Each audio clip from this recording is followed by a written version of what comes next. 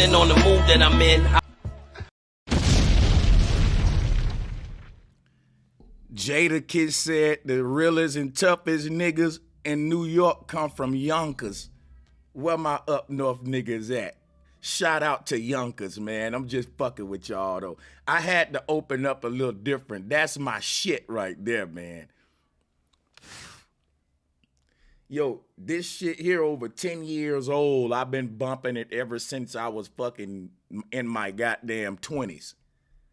This song right here, man, that's my shit right there. I'm higher in the ranks. Higher than you think.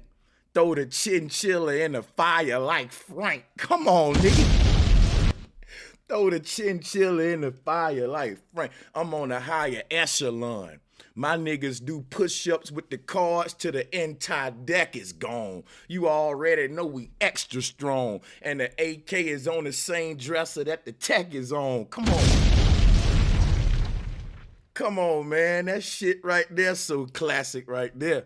That's probably Jadakiss, one of his fiery shit. And don't too many people even know about it. On everything, that's one of that nigga's fiery songs. And you won't hear a lot of people playing that shit, though.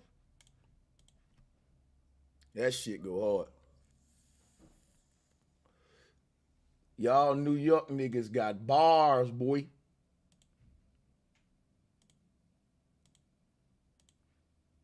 Hey, you go up there trying to freestyle and battle rap, you better have your shit together. Talking about some battle rapping, for real. If they gonna hurt your feelings and break your heart and make you throw your pen away. Make you find another career. Hey, the way them niggas battle rap, it feel like you just got your ass whooped after you goddamn lose the battle rap, for real though.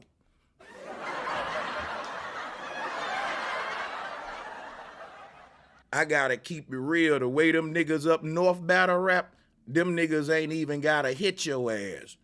Hey, when you lose that bitch, it feel like you just got the shit beat out of you. And the crowd be like, oh, that shit, hey. Them niggas got daggers. You didn't think words can hurt shit.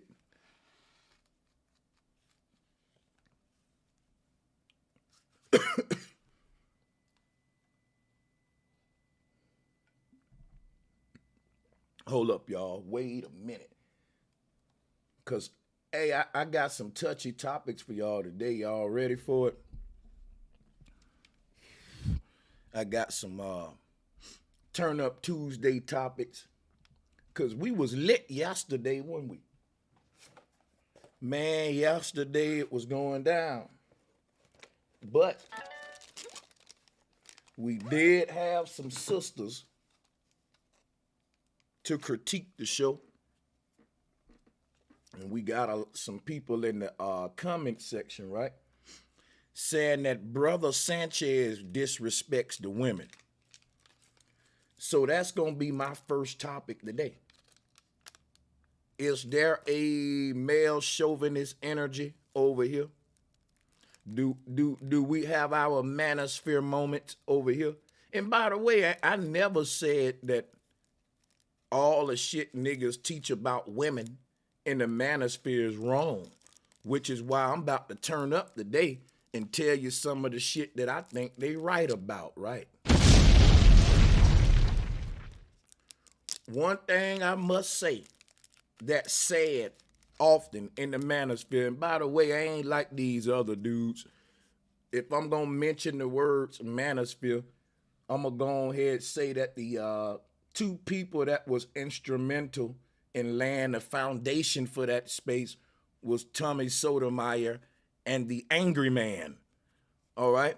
So you may hear me mention Kevin Samuels and different stuff sometime, but you know, that'll be for some of the stuff that I'm quoting them for, but I already know who laid the foundation for the space, and I definitely want to give credit where it's due because I built this community, and I'll be damned if somebody just hijack it, you know what I'm saying? So salutes to the real manosphere, you know, not that new shit, the suit and tie shit. Cause I secretly follow the manosphere. Yeah, I'm a closet manosphere nigga.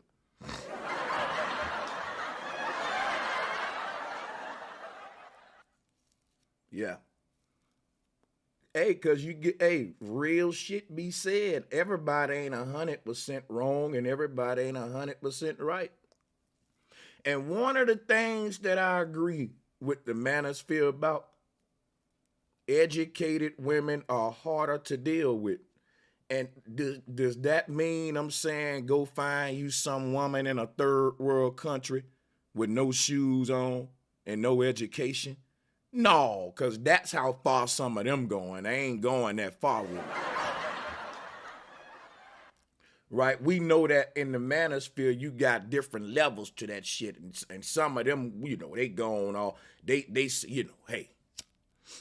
But the argument is real now. See, a woman with an education feel like can't nobody tell her shit. And it ain't just a woman. We don't want to make this a sexist thing. Men with degrees tend to have this energy to where, you know, they kind of put themselves above anybody else without one. You know, a person who went to school and studied that hard to get their degree is not gonna question the shit that they was taught. They're just not. Right or wrong, that's just gonna be their new religion. It's just gonna be their new religion. Right or wrong, they gonna spew it. Why? Because they credentials. Hey, do we have manosphere moments? Because guess what? I'm going to tell you right now, man. If you follow some of these guys in the manosphere, and I'm going to tell you, one of my favorite dudes that I watch, man, was Steve the Dean. And I actually got on shows repping for him, too. He already know it if he heard me mention him on a lot of shows. I still watch Steve the Dean, but I don't be in niggas chat rooms and all that. I watch Angry Man, all these cats, man.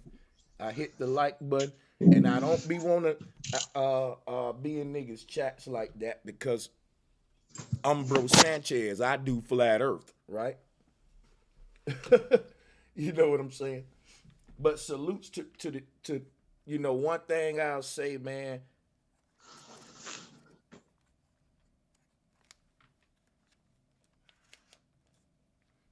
Yeah, the one thing I'll say, like, you got your Tommy Sotomayor's and all of these guys like that, right?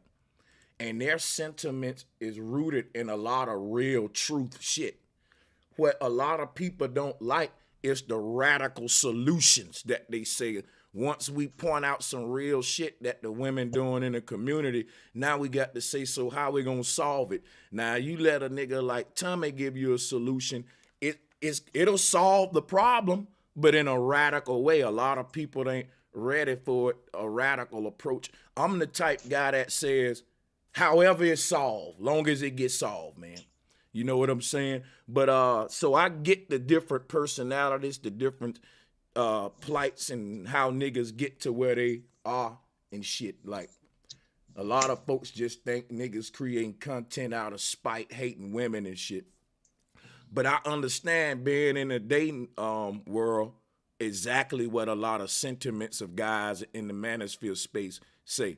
I'm bringing this up because the argument came up yesterday in real time. You know, I had two sisters on there that was critiquing my hosting. And I ain't say I was the best host. I said I was the best debater now. The debater. But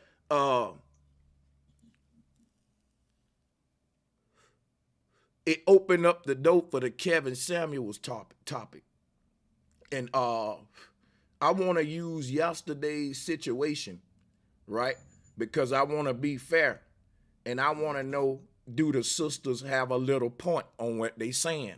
Because I don't just want to cancel out what they saying and let everybody pat me on the back and be like, Brother Sanchez, you ain't wrong, and you know all that. I read the comment section, and there was some sisters in the chat room saying, I'm glad that those sisters stood up against Brother Sanchez, because Brother Sanchez take up for the men, but he be disrespecting the sisters up there. Hey, when I get these kind of accusations, it's worth me doing a show. So I'm open ears. I know I can have my chauvinistic moments and shit like that. You know what I'm saying? But we're gonna critique this whole thing, right? We're gonna talk about modern educated women and how they interact with modern men. Who wanna start it off? Welcome, guys, to the panel. Salutes, man. How y'all doing? How y'all brothers doing? Salutes, bro. Peace and power. Peace, my brother Key Norfolk. Much love as always, my brother. Much love, my brother. I just want to say, man, it's a lot of things about joining the panel I didn't understand until I started creating content, man. So that's why I just kind of fall back. It's hard to keep managing everything, and some people will take out of context when you just trying to, keep the flow going and keep the content good for the show and everything, man. And I really didn't see a problem. I understand your frustration, man. So, I gotta ride with you on that one. Hey, salutes, most definitely. Salutes. And hey, salutes to those sisters. If y'all listening, I'm gonna drop the link out there for you. Let me know. It ended on good energy, but it opens up today a good bill, right? Because the sister was letting us know, I'm educated. I got my degree. Me personally, I felt that educated energy too. God damn it. You know what I'm saying? Like, hey, I felt that educated energy, let's just say, sister. You know what I'm saying? I got a little taste of, I had my manosphere moment for a minute. Yeah. And I would say just a little bit, like with the educated sister, it's okay to be educated, but then being educated in your finances is two different things. So when a woman makes a certain amount of money, she just X out a whole lot of guys, like blue collar workers and, just regular guys that's trying to make it. She X those out, as an option to date. And then she will want a man who makes more than her. And then on top of that, she wants the man to make more than her and expect him to be monogamous. Farmer John, hey, what y'all say about that? Hey, Farmer John said that educated black woman energy ain't nothing to fuck with. I swear to God. Any Can I say y'all? something? Yeah, go ahead. All right. Not to bash the goddesses or anything, but an educated goddess, not to put them down, but it doesn't stop there. I think the goddesses need intelligence. I say intelligence over education. One thing with the goddesses as well, they cry for equal rights and justice. Yeah? But at the same time, they're looking for favors. My point in saying that, with the propaganda war going on in Russia, I see where the men cannot leave, but the women, the goddesses, are free to leave. I don't see no equal rights and justice in that. Just for an example. Yeah, so I don't know if you can present and go further with what I'm saying. Yeah, appreciate that, man. And I agree with what he's saying too, as far as the education part, because education that's just nothing but regurgitation. You know, it's like here go the books. They able to, like, it's like they just have a good memory. But when it comes to intelligence and common sense, it's a little bit lacking there. Yo, what's good, bro, Sanchez? Glitch Peace to the Soul, panel. what's good? Peace to the panel. What's good, man? Yeah, man. One thing I just want to say that I've noticed is that, like, especially with this whole manosphere thing, um, it's like whenever men, one thing I've noticed is that whenever men speak about women or like what's wrong with women or what they're doing wrong, it's like a knee-jerk reaction where you're always going to get people firing back at you saying, "Ah, you shouldn't have done that, you shouldn't have done this." What I've noticed is that the best thing for women is when women tell women. There should be like a woman's sphere where women speak to other women, because that's when it gets received better. Men are always going to be looked at as, you shouldn't say that when we're speaking about women. That's what I've noticed anyway. Women seem to get a better seem to be able to put points across better to other women rather than men, because women don't want to hear shit from men. It doesn't matter whether you're making sense. It doesn't matter whether you're chatting shit. Women don't want to hear shit from men. That's what I've noticed. I don't know whether anyone else has noticed that. Hey, I will challenge that. hold on. Hold on, let me challenge that real quick. See, the thing is with that is women really don't like to combat other women, right? And to give you an example, other races of women, right, even tell the black woman how they, you know, treat the black man, you know, per se. So say like the other races of women will be like, look at this. We're more polite. We're less argumentative. We don't, you know, jump to call the police and things of that nature. You have other races of women and black women who are trying to push the message, but the majority of them is not listening. But all black women are not the same though, bro. All black women ain't the same at all. There's a lot of black women They that not the I've grown up same, around. but it's kind of like similar situations though. So when you say something to a black woman, right? Like you give an example, right, of negative things that black women do. One thing is told to everybody is love your mother regardless. So now we hear the love part and we hear the mother part, but we don't pay attention to the regardless. What is that regardless? And then when we try to address the regardless, they feel like they're getting attacked when you But it's shouldn't feel because like you're getting attacked. they feel like that is because you're neither of those things. You're neither a woman or a mother. So when you're speaking to them about it, you're not speaking from experience. Do you get what I'm trying to say? So it's easy for them to not take you serious. And that's the point that I was trying to make in the beginning. Do you get what I'm saying? To me, it's touchy because you got it go both ways with men and women.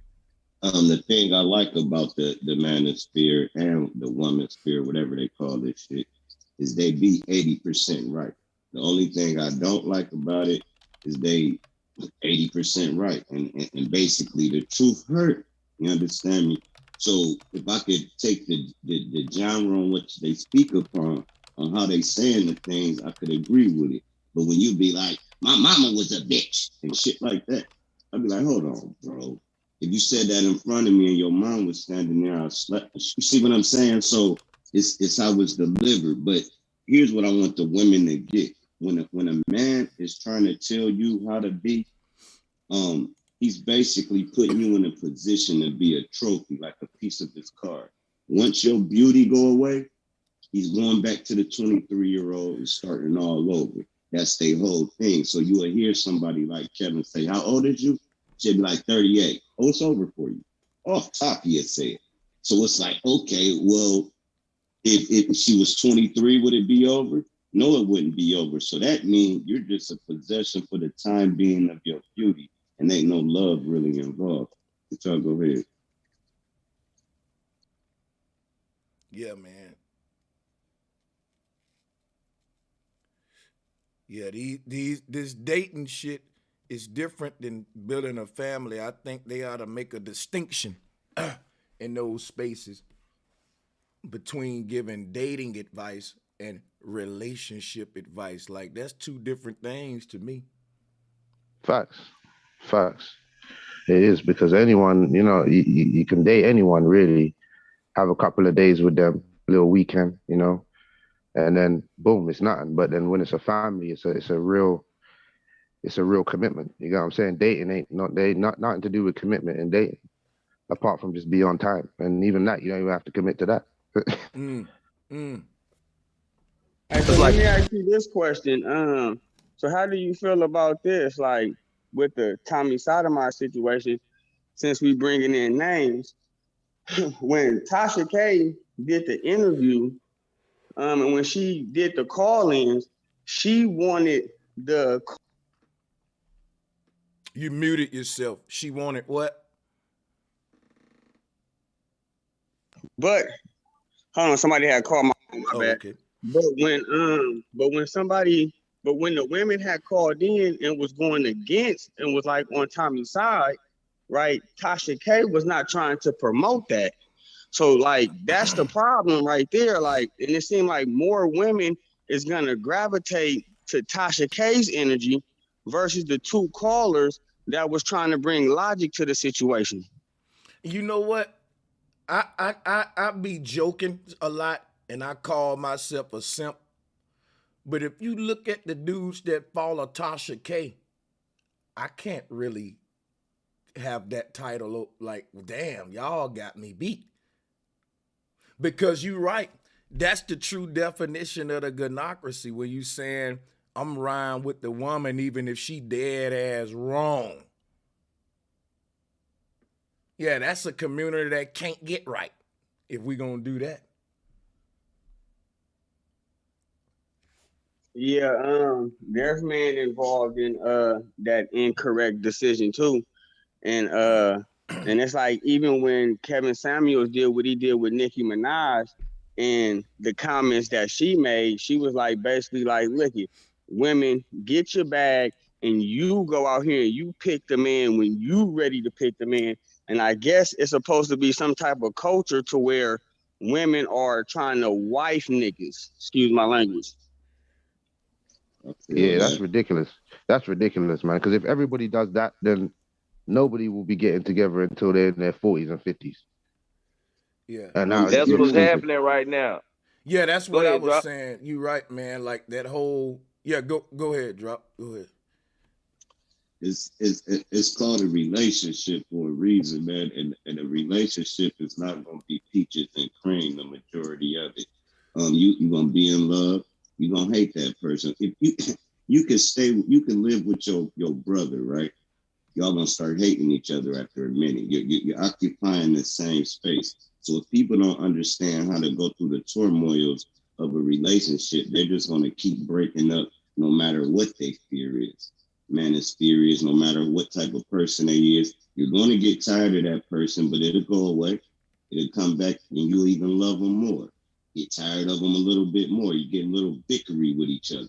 It'll fade. That's how love grow into something strong. But every little problem that happened, you quick to say, "Oh, you's a stupid chick," or "Oh, you dumb nigga. Oh man, I ain't gotta put up with it. Oh, I'm leaving."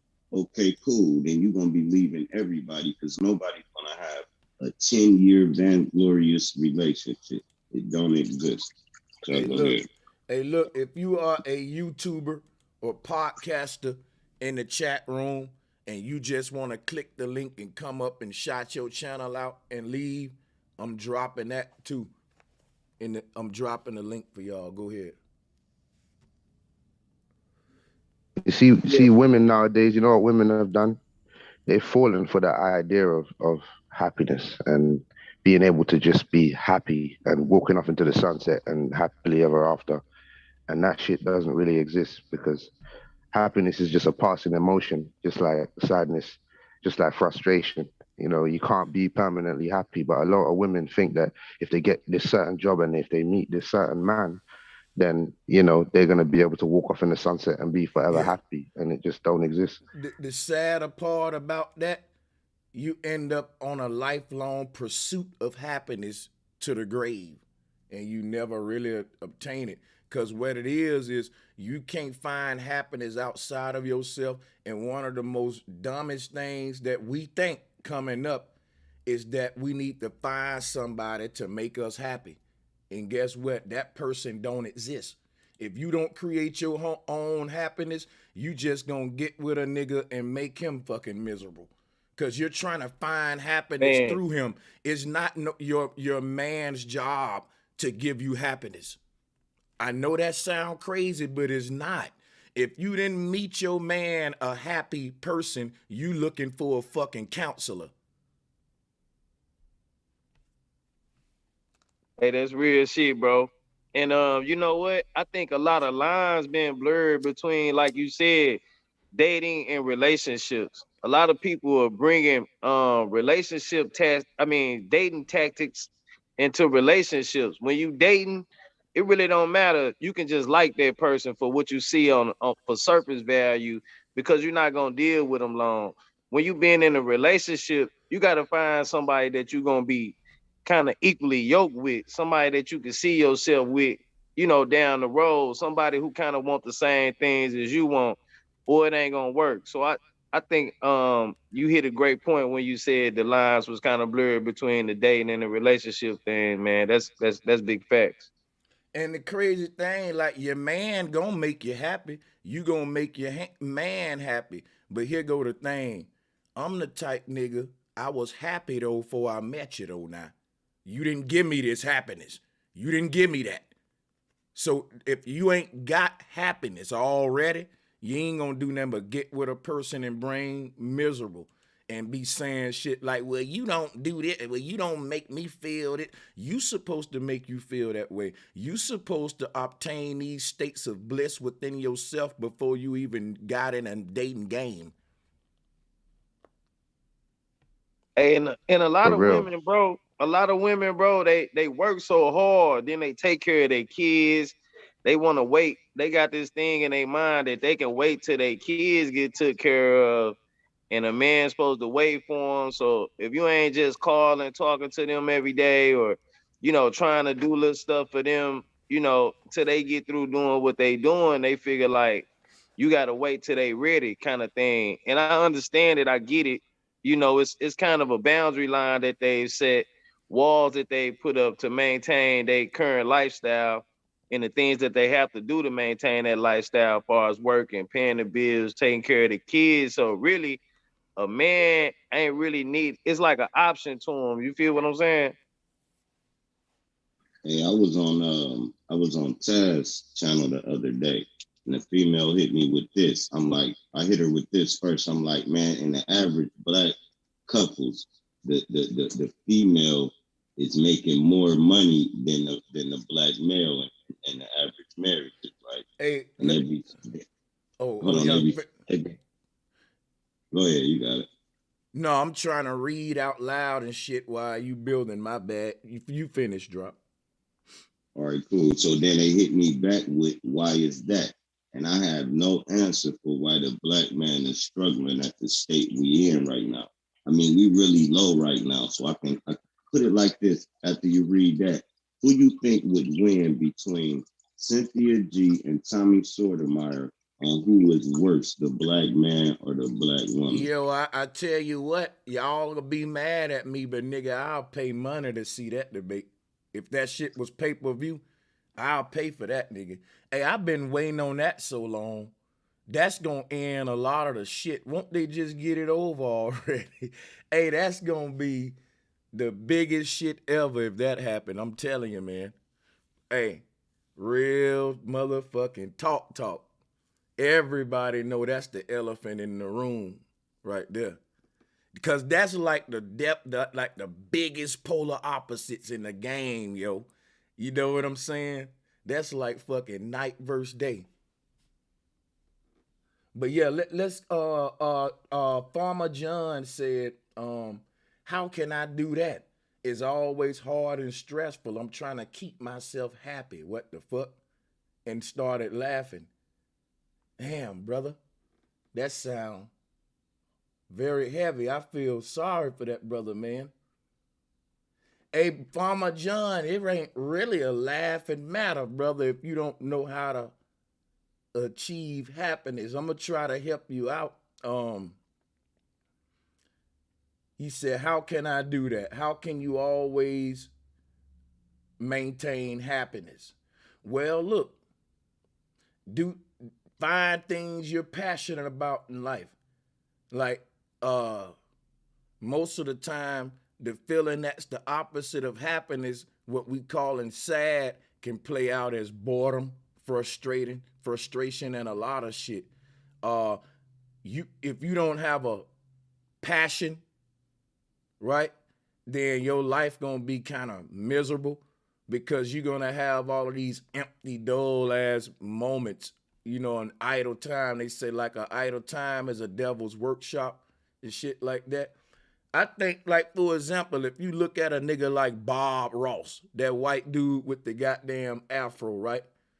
When did you ever see that nigga crying or mad or just put a little tree right there, you know, little cloud over here, and it's all in the technique, you know, just a quick stroke right there, just like that, and we'll paint in. I'm just saying though, man. The point is this: motherfuckers with passions, they wake up every day with butterflies in their stomach. That's just like when I get off this shit, nigga, I'm gonna be excited. I'm finna make some beats and shit. Timberland, an old ass man, and I'm subscribed to the producer Timberland, right? Timberland is he ain't an old ass man. I'm sorry, Timberland, but Timberland is an elder. He's in his 50s or something, I think. And goddamn, Timberland be going live, and I can tell when he's making them beats, he got the same feeling that he had when he was a teenager on that shit.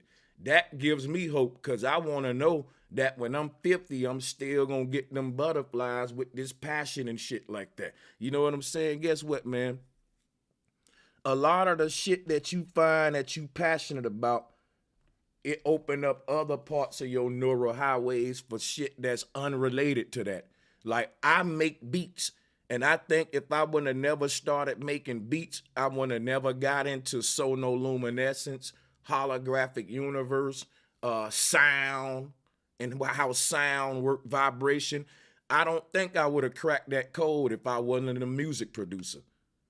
It just made so much sense to me coming from a musical, having that musical side. Now, somebody may say the two ain't related, but they so related it's crazy. Now, I know I'm all over the place, but I'm just trying to teach the brother, show everybody like how to maintain like a state of happiness.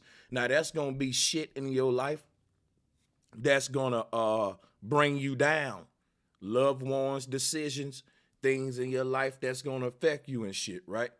But if you have a passion, even during those times, you'll be able to quiet that by escaping to something you passionate about. I'm going through something right now in my life that got me down, but y'all wouldn't know it. I can show up here and immerse myself in this, and I don't have to really focus on what we say, focus on the negativity, right? So you can choose how you want to feel at any time, and if I don't want to feel sad, it don't mean I can hit a switch and cut on a happy button, but I can neutralize that shit. What I'm saying, it'll cancel out. So just say you feeling sad. You can do something that would normally make you happy, and it still won't make you happy, but it'll take the sadness away and put you in like a middle spot.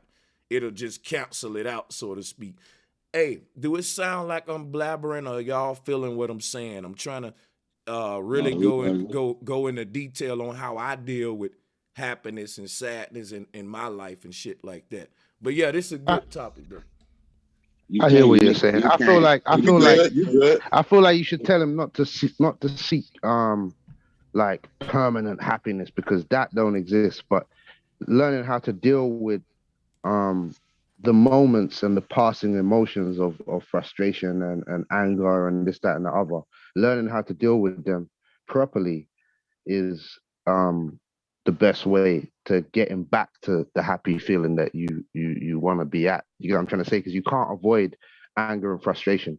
if you wake up and you get out your bed and you go to the toilet and you stub your toe, you're gonna feel angry. You're not gonna feel happy. It doesn't matter how like you try to how much you're trying to stay in this constant state of happiness. If you stub your toe, you're gonna be pissed off for that moment, and it's gonna pass. But it's just learning how to govern your mindset during that time while it's passing to get back to the happiness. That's what he needs to know, I think. And you Man, for me, hey, peace to the panel, man. For me, man, I love music, man. Music, whatever I'm feeling, it don't matter if I'm sad, angry. You know, I just relate.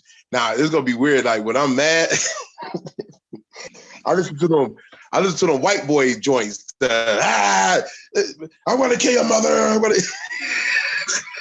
I be listening to stuff like that because I don't know, it gets the anger out of me. I know what you talking about. That That throat music. Yeah.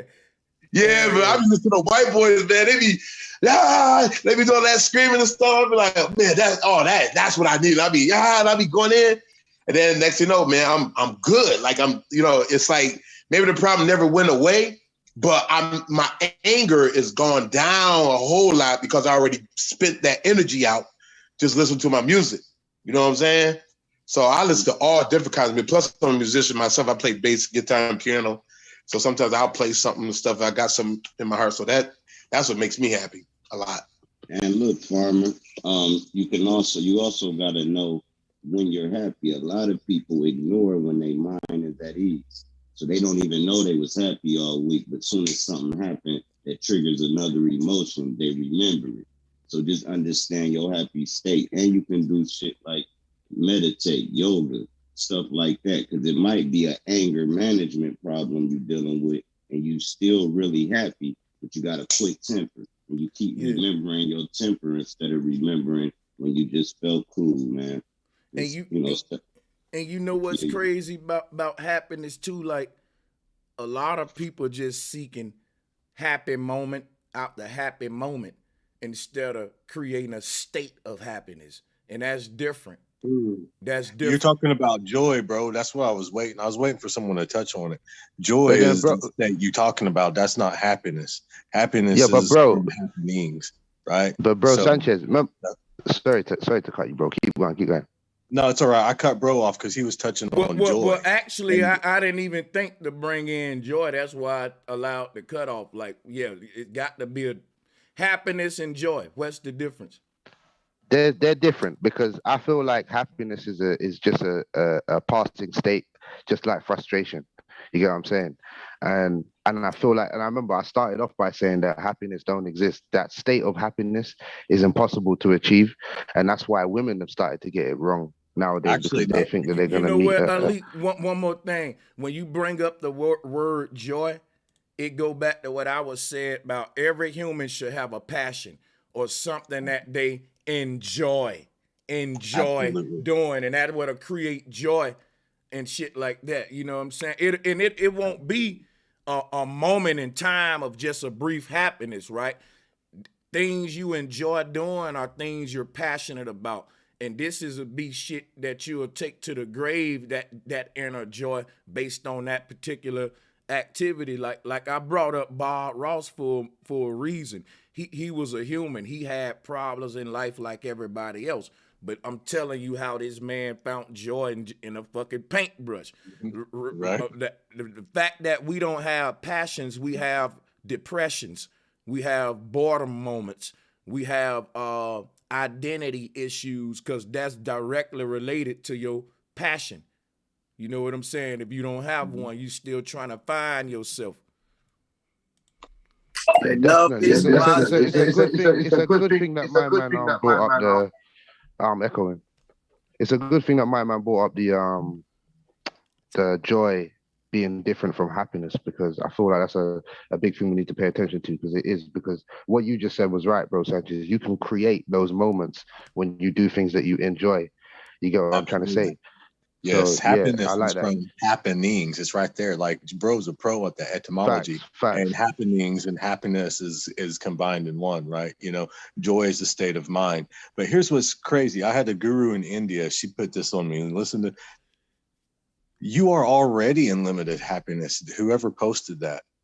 Because think about this. Was there not ever a time in your life when you just busted out? You were so happy and so joyful. Your face hurt and everything. You just had that, your vibe, you know what I'm talking about. You just like washed in complete happiness and and all that kind of stuff, right? That's you. You already found it. So if you already found it, what are you looking for? Man, that just... Hey, tell the truth though. It seemed like you never laughed the way you did when you was like young. That like seriously, you know what I'm saying? Right. For real though. Yeah. I can remember being laid out flat on the floor laughing and shit in the middle of the road when funny shit happened. That's me. That's me all the way. If you funny as hell, I'm rolling off the bed onto the floor. If it's crazy, I mean, that's me right there, man.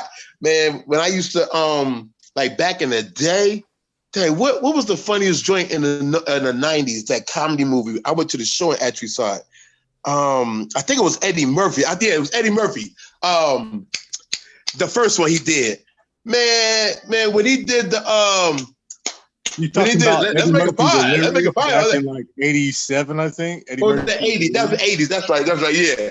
Man, I rolled on the movie. Man, I couldn't help it. I got up and I rolled on the floor. I was laughing so hard because the way he did that, and I couldn't stop laughing. I was crying. And I literally had to run out the movie theater just to try to calm myself down, man. I just like, man, if shit is real funny, man, I just can't help it, man. That's me. I miss those days, boy. I ain't laughed like that in a long fucking time, man. I miss that shit. Oh my God, he was a fool. Hey, Grand Rising, much love, much respect to everybody. Flat motherfucking power. Flat motherfucking power. OG Leo. Us learning how to love ourselves because we were taught to hate ourselves and hate everything about us. So we have to learn how to self-love ourselves by first learning what we loving, what we put in our body first. You know, that's the beginning of learning to love thyself, caring about what you put in your body.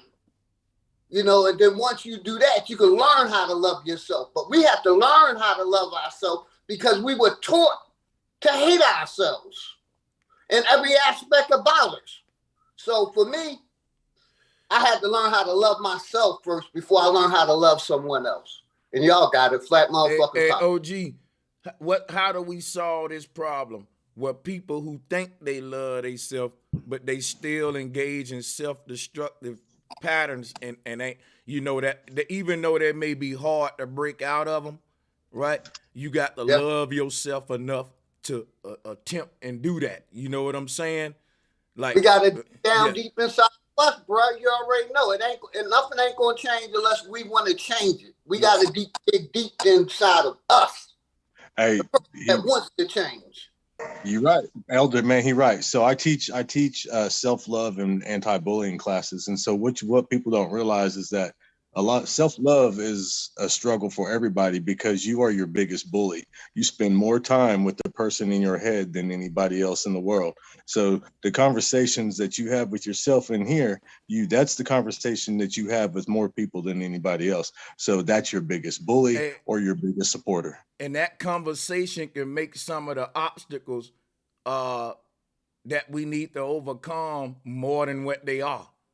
Like, you know what I'm saying? Like a person may say, look, I'm trying to get to a state where I'm eating like the OG Leo, right?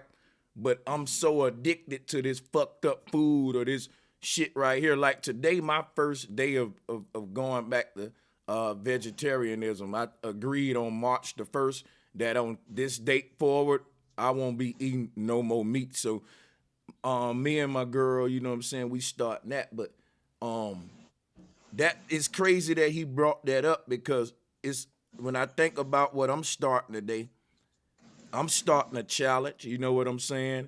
And I'm excited about it, about the challenge. Now, here's another thing that my goal is to do, is to get off this Death Wish coffee. Now, the brother who goddamn sent me this stuff, you a mother, hey, dude, I loved you at first. Hey, you got me hooked on this shit. Hey, man, every time you see me, what I got in my hand.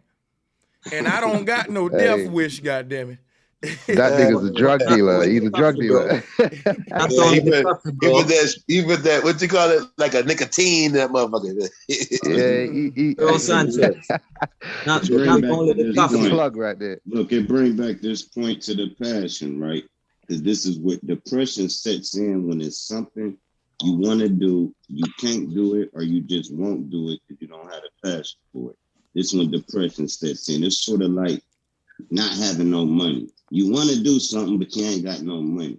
That type of stuff brings depression. So to me, have a passion for something and the money and everything else will follow. If you're going in, not caring, dragging your feet, you're going to drag your feet in life and your emotions are going to drag right with your ass. So that's on point right there. You get your shit together, it ain't too much shit to be mad about. You know what I mean? But bro Sanchez, not only the, earlier when you were starting the show, I heard you listening to Jada Kiss. Yeah, but there's a line in the Jada Kiss which says he loves seeing niggas getting shot. Yeah? Yeah. So as my teacher, cause you're my new teacher. What am I to think? You're my teacher. Yeah. So, but when I hear you glorifying a lyrics like that, you love to see niggas getting shot. I don't know what to make of it. So I would love to add that when you say you want to cut off meat, what about cutting off some of the violent lyrics? Because you're right. Yeah, because we But some niggas do need to get shot though, brother. Hey, I ain't gonna lie, man. Have you ever shot anybody with a pellet gun? That is some funny shit. You will laugh for days. Some niggas do need to get. Yeah, I ain't gonna push back on the brother on that. No, like that's been a hard. But I do. But look, give me a chance to explain though, because I do owe him an explanation as a teacher why I would glorify that kind of stuff. So, just for 1 minute, why I would glorify it, and I'm gonna keep it real. I always told y'all I'm the type dude. If I smoke cigarettes, I ain't gonna be like, hey man, this shit ain't that bad. I'm gonna tell you the truth, man. This shit fucked up. So look, why I glorify it is repeated behavior. Like I said, that song is over 10 years old. Like I played that song damn near every other day for years on years. And some of that shit'll get embedded in your head like the birthday song, Happy Birthday. That's just how. So, no, I actually woke up and was listening to that. And I said, look, I'm going to play this shit to see how many niggas know about this song, which is something in hip hop we always would do. Like, let me put you on to something. Who know about this song, right? And we will find yourself glorifying the fuckery doing all that too. That's that ghetto part of me that I'm battling, that the whole hip hop, some of the music I may and listen to and shit like that. And the reason I say you making a good point is because we're vibrational beings, and those words and the energy behind it actually taps me back into a mindset that I've been gave away. So why revisit it in them moments? It ain't like I want to be a street dude or a gangster. I'm a whole nother person. But like you can listen to a song that you used to listen to when you was in the streets, and I never was in the streets. Any dude in the streets know what I'm talking about. Is levels to in the streets. And I went in the streets. You know what I'm saying? I was little brother in the streets. You know what I'm saying? But yeah, I never was on the level of like some of these niggas who talking about they was moving this big weight and was clicked up with these big groups and shit like that in the streets. But what I'm saying is the brother making a good point. If we fighting against that, when we still like the beat and the music and all that because it sound good, are we also promoting it? Let's talk about it. I'm willing to talk to you about it. We'll talk about it. You know what I'm saying? I don't think we're promoting it. We're not. Look, I look at it like this, right? Hold on, bro. Hey, D's, I'm gonna get you in, D's. We're gonna get a lineup going. All of y'all, we're gonna go one at a time. Go ahead, y'all. Yo, yeah, I look at it like this, right? All right, go on, drop. Let Drop lead it out. Go ahead. Oh, yeah, it's like this. It's entertainment. Like black people listen to stuff for all the wrong reasons. If you know gangster rap, you know the majority is nerdy white people. They don't go around killing people after they hear that song. We listen to it for the motivation. They listen to it for the sound. If you see a movie, it's not gonna make you go kill somebody because you saw Terminator 2 and they were shooting everybody, because you're looking at it from an entertainment standpoint. We take our music so serious that it actually changed the frequency in our brain to do stupid shit as black people. Go ahead. Nah, Drop, man. Nah, bro. Come on, man. It's not like that, bro. We're already like this, bro. We're already like this. We grew up. We grew up in areas that are a certain way. Like, you get what I'm saying? I was carrying knives to school when I was 14 years old because shit started happening around my area where other people are coming to the area and, you know, trying to put pressure on people because of shit that we didn't even know about. We were kids. And then all of a sudden this music starts coming out that vibrates with that same kind of energy that you was walking around on when you was carrying your shit. And it feels nice to listen to because you just vibe, you just click with it because that's your history. You get what I'm trying to say? It's not like...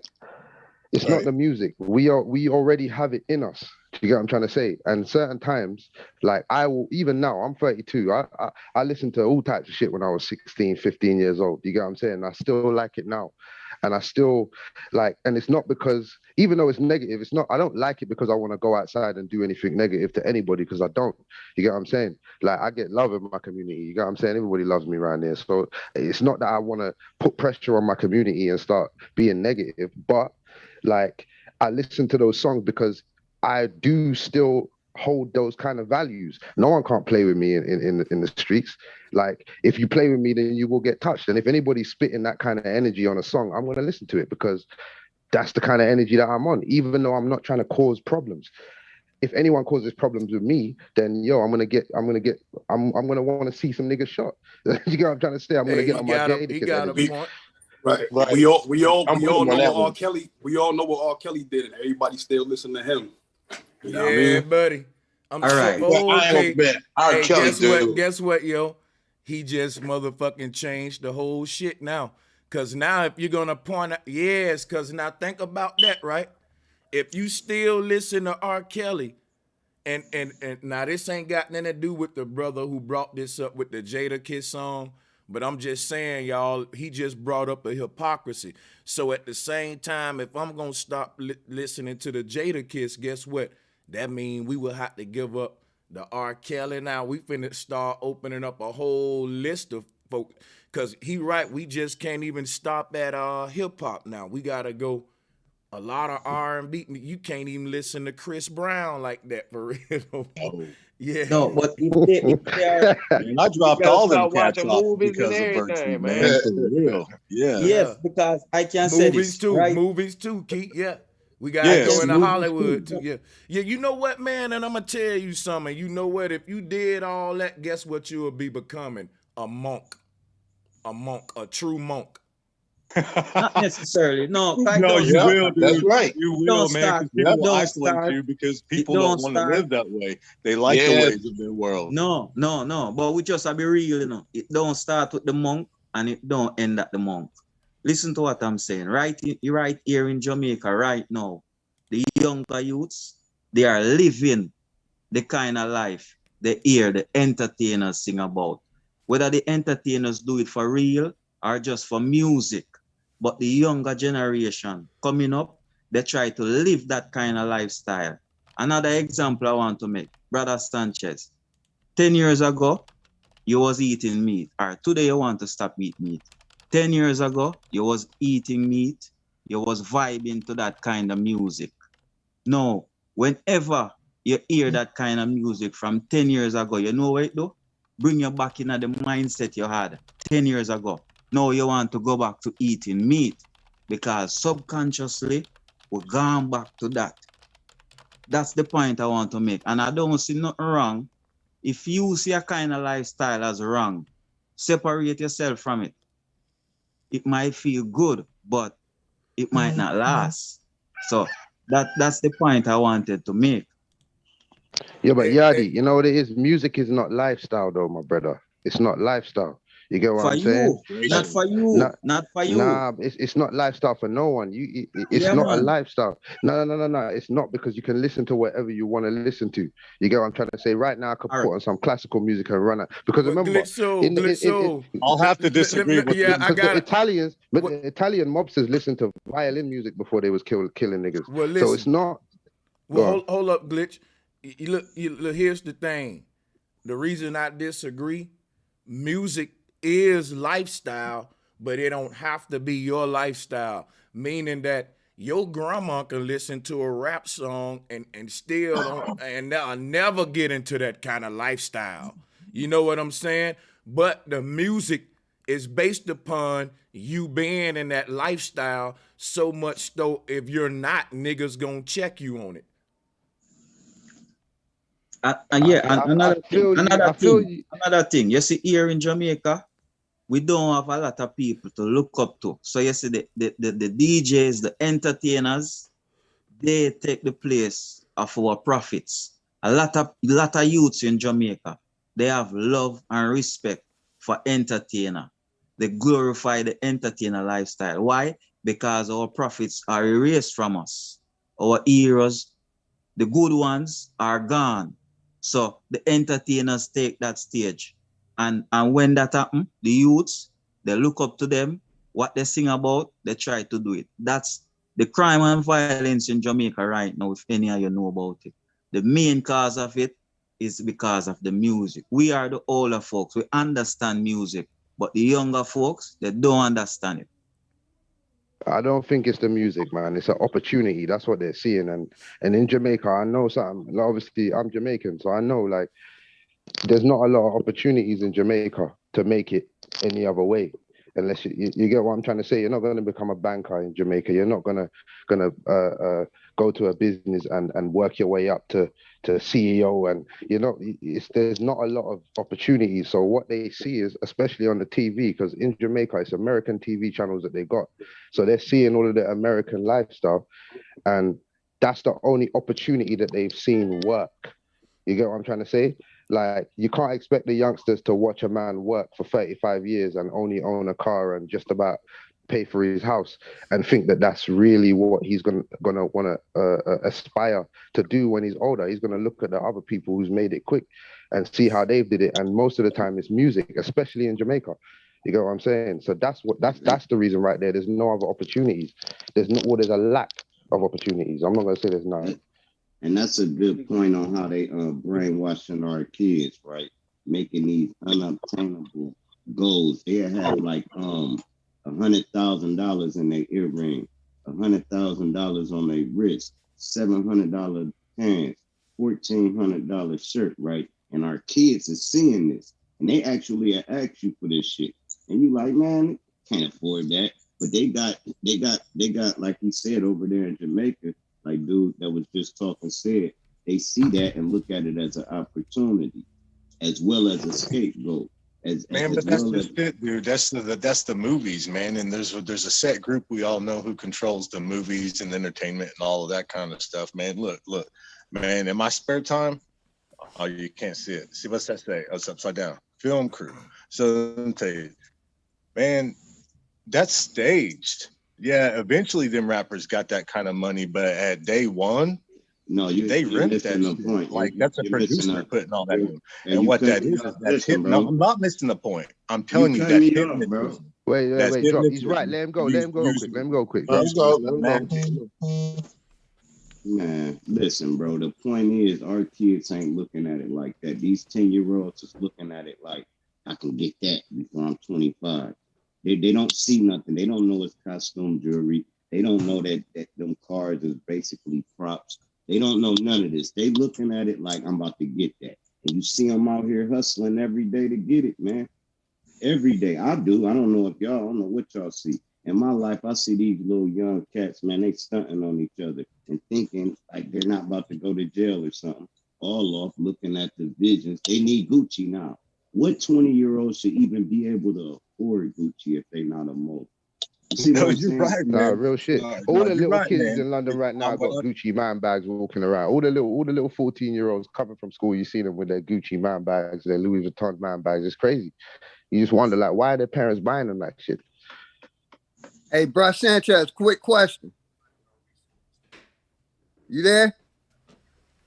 Hey, for the people on the panel, is quick question for y'all. Is, how can I put it?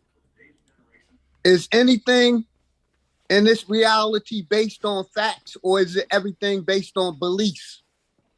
It is some factual information out here. Facts are based on beliefs, right? Yo, that's no. The answer to his question. One at a time. The answer to his question was everything is based on perception because you can only perceive it how you perceive it.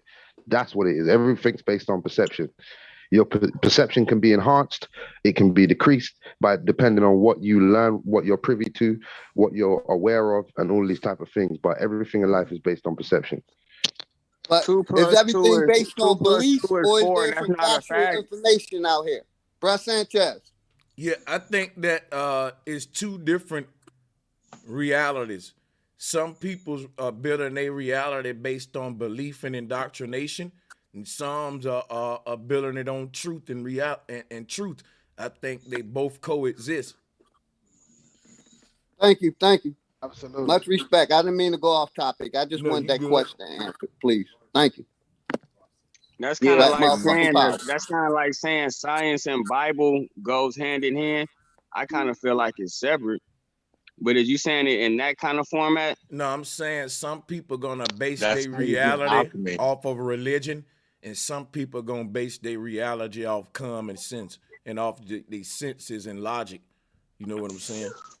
And factual information. Science doesn't always deal with senses and logic as well. Like science, if you're dealing with science, then like science and religion are both blended in this day and age that we're living in right now. They're both pretty much the same thing. Their beliefs. Let me and Philly OG. Hey, Brother Sanchez.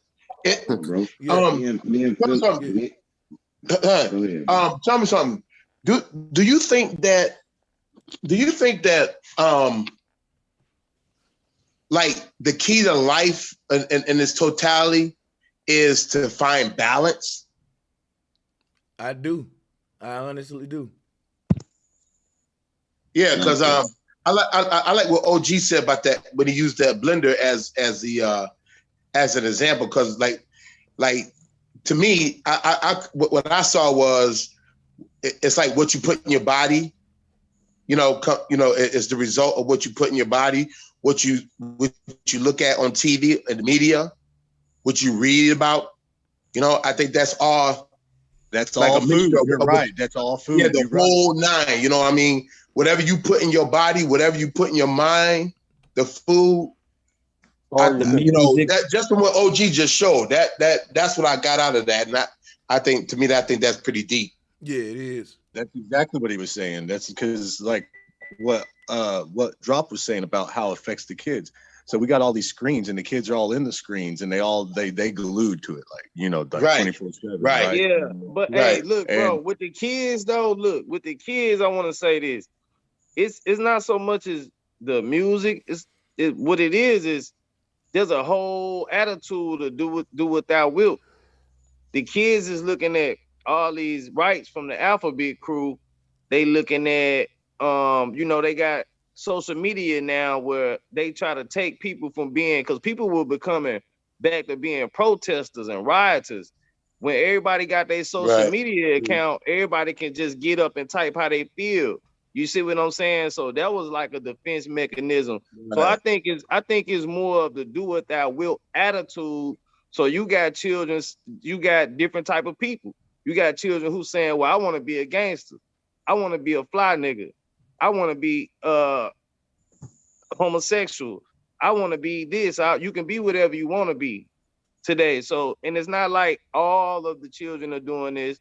Because back in the day, it was a way to blur. It wasn't no blurry lines. When we saw the rappers and stuff, and they showed the stages of them coming up, They didn't just pop out with $1 million and big jewelry on. You saw the progression of these rappers, and we understood that lyrics was we was telling tales.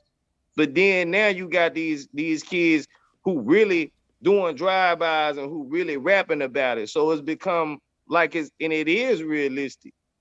So we got to look at a bigger picture of what's going on, and we got to look where to point the finger at, because you can't look at anyone and say, I know some people who you would never know who listen to the type of music that Bro Sanchez has got through playing.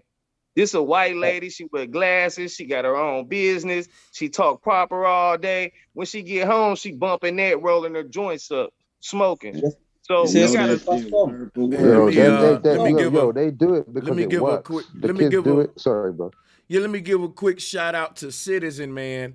Appreciate the support. Appreciate the Cash App donation, my brother. Appreciate that, man. Salutes. Hey, Bro Sanchez, can I chime in? Yeah, for sure. Peace and love to the panel and the chat, man. Much love, always. Just to piggyback off what Key was saying, and I think it was the Yardi brother.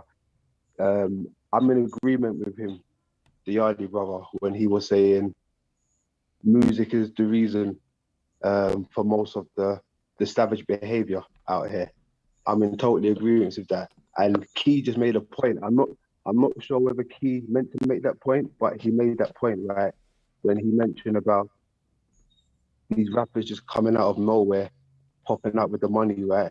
But then you got these young boys really out here putting in work and then rapping about it. But they're actually rapping about it. So they're actually doing what Yardi Boy is saying. You know, it's in the music. So there you go. But bro, it was happening before the music. It was happening way before the music. In Jamaica, the violence was happening way before the music, when the bad man then was running around shooting people for the politicians and shit like that. They were doing that back in the day. Like, so we can't blame the music. It wasn't music back then. That is a fact, because you gotta how did the violence start? Because it started. Listen. There's violence. The musicians and the bad man. The musicians and the bad men, they are in cahoots together. They play along together. And then I see music as a form of hypnotism. I think you can be hypnotized by music. So if subconsciously you're taking in that every day, it becomes a part of you. You're right. But you can fall that under mental illness, because you got to have a strong mind. That's what comes from building a mind at home. Like, so if you're not teaching, but if your kid don't got no man at home, like my son listen to this shit, but my son ain't out there. My son's got his grades, and my son seen me. If you go back and look at all my videos, movies, all that shit, it's a straight gangster lifestyle. This is a whole nother key. My son not raised like that. It's because he understand. It's because I'm teaching him. I'm molding and shaping his brain at home. So but Yardi said how much people have a strong mind. Yardi said, have a father. Yardi,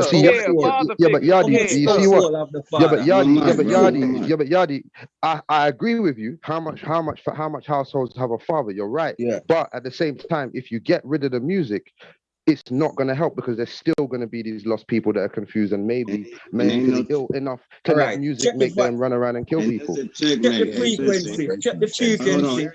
Check the frequency of the music right now. That's what I was saying. Change the vibration, change the music. All right, cool. Let me say this. That's a checkmate, and here's why. There's areas that never heard rap music where there's violence. In the 60s, there was violence before they was rapping like that. So he's sort of right on that end. But now we got to understand Hollywood controlling this violence now. So they're pumping it. If they pump George Macon's Urban Nerds, that'd be the thing. I remember when hip hop was about African medallions and how smart you was, poor righteous teachers, all them people. Once they saw people waking up to a different frequency, they threw the drill shit. I mean, they threw the NWA and all that in to get people back into. But my last sentence, and y'all got the mic. Rappers imitate what they see.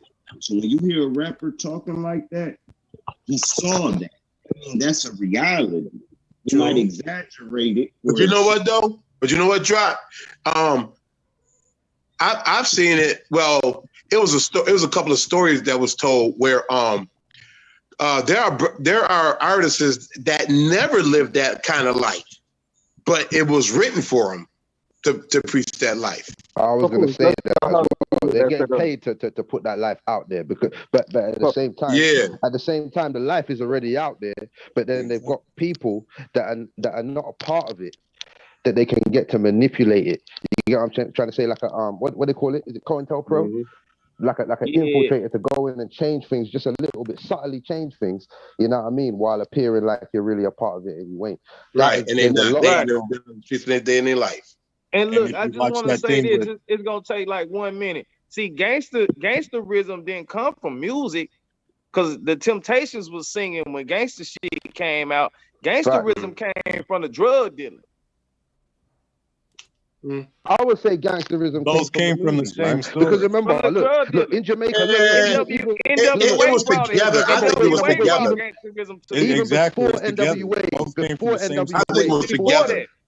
Bro, before NWA, yeah. And I know you already knows about this. The posse in Jamaica, the posse, bro. Yeah. That was from cowboy movies. Man, them in Jamaica was following cowboy movies, running around with Smith and Wesson. No. You know what? They was following cowboy. I used to do that with cowboys. I used to play the music. It was cowboy Indians and cowboys and shit. Yeah, you're right. I'll give you that. I'll give you that. Reggae. Jamaica is about reggae. You're wrong when you say that. Jamaica is about reggae. So I have to correct you on that one. We don't listen to Jamaica used to, all the Jamaican man there used to love the cowboy. No man, Skia. Yeah, we're talking about.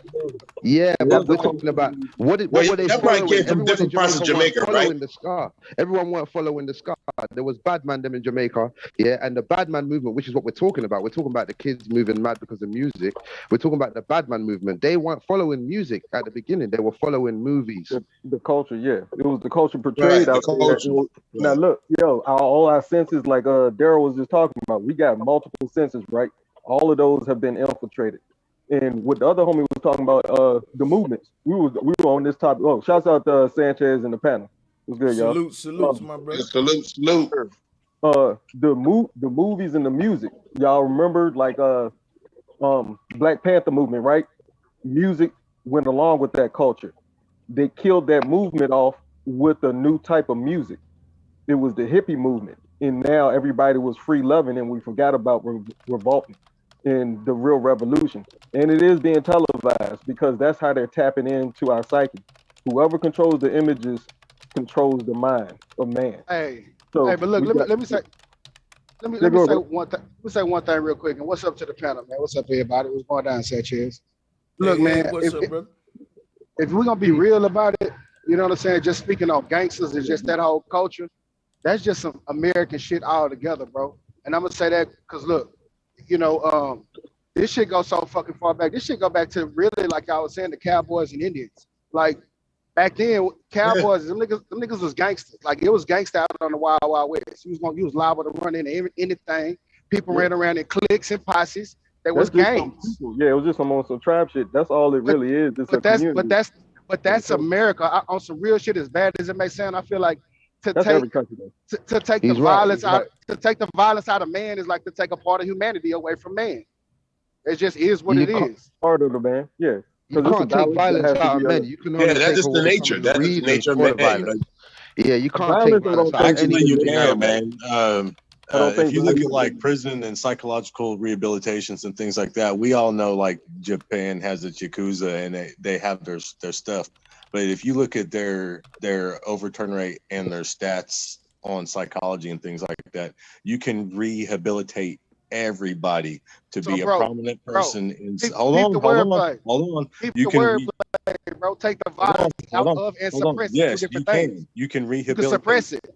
No, that's suppress it. You can't take it out of it, though. Joy. If you let them find joy through something else other than squeezing the trigger and taking out an enemy, then they will be able to find happiness and joy. I'm not saying that again. Yeah, again, that's not again, that's not suppression. listen, That's something bad. that is suppression. Because look, no, listen, that's it's some people down, out here. No, that's listen, rooting down. No, you listen, rooting down into something negative and turning it positive. I'm not here to argue with you about it. The That's fact of the matter is, look. The fact of the matter is, bro, and I'm telling you 100. There are some fucking people on this planet. It really ain't no bad in them. Period. What they go through, there's no bad in some. There are really you're right. Benevolent, good people, and then there are really some fucked up people out here who you may be able to suppress it and they find joy in something else. Look at fucking Ed Kipner, beast. But he done found joy in doing whatever he do in prison right now, helping other prisoners psychologically. He's a fucking beast. So you can suppress some shit, but you cannot extract the violence out of a motherfucker. I don't believe it. There isn't a reason to extract the violence out of anyone. There's no reason. You're supposed to have a little bit of violence in you. Everyone is. You're meant to be able to protect and defend your physical being. You get what I'm trying to say? You're not supposed to erase anger from the equation. You get what I'm trying to say? How are you going to protect your family if you don't get angry when someone breaks in your house? That don't make sense. You can't be filled with joy when someone breaks in your house. But you know what? There are some people who don't even know how to fight, though. You know what I'm saying? It don't matter. You're not going to be filled with joy. You can't. That's not a joyous moment. You have to change your state of being. Once someone kicks your door in, your state of being changes. Whether you're a joyous being or whatever, it doesn't matter whether you're non-violent or whatever. Once someone kicks your door in, you gotta kick into gear. I don't know, bro. Because I've seen some shit where you know. Brother couldn't do nothing to protect his family. I mean, it was just a situation. It doesn't matter where he couldn't do nothing about it. And if you try to retaliate, I mean, you always got to try. But I believe there's just some people who or some men that are just terrified. They don't know how to be violent. Because think about it, if you don't try and you die anyway, what the fuck was the point? I'm just saying how. Every man, I don't believe that every single man, every single woman has like an anger thing or know how to protect themselves. They will have to learn that through experience. If they get fucked in their life for a lot, then that will build up to okay. I'm gonna stop the bullshit now. I agree with you. You know what I'm Most people don't have it. Most people don't have it, but we need it. That's what I'm saying. You know what I'm trying to say? And there's nothing wrong with it. That's my only point. There's nothing wrong with having a side of you where you can, defend yourself properly. Right. No, but look. Back to the matter at hand, though. I agree with the music being the reason, a part of the reason the culture is the way it is. Sure. Because it's all fucked up. Like, listen, man. I'm 37, so I grew up, bro. Like, it was a lot of fucking love music, baby making music, but just love music for men and women. But right now, bro, it ain't shit out but hurt music. I don't give a fuck if women singing it. They singing separation. Right. And I'm talking about in the black community. Ain't no together song. Beyonce ain't even singing together. Ain't no fucking together music being played on no radio. It might be on the album. It's very selective music. Ain't no good. There's nothing good being promoted, and that shit filters out into the community. And of course, we the ones that's gonna feel it, because you don't hear that shit on CMT or the country music radio. They don't play that kind of shit. And they gonna do the same shit. But you know what it is? You know why? Because music is a reflection. You know what it is? Riding through the car, right? Hey, you remember when we was kids, right? And we was riding as kids because we couldn't drive, and our parents decided what we listened to. That's not what's happening anymore. So what we really need to talk about is like, why has the culture shifted so drastically, and how do we fight against that infiltration? Because every culture, every environment, every neighborhood is different. Like you said, we can name all the different genres of music, but it's still up to the parents to decide what their kids get to do in their house. And not their turn. Okay, but look, bro, being honest, that's my position with me myself. That's my position. It's parenting. I think parenting is the biggest Cause see, bro, check this out, man. It ain't that ain't all lit, man. No, listen, hold on. I was raised right. I was raised right, and when I got out in the streets, I did what the fuck I wanted to do. Parenting. You know why it's not parenting? I know. No, listen. Hey, peer pressure. Let me follow. It does have something to do with kids. Gotta get one at a real time. thing. It's a bad motherfucker. Okay, look, I'm gonna just say real quick. Just give me 1 minute. Look, now, my parents raised 5 boys. Okay, number 5 boys. Okay, I had a dad.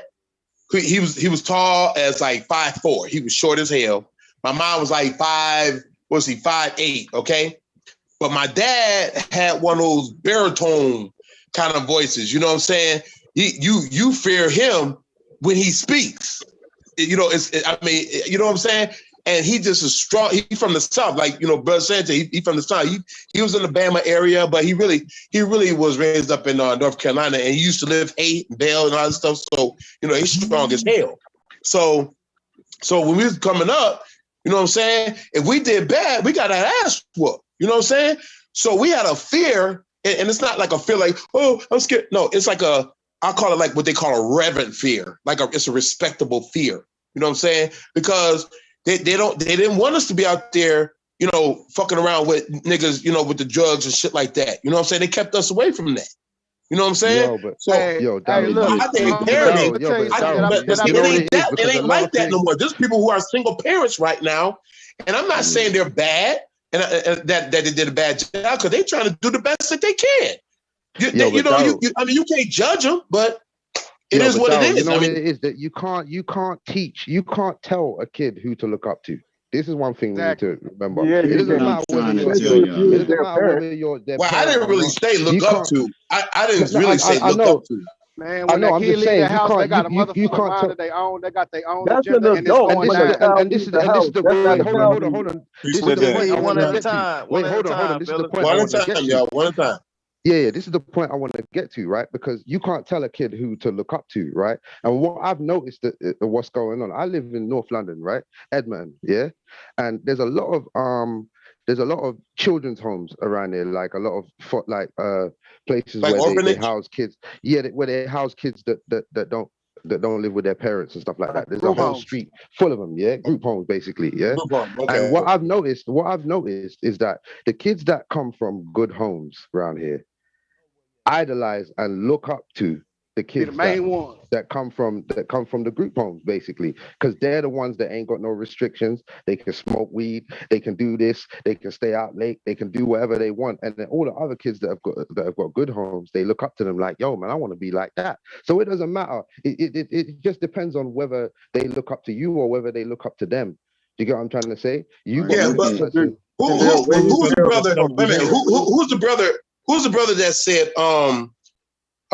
they said something like I think it was me myself. I think he said that it depends on, like, as a parent, it depends on what you let them listen to. Because see, like, my parents did the same thing. Like, I couldn't listen to, like, you know, bad hip hop, whatever. Sometimes I gotta listen to their gospel music. Or I'm forced to. I'm saying as a kid, I'm forced to listen to gospel music. I mean, they made me go to church. You know what I'm saying? And I've been in church all my life and kind of thing. You know what I'm saying? So you never heard I developed that nature. Although I see other niggas, you know what I'm saying, like, you know, smoking their weed, got the big cars, you know, they driving around with their shit. You know, it kind of like, I don't want to say like I don't want to say train. I don't want to use the wrong word, but it's just my upbringing. So when I see that shit, I'm looking at it like, nah, I don't want to do that shit because it's kind of trouble. I'm staying away from that. You know what I'm saying? And all my other brothers. Hey, look, let me say something. So you was born, right? Wait, because it falls in line with what he's saying. Let me ask you a quick question. Let me ask you a quick question real quick. Let me say something real quick. So look, please don't change the topic, bro. Hey, one change the topic at all. Look, thinking about what you was just saying, right? Now, look, I grew up in Houston, Texas, South Park, had great parents, mom and dad married, you know, got married in their 20s and was together and stayed together. I grew up on good principles, all of that shit. And you know what? When I got out in the streets, see, down here, we ride swingers. Yeah, when I leave out my house, it's still shit. I'm seeing a reaction that how the women looking at the niggas who riding on swingers in candy paint. with banging their car. And when I went out the house, I wanted that motherfucking attention. I wanted that shit. I wanted to be them niggas. Yeah, I knew my daddy had a great fucking job, worked in chemical plants. Great fucking money. But when I left out that house though, it's that cool factor. It's that, when I'm seeing Lil Flip. Like, damn, we like the same fucking age, but this nigga got platinum teeth, diamond piece of teeth. I want that shit. But it was never no shit like on right there. Who was that? Hey, Darkest? Yeah. We can't say. There's two different sides because peer pressure is I with these kids. Hold on, man. Okay, one at a time. Let's go. Cool. Now we can say this, man. We can say the music influenced the culture. But there's no song in the world that can turn a man into a killer. You saw Malibu's Most Wanted. He wasn't no killer. I don't care how much gangster rap he listened to. It's not going to change what's inside your body. And half of these motherfuckers is born killers, dog. If there was no music, they'd still be killing, bro. Well, what about crime rate? You know what? Drop kind of. Hold on, man. Hold on, listen. It's my last sentence. I'm sorry. Listen, bro. The crime rate has not went up or down since the 70s. Google it. It's the same killings, same murders since the 70s. But then now now niggas can see it. Yeah, you can see it now. On social media, you see it every day. It's in your face. The only crime that's gone up is the crime that most people don't see, and it's the crime that you cannot rehabilitate, and that's pedophilia. And is that shit the same too? No, it's gone up. It's everywhere. That shit the same. Niggas been fucking with kids. That shit the same. Yeah, they have just getting caught. They have but listen. Click. It's to relate with what Sir Drop was saying. What about that Columbine, the Columbine killing nigga? From my understanding, he got that shit from the video game. I don't believe none of that. Hey, come on, yo. He got that shit from out his brain. No, I can tell you this, you know. You see, whenever time I get in my vehicle and I go drive, you see the kind of music I put on, set the tone for how I drive. You see, if I put on a violent music, me a road dog. You see, if I put on calm and soothing music, me obey the traffic. I'm good to go. And again, listen, bro. Y'all gotta be real with it. Again, I'm from Houston, bro. It's this thing in the South. When I grew up, like in the I'm gonna say the early 2000s, like when I was in my teens and shit, we had this motherfucking crunk music down here, and niggas was going to the club to fight. When that song came on, it was going down. I don't give a damn if it was tear the club up or whatever it was. It was that music that put that spirit or that energy into a nigga. Nah, nigga. Come on, them went there for trouble. I'm not saying you're totally wrong, but no. Hold on a minute. The guns didn't appear out of nowhere. They came there with the guns. They came there with the baseball bats. They came there with the weapons.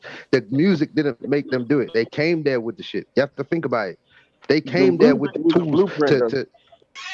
No, but bro, think about it. The niggas are already on that. That's my whole point. But that's my whole point. The music is, in my opinion, is not 100% of the reason why we're in the situation we're in. It ain't 100%. Is what you tap into with your senses, what you're allowed as a child, that grooms your muscle memory for when you turn into a grown man and go further off in your life. I'm glad you said that, but when this shit is, when it's all you hear. No, listen. Home training is muscle memory. Like when you learn and grow up how to throw a jab, you don't forget that. Or riding a bike, simple. Riding a bike, you rarely forget how to do that if you learn how to do it when you was doing it as a kid. The type of energy that you're groomed around, you take with you outside that house. And then outside that house is a whole nother complex plantation politics at play, where there's attack on all of your senses nonstop. But then you go back inside that house, it's supposed to be balanced. Now, most of what's going on inside of these houses are no longer balanced because the outside of the house has affected it so much. And that's where we should be really, going. I think it's both outside and media. I think it's both outside and media. 5 seconds. Darkest, what was it? Darkest Black or Darkest Side? I didn't catch his name right, but he said something. Darkest Black.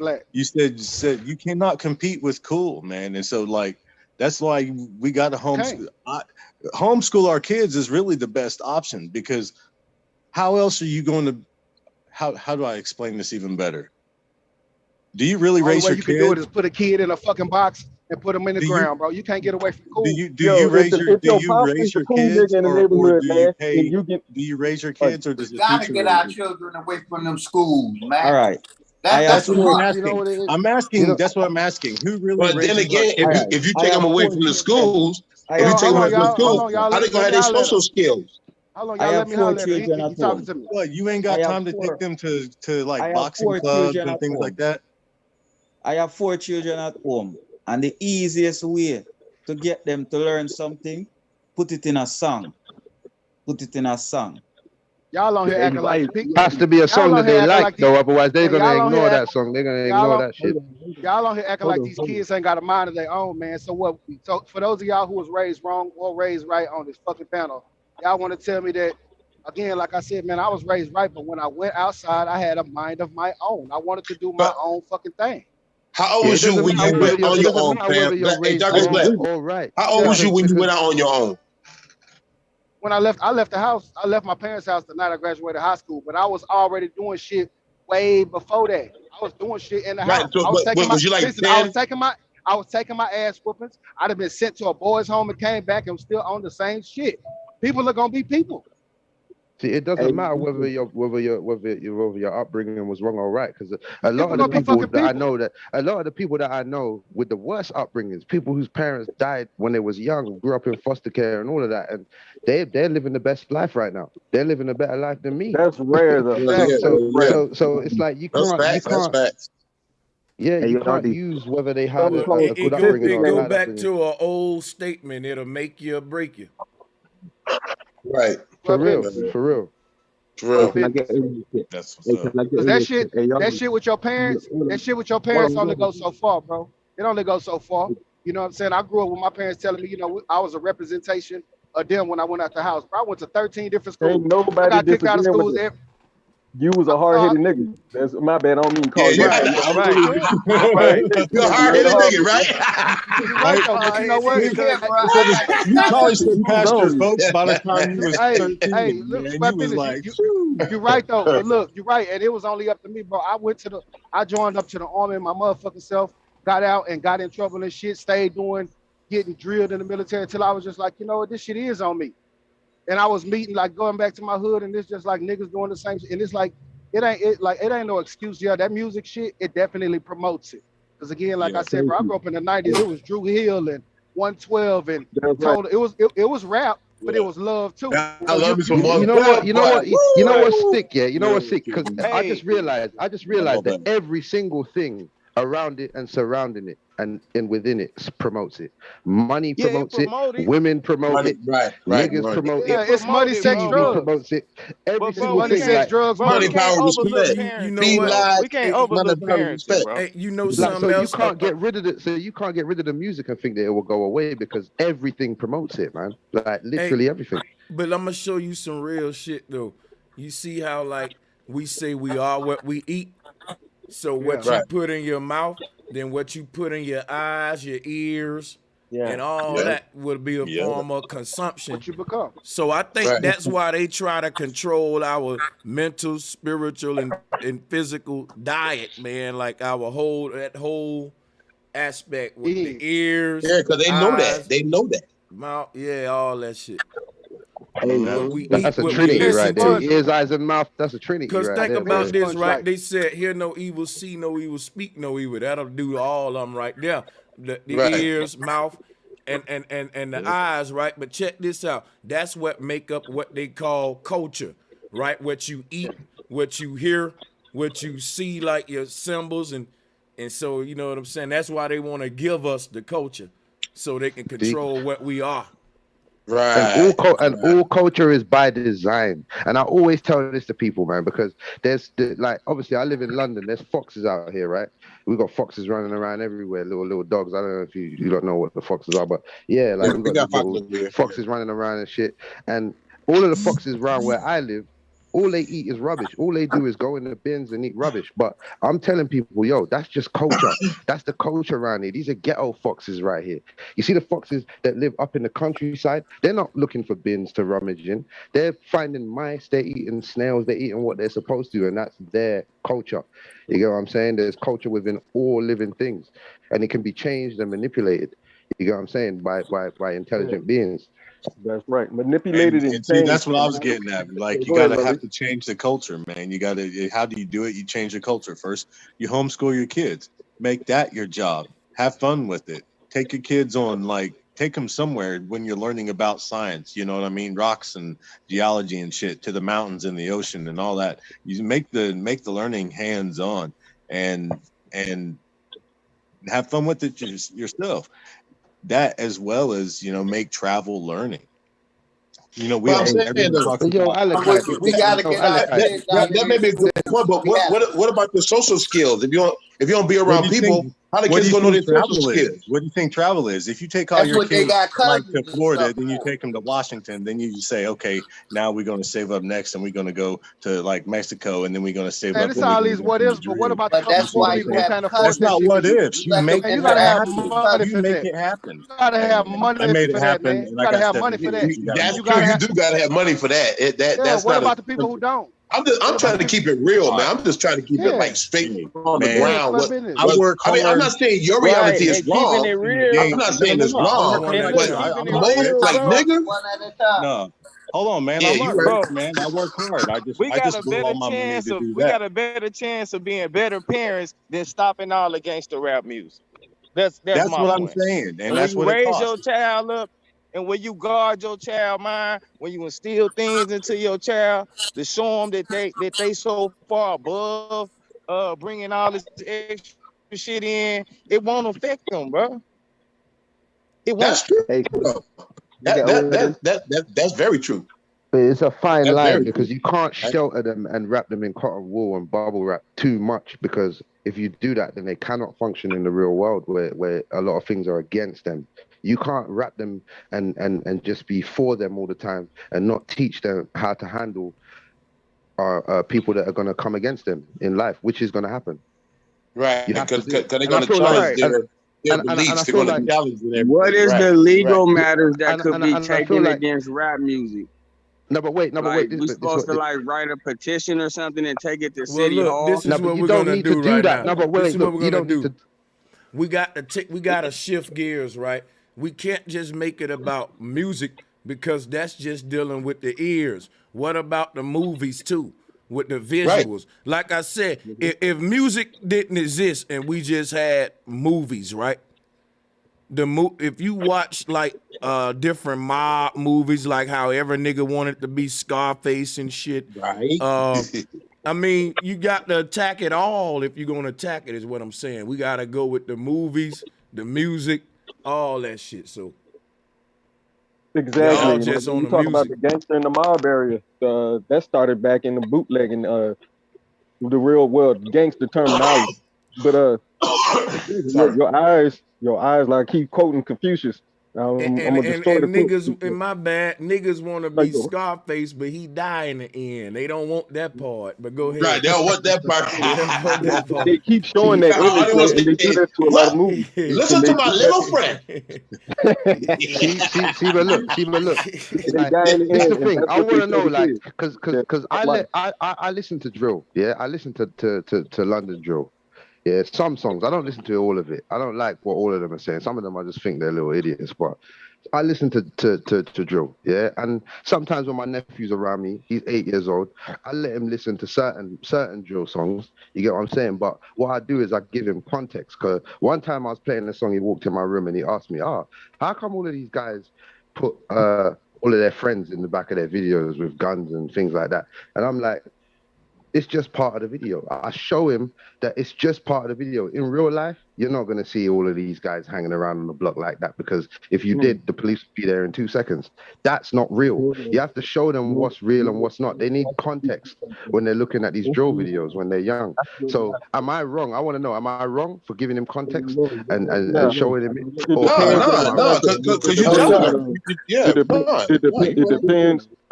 It depends on the context because what you have to let them know is that a gang is pretty much because you're scared to fight toe to toe, fade head up on your own. So you need a whole bunch of stimuli behind you, scaring the other person you're about to fight. So really, it's about how the context goes and how old your nephew, your kid is, or whatever, right? But just give them all the information. If we're gonna give them that information, let them see what they want to program us with, the music, the images, the food, then give them more information than that. Yo, but me myself, you know what it is though, bruv, yeah? Because there are some people where you ain't gonna touch them. You ain't gonna get around them. There's the people that's around them, they're not gonna let you get around them, and they're not gonna let you touch them. So there are some people where, like, you can't just walk up to them and touch them, because their people are going to be around them at all times, and they're going to make sure you ain't getting around them. They've been bred that way. So you need community that breed that type of energy, though. Yeah, so they need so the kids need context. They need to understand, like, look, there are some people out here where they roll with certain people who really not look up to them, but really hold them in high regards, and they will not let you touch them. And I let my nephew know, you're one of them people too. You're one of them people. Like, don't ever think that you're alone out here, because you're not alone. You get what I'm trying to say? But you know what? They need to know that. That goes the proverb of the life proverb. It's not in the Bible, but I'm just saying, like a proverb, that it takes a village to raise up a child. That's where you're going with that. You know what I mean? Like, you can't have a child thinking that he's alone out here with all these artists making drill songs that are saying that they'll kill him. You get what I'm trying to say? You need to make your children feel like, they got an army behind them too. You ain't just gonna run up on me. Exactly. You want them to have a sense of security. Absolutely. You need that. Right. Now, how we really guarantee that, though, is attacking the structure, the infrastructure that trickles down, the so-called monies every single year. They'll shut the government down if certain cities and states don't get what they want, and certain mayors don't get those tax breaks and what they call earmarks. But that's what we're really talking about. Because what Ali was talking about, somebody chimed in, well, what if you don't have the money? That's the whole point. That's what we should be at. If we change that system, then it trickles down to where we are in control completely of everything that happens in our future. So yes, exactly. That's the point. Exactly. Hey, bro, Sanchez. Mm-hmm. How you doing, man? I don't know whether you want to stay on this or you want to switch gears, but I've got some shit to send you via email, man, and I hope you want to have a look at it. It's to do with Crater Earth. Sure. Yeah, go ahead. Wicked. Go ahead, guys. That's pretty much all I was bringing up, is just my understanding of, my dream utopian society and what it would be based off of, how everybody in the community would work for one accord. And we use technology to help us, because we ain't supposed to be out in that field 8 hours a day. Absolutely. We got technology where all I got to do is press a button for an hour, then I get to go home. Now the next person come in and press that button for an hour, and then they get to go home. But some people will call that socialism, and they tried that, but not really over there. That's but called that's tribalism, really man. That's tribal living, actually, man. My father and I are on that, man. I see you on that. Yeah, great. My ending point. Sorry, bro. My ending point on this topic is just one thing. I cannot remember the tribe. It's around the island of Mayotte in Africa. It's not the island of Mayotte, but it's around that island. Anyway, it's not the Sentinelese people either. But if you visit them, you're not allowed to give them outside trinkets, like industry things, like, back then it would have been like a CD Walkman and that kind of thing, or you're not allowed to give them money and things like that, because they don't know what to do with it. They're very joyful people. They have like literally the lowest crime in the world, and they sing, and almost their entire life is based in music, which goes back to what someone said is, can music be a base of life? Their whole base of life is music. Like, they sing the ocean song, they sing the farming song, they sing the planting song. They have like 3 different songs to sing when they plant. It's crazy, man. But yeah. Hey, brother, let me tell you one thing about this music, right? I'll tell you whether you know music is crap or not, right? If you're listening to a music and Big Mama comes into the room and you got to turn that shit down, it's whack. It's crap. It's not for the soul. Throw that shit in the garbage, right? when we used to play Not the music. necessarily, bro. Not necessarily. If you're afraid to play it around your loved ones, I get what he's saying. It's not No, the right but thing. no. He said if she walks in the room and says turn that off, then you shouldn't be. But sometimes that they means don't crap. understand it Right. at the beginning. Then you make them listen to it, and they're like, "Oh, okay. Oh, I couldn't Oh, even okay. understand what he was saying." Like, so sometimes that works, but not always. I hear what you're saying, but not always though, because sometimes, like, you know, Big Mama don't understand what they're saying in the song, and sometimes they're not saying nothing that bad. You get what I'm saying? Sometimes they just don't like just the music. It ain't gotta be the words. Sometimes they just don't like the music. You know what I'm saying? Nas, it was really down my purchase, right? And you know what Nas is on, and my parents were like, "Nah, not happening in this house." But it's like, ain't no curse. I got the edited version, but it's still That's not. what I'm saying. It's just rap music. They just Ain't no curse. No. Hey, bro, Sanchez, Nah. I sent that over, bro, Sanchez. Do you mind if we quickly have a look at that? It's more evidence that I want to show you about this creator stuff. I think you'd be very interested in this stuff right here. Okay. All right. I sent it to you. You said, all right, I got you. Y'all go ahead. I'll pull it up.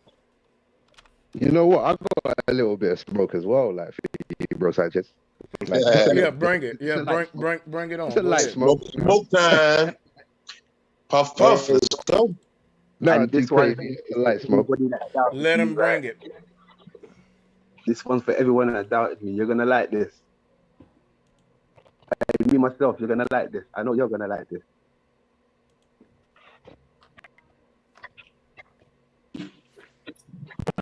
Oh, somebody, I thought Glitch said he had some smoke for Bro Sanchez or something. Somebody said something. Yeah. I got. It's not like it's a small little flame. It's not crazy. You know the ones there. It's a little smoke. Spark it. Go ahead, spark it. A little matchstick smoke. You know, just a little something I wanted to speak to him about. Okay, go ahead. The video 18 minutes, so go ahead. We're gonna have to probably skip through. Let Adrian go. What has Adrian got his stuff pulled up? Yeah, he sent me a video link. It's gonna be a 20-minute video. So I don't know how long your smoke gonna be, but that's between y'all on how you want to run it. Yeah, we'll go with the video if y'all want. Bro, Sanchez. I can guarantee your smoke isn't what this is going to be, bro. So just sit back and enjoy this. What I'm about to present. You know what, bro? Sanchez is going to present to you. Look, you lot are going to like this. Just sit back and enjoy this, right? Curtis, yeah, you brought the smoke first, bro. So I can't jump in front of your smoke. Okay, let's bring my brother Adrian's video up for everybody real quick. Hold on.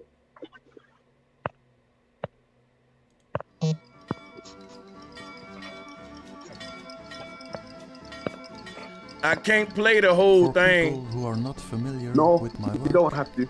Let's recapitulate. You shoot a shuttle in orbit of the bigger Earth. You make a 3D scan of the bigger Earth and you present it to the people as being the moon map.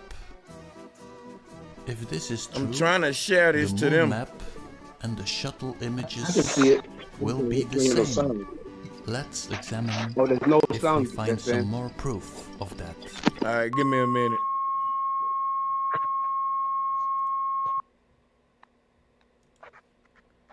Doing up there, and we all look forward to your return and their return later on here to Earth.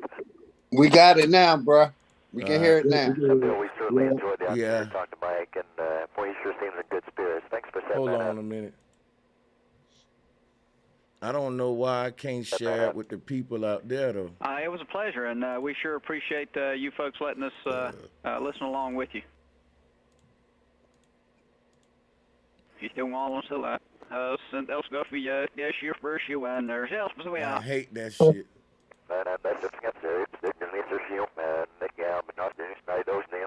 Fuck. Here we have our first image. Let's compare that with the moon map of our crater.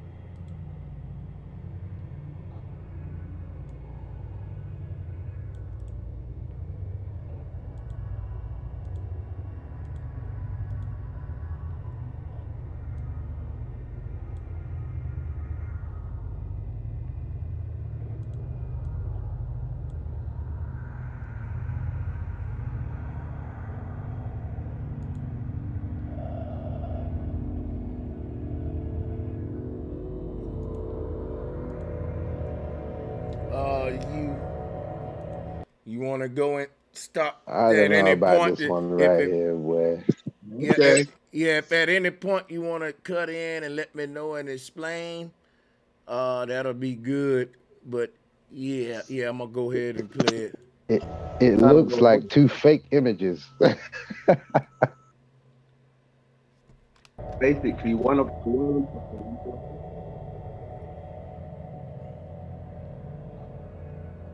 Hit the like and share button, y'all, please. Thank you. what he's showing, the one on the left is the official movement. Official, right? It's official movement. The one on the right is images of NASA.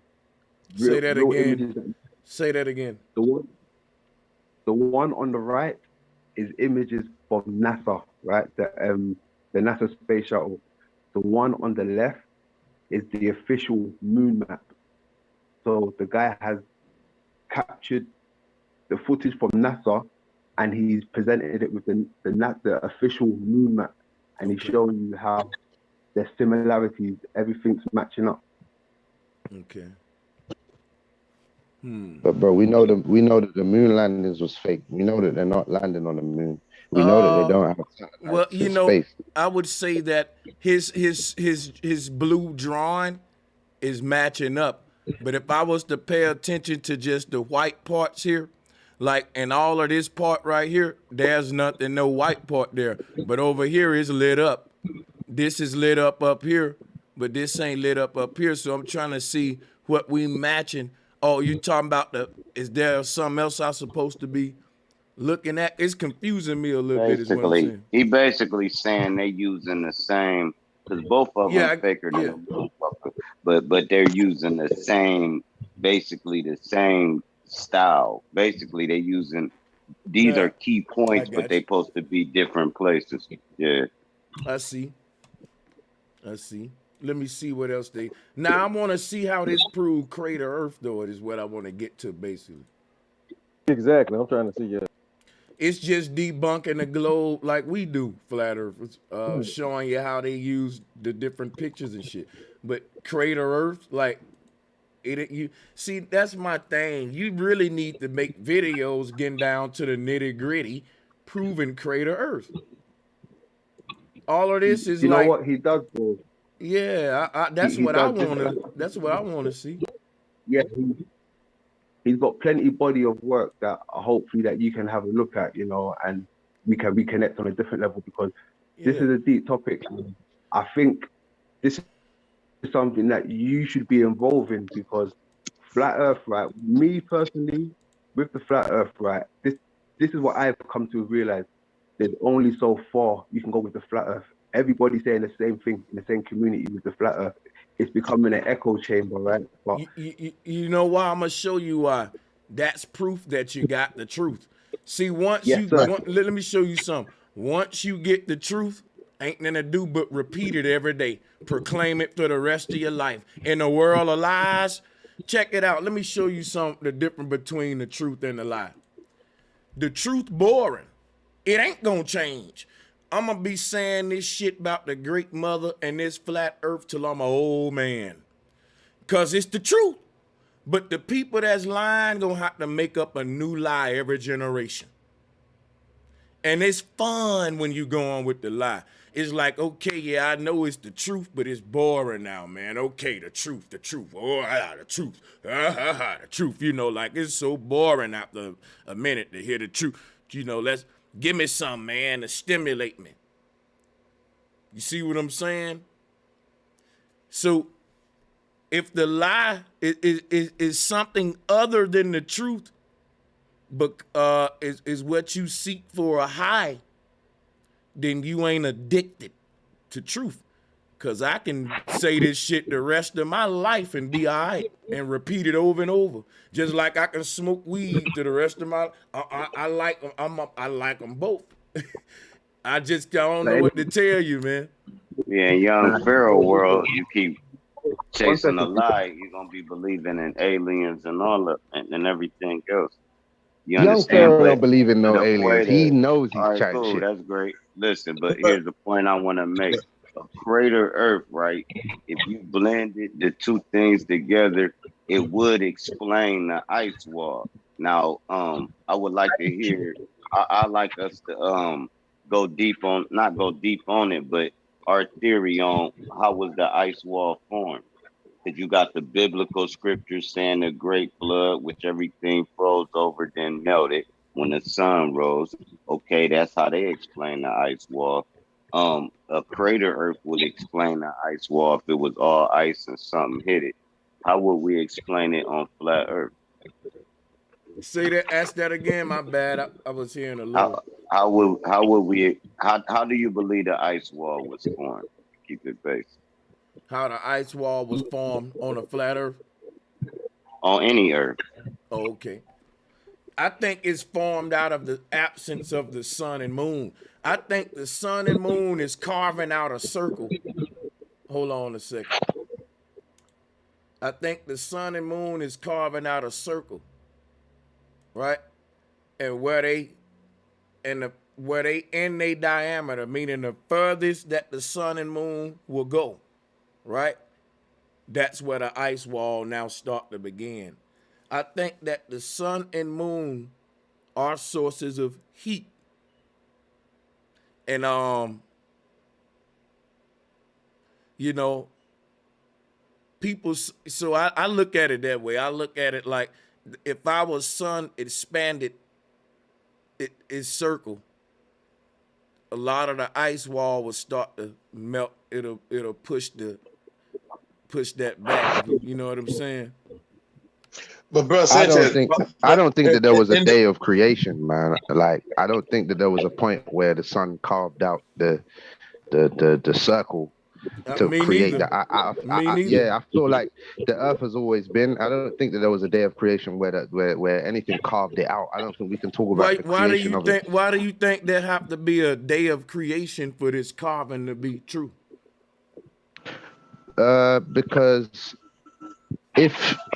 everything is needed. Everything's needed. So the sun and the moon are synonymous. They need to be together. Otherwise, nothing can exist. Why I said and everything does. That's why I said the sun and moon where they circuits in. I'm using them both though. But then I just don't think that it was created. I feel like it was already like that. I don't either. I think it was conceived, man. Yeah, I think it was like I don't believe in a universe I think what's happening here, what I'm trying to show you is that me and you on the same page, and if you let me do this, the people in the chat and on the panel tell you where we at with it, man. That I think for the most part, all of us don't agree in no creating shit and one at a time. Let me pick the dirt over here. Let me put the trees over here. Yeah, we ain't on that either. I'm with you on that. You spot on.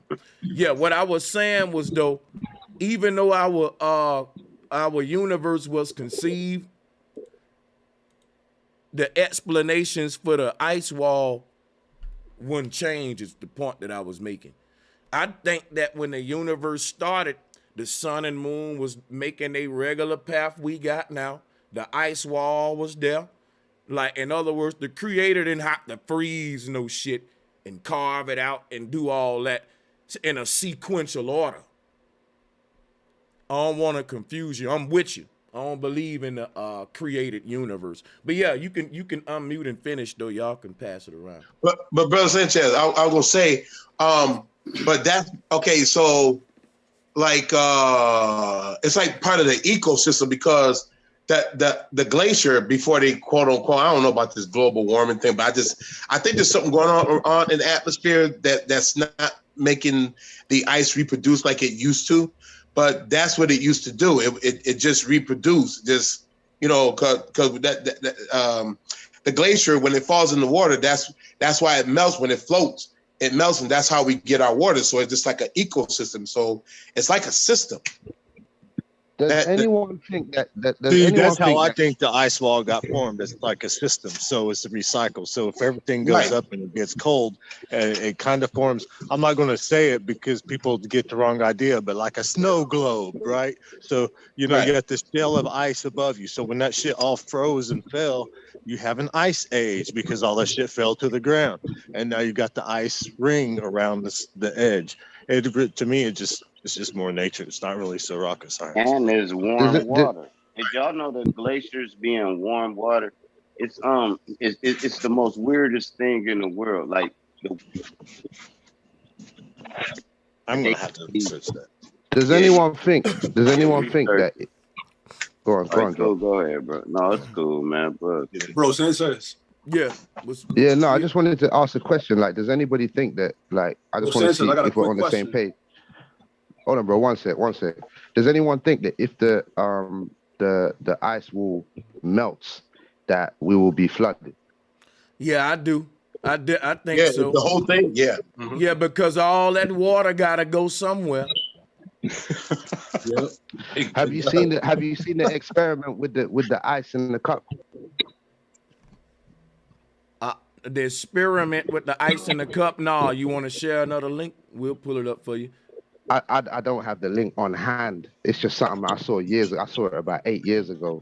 Experiment with someone putting ice in a cup and wait until it melts to see if the level rises, and it doesn't rise. Oh yeah, it'll rise. I'm sure. Like it depends. It depends on how much ice in the cup too. Right. That's what I'm gonna say. Right. Hey, look, and I want to say this. I feel like it's an experiment that everybody should do themselves. Look, so since we think this is a flat Earth, right? Like, I mean, so it ain't no thoughts of it being some shit on the other side of the ice wall. Yeah, well, we already. I think every flat earther probably got a similar explanation for what's on the other side, and yeah, we do think it go on and on and on and on. Yeah, most definitely. Okay, so good. So my point. Hold on a minute. Hold on a second. Hey Gary Rhodes, I swear you won't click the link and debate me on the ice wall existence. I got pictures of it. You're gonna have to debate these images. But salutes to Gary. Go ahead.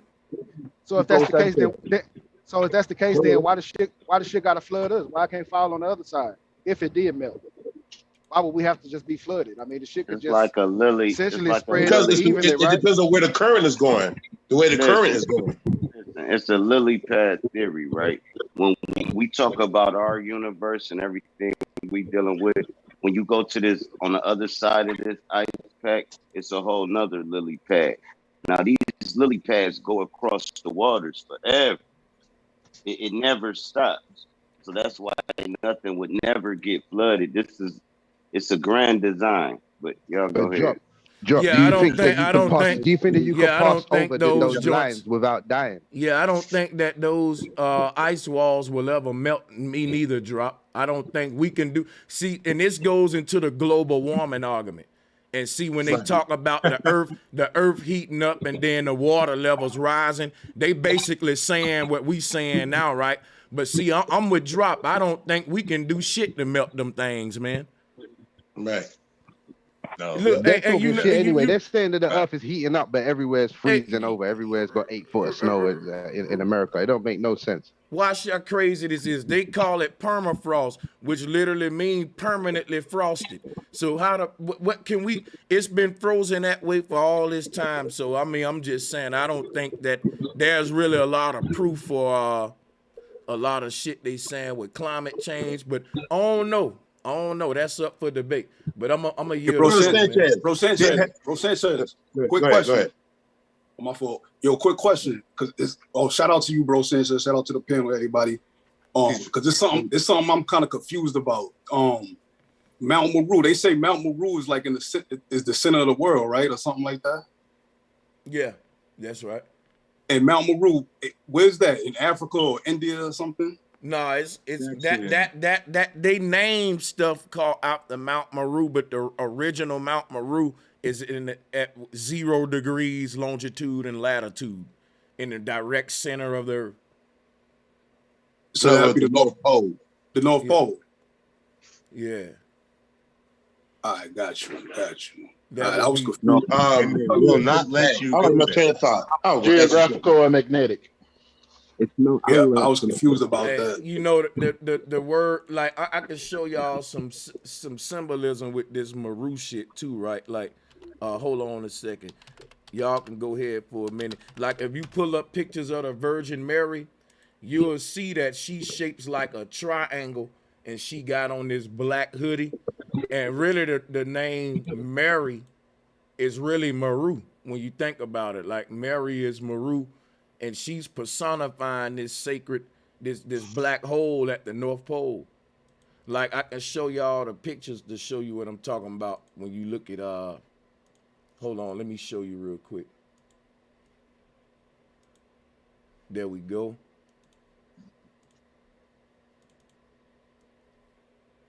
She's talking about how light coming out of a black hole, and the coat that she got on is the stars. You know, it's the stars, just like the goddess Nut got the stars on.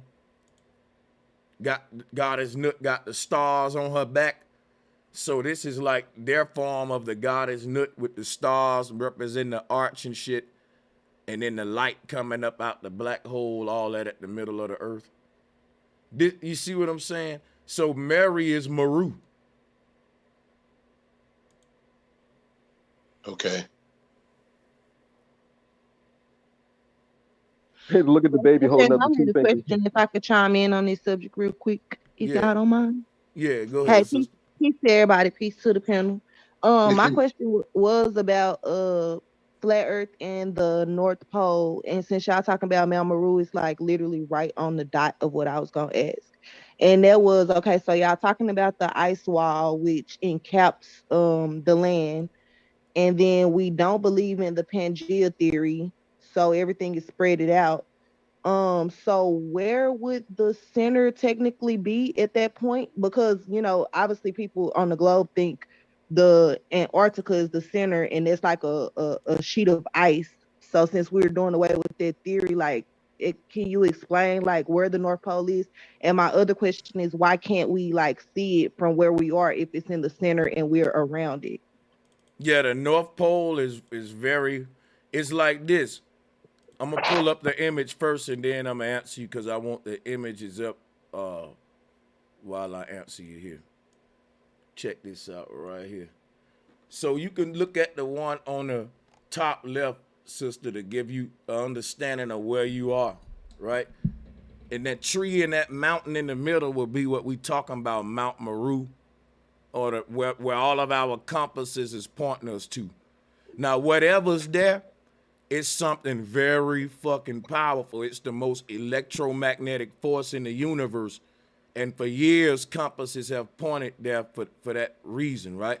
But the thing is this, the reason we can't see it from where we're at is because you too far away from the North Pole. If you got a compass right now from where you're at and followed it north, I'm sure it'll take you a couple of months to finally get to 0 degrees. I don't think that. See, the problem what we having, this makes this picture here, it makes it look very small. That picture makes it look very small. You know what I'm saying? It makes us think that, damn, I should be able to see it from here, but the distances is not accurate, and this ain't up to scale. It's just a very snow globe, tiny version of our universe. Now, on some other shit though, just on a sidebar, I believe that the size of this whole universe is about the size of an apple. But once you get into it, the scale change, and now it become bigger than a motherfucker, mountains and trees. I think that the gateway into this universe, that from our perspective, when we enter in it, we literally see it like this in macro. In the mama's egg, we was having that conversation about the egg yesterday. This picture right here, to me, it's the egg that the sperm is swimming to. This is what it's seeing. It's seeing a peek into the earth through the mama. and she's got a gateway in her that you can have a peek into this earth during the moment of sex. That portal is open. The mom and dad open up that portal, and guess what? That new soul can enter into this little. It's looking at it like an egg. It's looking at this whole universe like it's mama's egg. But by the time it gets in here, it's shrunk into scale. You see what I'm saying? So go ahead, Maria. Yeah, that's what we was going over with the spaghettification shit, the holographic universe. Salute to the sister. We about to go deep now. So yeah. Okay, so just to clarify on that, because when you think of the flat earth and you think of the ice wall and then all the continents, they say it's 7, quote unquote. But the way you're explaining it, so would that mean that they maybe have us, like when they tell us like North America, South America, Africa, all the continents, like do you think that this is just the land that they have told us it is on the map? Now I'm not talking about outside of the ice walls, because I know it's other landmass out there, but I'm talking about in our little circle that we're in our ice ring.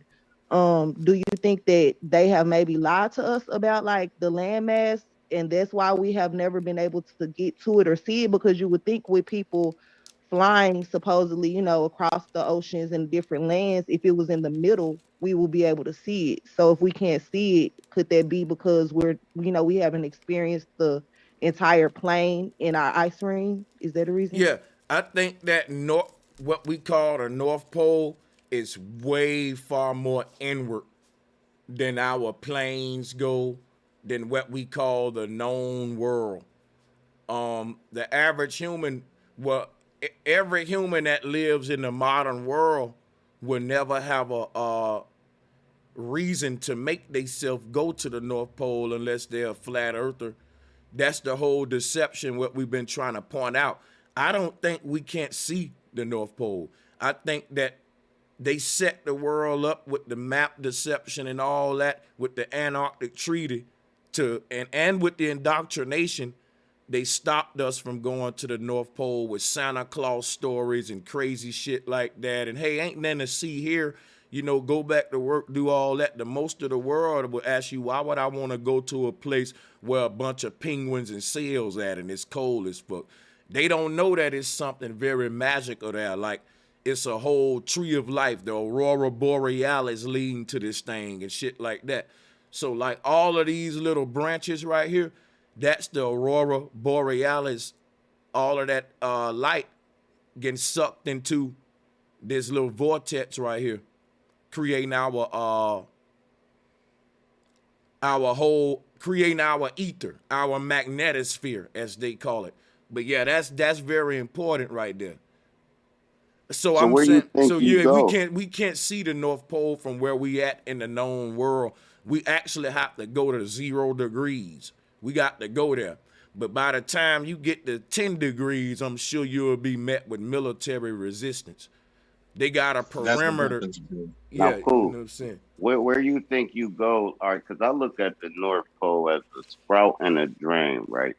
You know how like the drain going down in your sink. So where you think the portal would actually take us if we found the North Pole? Can this be where all these people going that sell their soul out?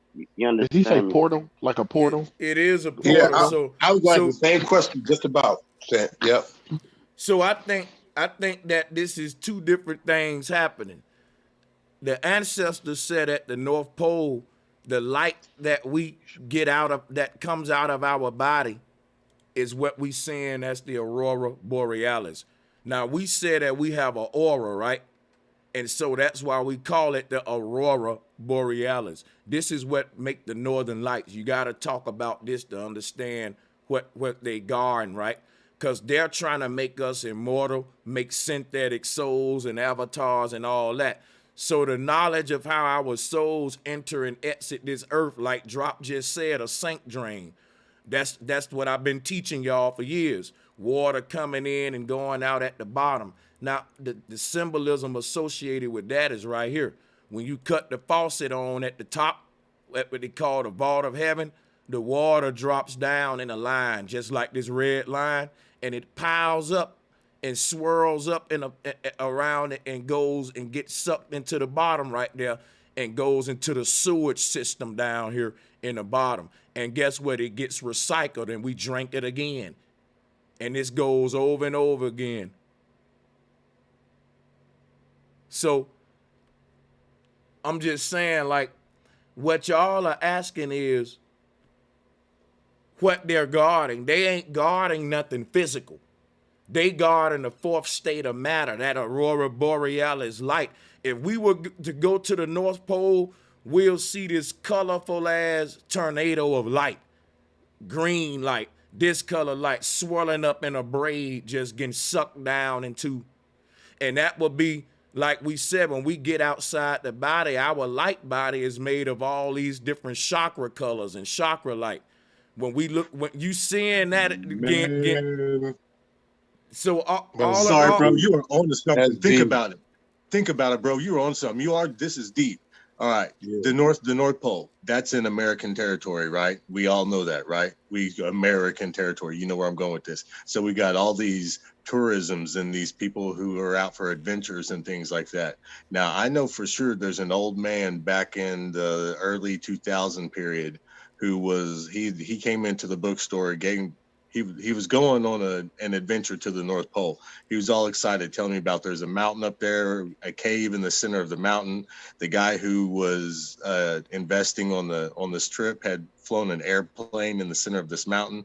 And the way that he was describing this, I got a reverse effect of like the cartoon of Atlantis, that Disney cartoon, like when they flew out of the mountain and flew up and out, right? That's like, because he said that this guy flew down like 2 miles down into the earth in the top of this mountain.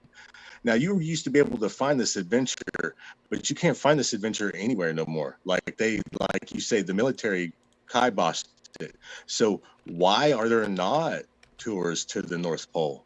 Let me show you why, man. I mean, think about it. I mean, you know why, but you know why. Yeah, look, watch this. Yeah, let me go into it. Look, because I told y'all we about to go deep. Y'all know when it comes to this damn human avatar shit, I get deep. Let me show y'all what they hiding, y'all. The ancestors said you achieve immortality at the North Pole.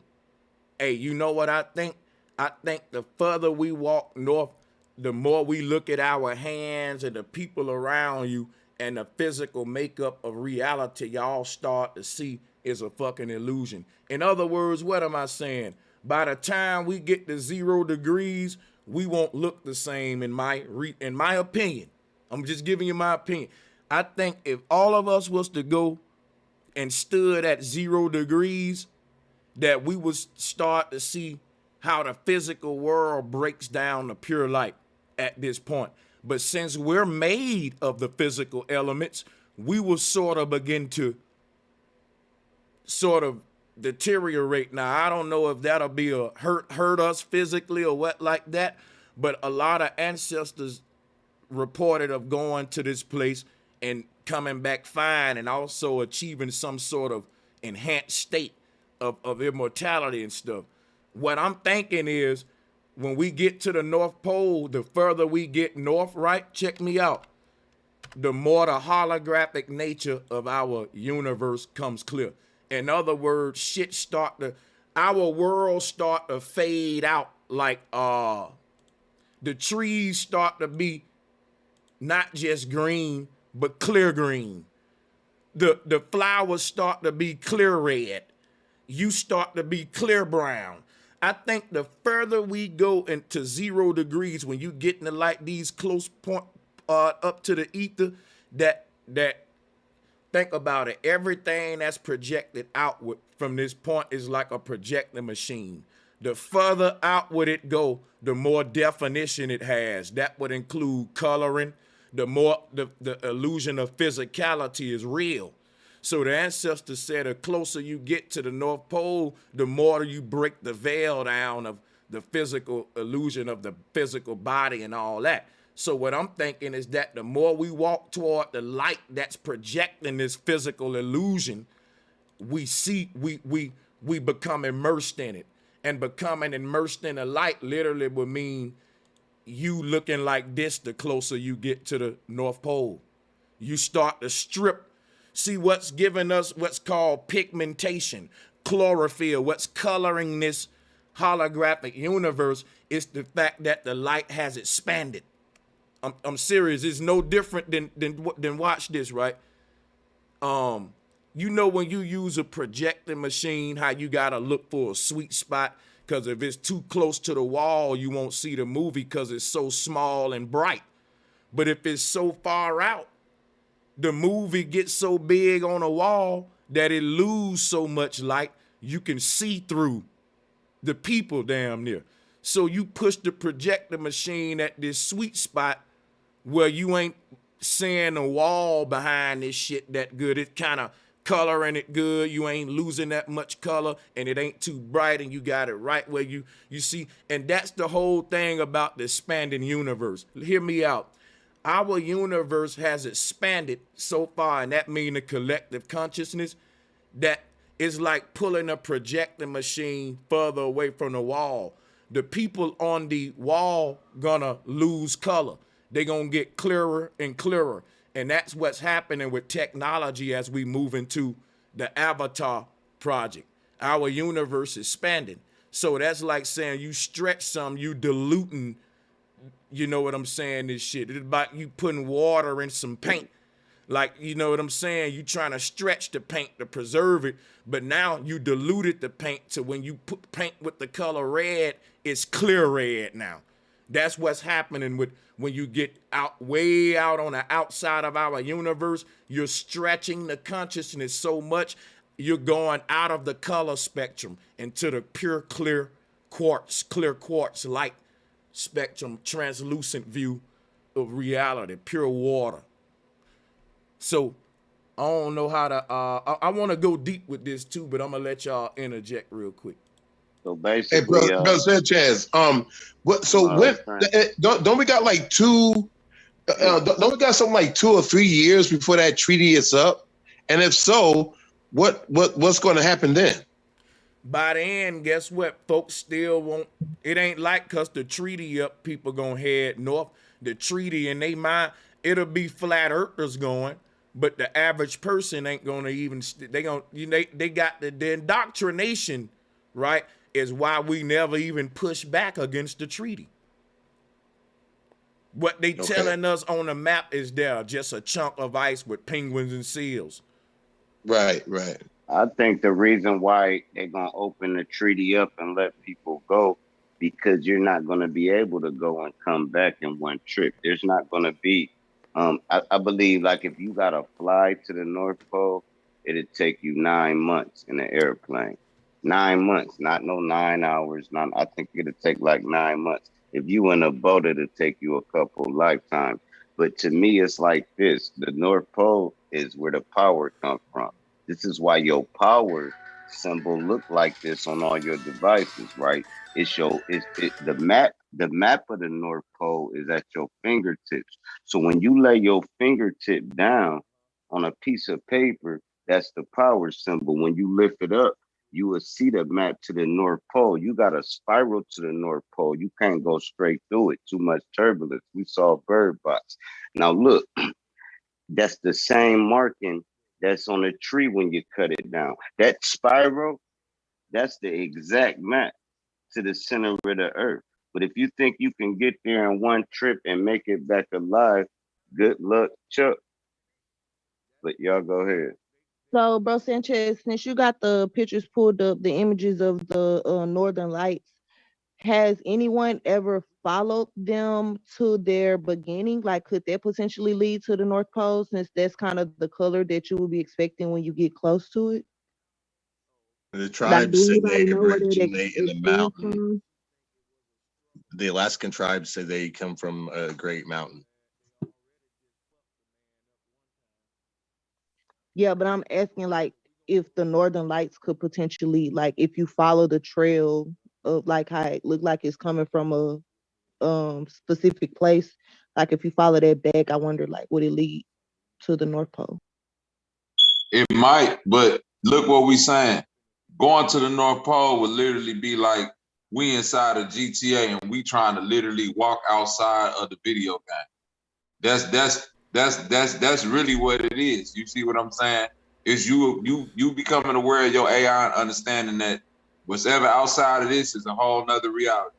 And once you go there, it ain't no, you know what I'm saying? I don't know if I really too much believe with all the, I don't know if it's a psyop, if they say they done flew through the center and all that, because some people say it's magnetic, you know what I'm saying? It's where literally where time and reality stop. Some people say they fly through and go through other cities. So that's why I'm trying to see which one is the psyop, which one is the cap. Right. Hey man, so, I had to take a phone call, but y'all will fill me in. Go ahead. Oh yes, sir. We're just talking about basically what I was saying is like some people say they fly through the center, and you know what I'm saying? More on the lines of what you be saying is like it's literally where all the magnetism, you know what I'm saying, where reality and time itself is being birthed at. So I'm trying to see like which one is the cap. Is people flying through the center of the North Pole going through other cities? You know what I'm saying? Is it literally where time ceased to exist? Like if it's this magnetic mountain, you know, some people say like even when they get like certain stories say even getting close to that area, the nuts and bolts out of your ship start flying off because of the magnetic energy. I've heard that too. So like, like which one is? It's both of them. Because check this out. I told folks this earlier. The physical reality breaks down at the North Pole. And the way physicality break down in the way we perceive it is death. That's just another way of saying you physically decomposing, breaking down. Now, there's no way you can be at 0 degrees, according to my research, and not experience a physical death. You know what I'm saying? Because it's a lot of magnet. For example, like you said, all of this shit we use to navigate is based on magnetism. Your instruments don't even work when you start getting in this area. Your fucking navigational system start getting crazy. There we go. So that's what I'm talking about. And the crazy thing about it is when you get so close to this tower of light, all around you, you don't see nothing but light. So you'll be blinded. You won't know up from down at a certain point. It'll be so bright the closer you get that every direction you look, it'll be light and won't even know if you're going up or down. Man, I've been researching this on like international embargo ships and things like that, how to get find itineraries to take a trip to the North Pole. This shit is crazy. You have to take a charter that's military guided for one, and this shit's about $100,000. It's about $56,000 in just airfare and $30,000 in ship fare. So you got to be able to pay $100,000 to even cruise anything near the North Pole. And you're not going to go. You're going to go to like the 66 line. You're not even going to go to the North Pole. They won't. Guess what? In other words, ain't nobody going 0 degrees. I put it this way: you ain't going past 50. Yeah, that's what it says 66, man. Yeah, 66. Once you start getting to like 70 degrees, they gonna hold up. Who the fuck are you? Let alone, and that remind me of a gladiator game called Powerball. Who watched the Gladiators when we was young? Oh yeah, Powerball. Yeah, you had to find your way to the center to put the ball in that tube, and all of these damn niggas trying to block you, them the archons. Guess what? Yeah. Putting the ball in the tube is putting your little consciousness, that little light in your pineal gland, getting that in the North Pole to get up out of here. And they gonna be trying to block you and shit and all like that, man. But bro, I thought you said, because I remember you talking about this, and I thought you said the only way you can go to the North Pole is actually what you call it? Out of the body. Yeah. That's what he's saying. That's what I'm saying. So if you at 0 degrees, you're gonna die. You're gonna be out the body some kind of way. Out the body, Nick. That. So basically, that's the point I was trying to get at. Like the psyop shit, like niggas saying like, oh, I done flew to the North Pole. Yeah. I done flew to the North Pole and I went through the center and it was these crystal peoples and all that. When it's like literally, like everybody else say, even getting close to the North Pole, everything is ripping apart. Like reality is ripping apart. You go into your spirit body. So now let me show y'all something real quick. What if you don't die though? Like think about this, right? What if there's certain areas when you trying to head north where the oceans pick up. There's physical forces obstructing you, big mountains and all this shit, right? But what if you just so happen to make it to 0 degrees, you're in the most calmest place on earth, like at the middle of a tornado. Because they say at the middle of a tornado, even though it seemed like your ship and your magnetic device is fucking up and shit, but if you make it to the direct center of that tornado, they said that's calmer than actually on the outside of it in the real world. They say if you can sit in the middle of a tornado, you would experience one of the most peaceful places on earth. Ain't that crazy? Right, because they showed that on that movie. I think it was what was it called, 2012. But have anybody seen that movie? Yeah, it was a part in there where they went into the eye, but they didn't know they was in the eye of the what you call it, the catastrophe of the earth, and it was just calm, like it was just like there was like, what the hell? What everybody talking about? I'll talk about a hurricane. You want to know why they didn't know why they was in the eye? Because it had formed around them. That's what I'm saying, right? That's what they call the eye. Hold on. Right. This is my point. And the only way they got out of that eye was when the storm stopped. Because one no going back out of it. Once you there, you got to stay in that eye until that storm is over with. Because ain't no going back. So it's like even if you made it, even if they made it to the center point, which is that common point, the calmest point. Ain't no, like, once you there, ain't no coming back out telling nobody what the fuck you saw there. Right. Because the journey, if you ain't made it with me, bro, you dead. Hold up a second. Let me say something else. Let me say something else too on this. I put up these pictures of the Aurora Borealis. I wanted to touch on them real quick. According to the research I've done with the ancestors and shit like that. Like, one thing I noticed with the sacred geometry is that the ancestors also equated this light that we see streaking in the sky like this as spirits going back home.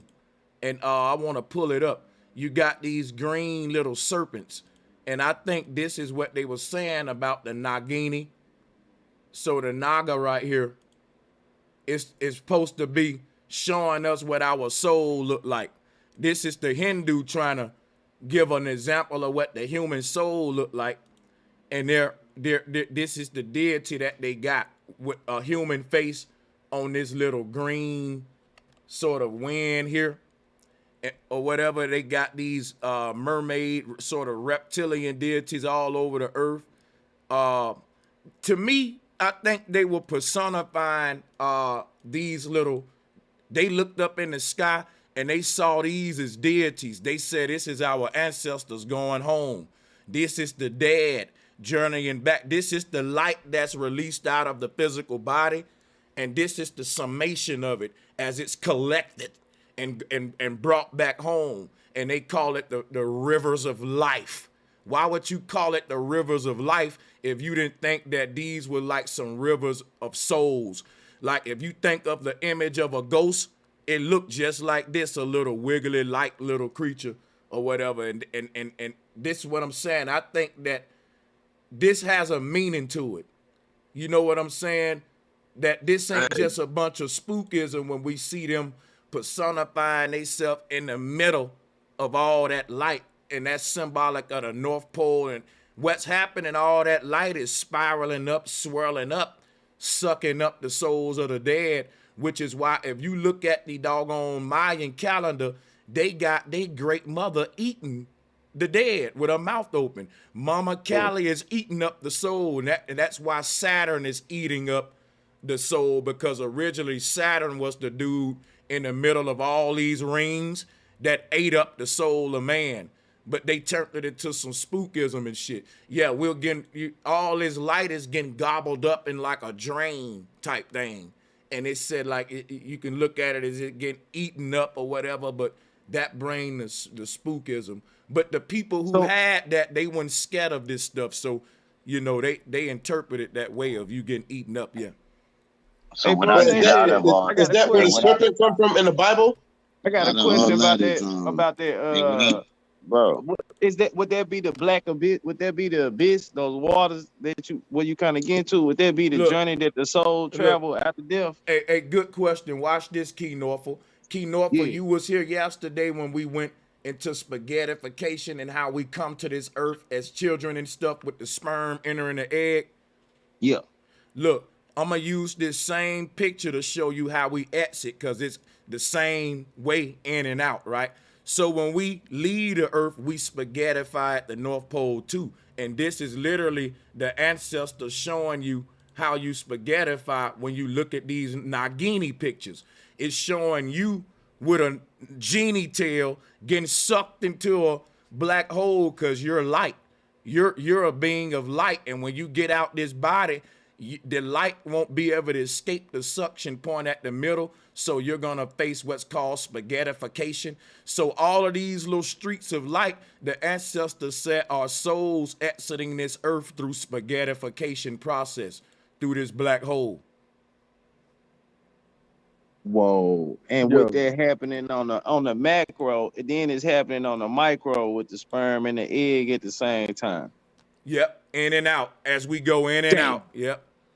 Hey, Brother Sanchez, could this also be where they got the snake, the serpent, of Satan? That's why they said Satan is the Lord of this world, because the only way man who's a higher spiritual light man can come into this world is with the laws of Satan. He got to be casted down. And to be casted is to literally be formed in a fetal bag with the molding process. See what I'm saying? So when we say as above, so below, this tail of light turns into an umbilical cord connecting you to your physical mama as you solidify in the next world. But on the light spectrum, it's a tail of light connecting you to a black hole. So that's the cosmic mother and the biological mother, as above, so below. This same sacred geometry gonna go over to an umbilical cord connecting you to a hole on a mama to feed you. Just the way this spiritual great mother fed your very soul into the next world, and why they see what I'm saying. So yeah, they put them together. Yeah. Oh, you gotta drop a bomb, man. That was drop it hard. Drop it hard, man. Damn. That's crazy. I just was looking at this earlier, and I was thinking about the journey that the soul traveled. You know what I mean? Because they say that's where you forget, but you carry your consciousness, bro. You just tied it in. That's man, flat motherfucking power, bro. Yeah, I appreciate y'all, baby. That flat motherfucking power to the chat as well. So think about this, y'all. Here's what we see for look at these images, though. This is what trip me out, right? The aurora borealis ain't no any kind of light. If I was able to, let me see if I can find a GIF file. Because if you can see how this light move, let me give you an example of what this is.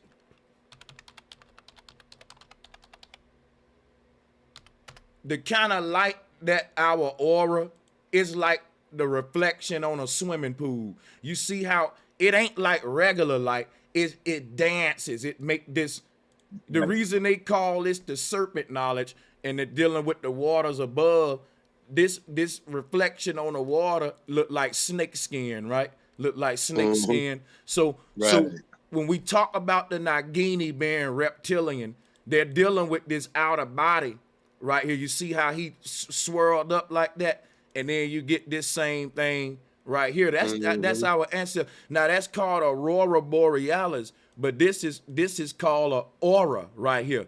Now the light of this aura, it literally shines like water, yo. And the only way to explain it is the northern lights. It flow like a river around our body. The chakras is wrapping up. It's like we wrapped up. Let me show you how to show y'all some real shit. Salutes to this panel real quick. Watch this, because y'all the ones making me go deep. Here's why Buddha was wrapped up in a snake. Buddha was wrapped up in a snake. All of these old deities, they got the snake squeezing them, wrapping them up, right? And the reason that they doing that, like you see right here, for example, it's because, like, let me pull this up real quick. The human electromagnetic energy field is like a snake wrapped around you. But the snake, it ain't just one snake. It's 7 snakes braiding themselves up to make one big snake. And the snake is 7 primary colors, right? And it's squeezing you, it's wrapping you into the physical, what you call the flesh, though. But it ain't really flesh.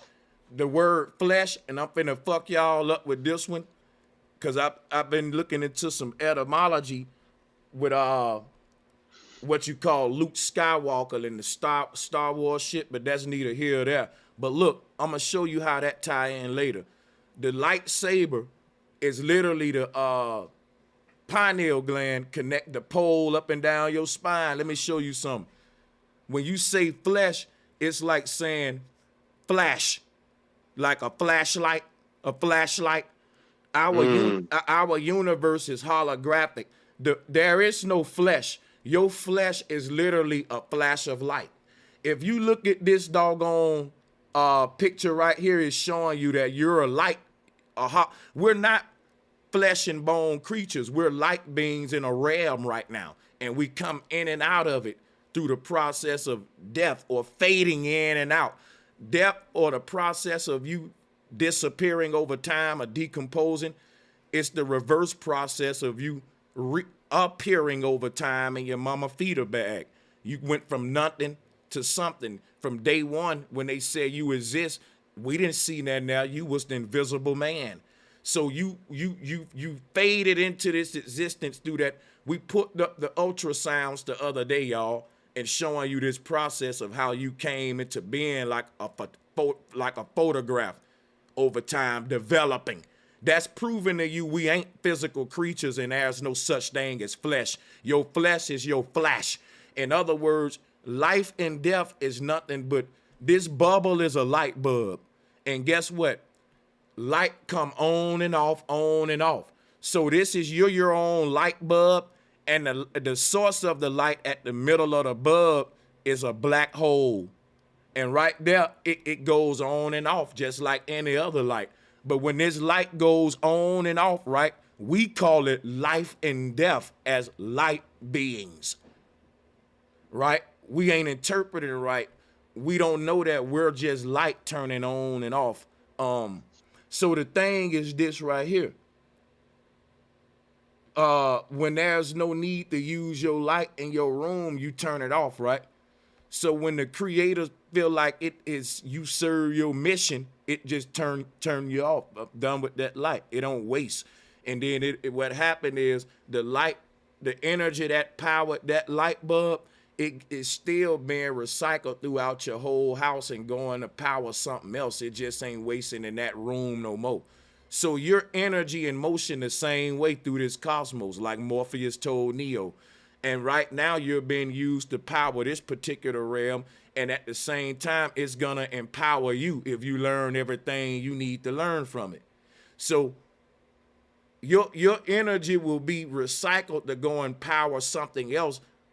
And in this case, it will be a different bulb that's in a different room, right? The electricity that powered the light bulb in your garage, when you turn the garage light off, it just go into the whole electricity system in your house and go to power another room, right? So this is how our energy leave one universe and go to other one, the same way how electricity flow through a house. But yeah, y'all can take the mic. I was just trying to show you how what's wrapping around the body is the light of all of those 7 chakras here. And you can see it'll be different colors like what I'm showing you right here. And it'll look like a snake is wrapped around you. Go ahead. Who was that? Go ahead. Hey, now, bro, I just want to say for everybody jump real quick. Like, so I was saying that the chakras was like guitar strings, kind of like, right? Mm-hmm. And you play your tune by, you know, how we live our life. Like, you feel what I'm saying? That'll make our song that we play. Do you feel like, you know, the tune would decipher which one of those rings we jump into when we get ready to exit out? Yep. See, each of these worlds is a note represented by a frequency on a with 7 notes in the scale, right? Now the thing is this: the heavens are the major notes, and the underworlds are the minor notes, the scary movie notes and shit, right? so check this out, right? The war between the underworld and the heavens play out on Earth between the black keys and the white keys on a piano, existing on this same piano. So check this out, right? It would be then if there was a war on a piano between the white keys and the black keys, you know what you would be saying? There's a war between creating music in a major scale or minor scale. Most of the modern music is minor scale, out the regard called men. You know what I'm saying? And I'm gonna tell you right now, that's why we got a lot of bass heavy, scary like music. So you gotta think our ancestors had very high pitched sounds like flutes, harps, like all the shit they tell you that they use in heaven, right? The high pitched instruments, violins and shit. Yeah, shit like that, you know. So right, so it's a sound war, frequency war on Earth, y'all. Guess what, man? My goddamn dogs. Oh wow. Don't you love that, bro? Let's understand. Love it, Sanchez. Man, I feel you. You ain't even got to explain, Sanchez. We already know. Yeah, we already know, bro. You cooking, man. Salutes to the panel, man. I'm like, man, let's touch on what he said about that about the music thing though. Let's check this out. Yeah, frequencies, right? We are everybody in here in tune with cymatics, how they change frequencies, the shapes, and all of that. You know what I mean? And if anybody, which I'm pretty sure this advanced panel, so I know y'all all know about the you know what I'm saying, the concerted effort to make sure that all music around the world remains at a certain frequency. You know what I mean? I do music. So, you know, in order to hit that God note, you got to be at 432 hertz. You know what I'm saying? Somewhere around that range. You did what I'm saying? Music now, you know, even engineers are being taught and trained that, in order to get the perfect sound, you got to be in like 418, 250, like it's some crazy shit to where if you take these frequencies and put them under cymatics and like run water through it and any type of pure distortion, like it creates nothing. It has no balance to it. There you go, me, myself. I'm gonna let you be. Oh, you already know. Yeah, that's all I do. The ones that are off throne where they don't make geometrical shapes, that's the only frequency they allow in hip hop music today. And Kanye West actually touched on that, how 808 was actually supposed to be something more than that, and then he stopped talking because he was like, I still got to cut a check. I ain't writing my own, check. So, but have y'all ever, like, when we was just talking about the Taurus field that bro was just talking about, right? In the Aurora Borealis, it just clicked that looks like a water slide. And when bro was talking about how Egyptians cross their hands when they're getting buried, like you about to go down that pipeline, right? The river Styx. Have y'all ever thought that we can actually like astroplane and send our actual astral body to that area and still be here in the physical temple? You know what? I would say absolutely. Yeah. Yeah, I definitely think that river Styx is what they calling a wormhole. A wormhole, right? I think that's what they mean by the river Styx and the river of life and all that, is that our consciousness is a single point of light. It's like a Polaris. It's a little bitty ball of light. Let me pull it up real quick. Hold up with the buttons. Hold on. I'm finna go somewhere. No doubt. I got you. Watch this, because I don't want to lose this real quick. Our consciousness is a little beam of light, right? But when it starts shooting back to the North Pole, what happens is it get a tail, like a comet or an asteroid in the sky, because when light moves, it create a tail. Go ahead. I don't want to No, you on the panel? Yeah. Nah, bro. I was just gonna say, damn. I was just gonna say, that I was gonna call that river, the straw, man. The North Pole, Polaris. Then you had said it anyway. You know what I'm saying? But but we gotta look at it on the micro and the macro scale. Just how you doing it now? Go ahead, cook, cause you just pulled up the picture. Go ahead, bro.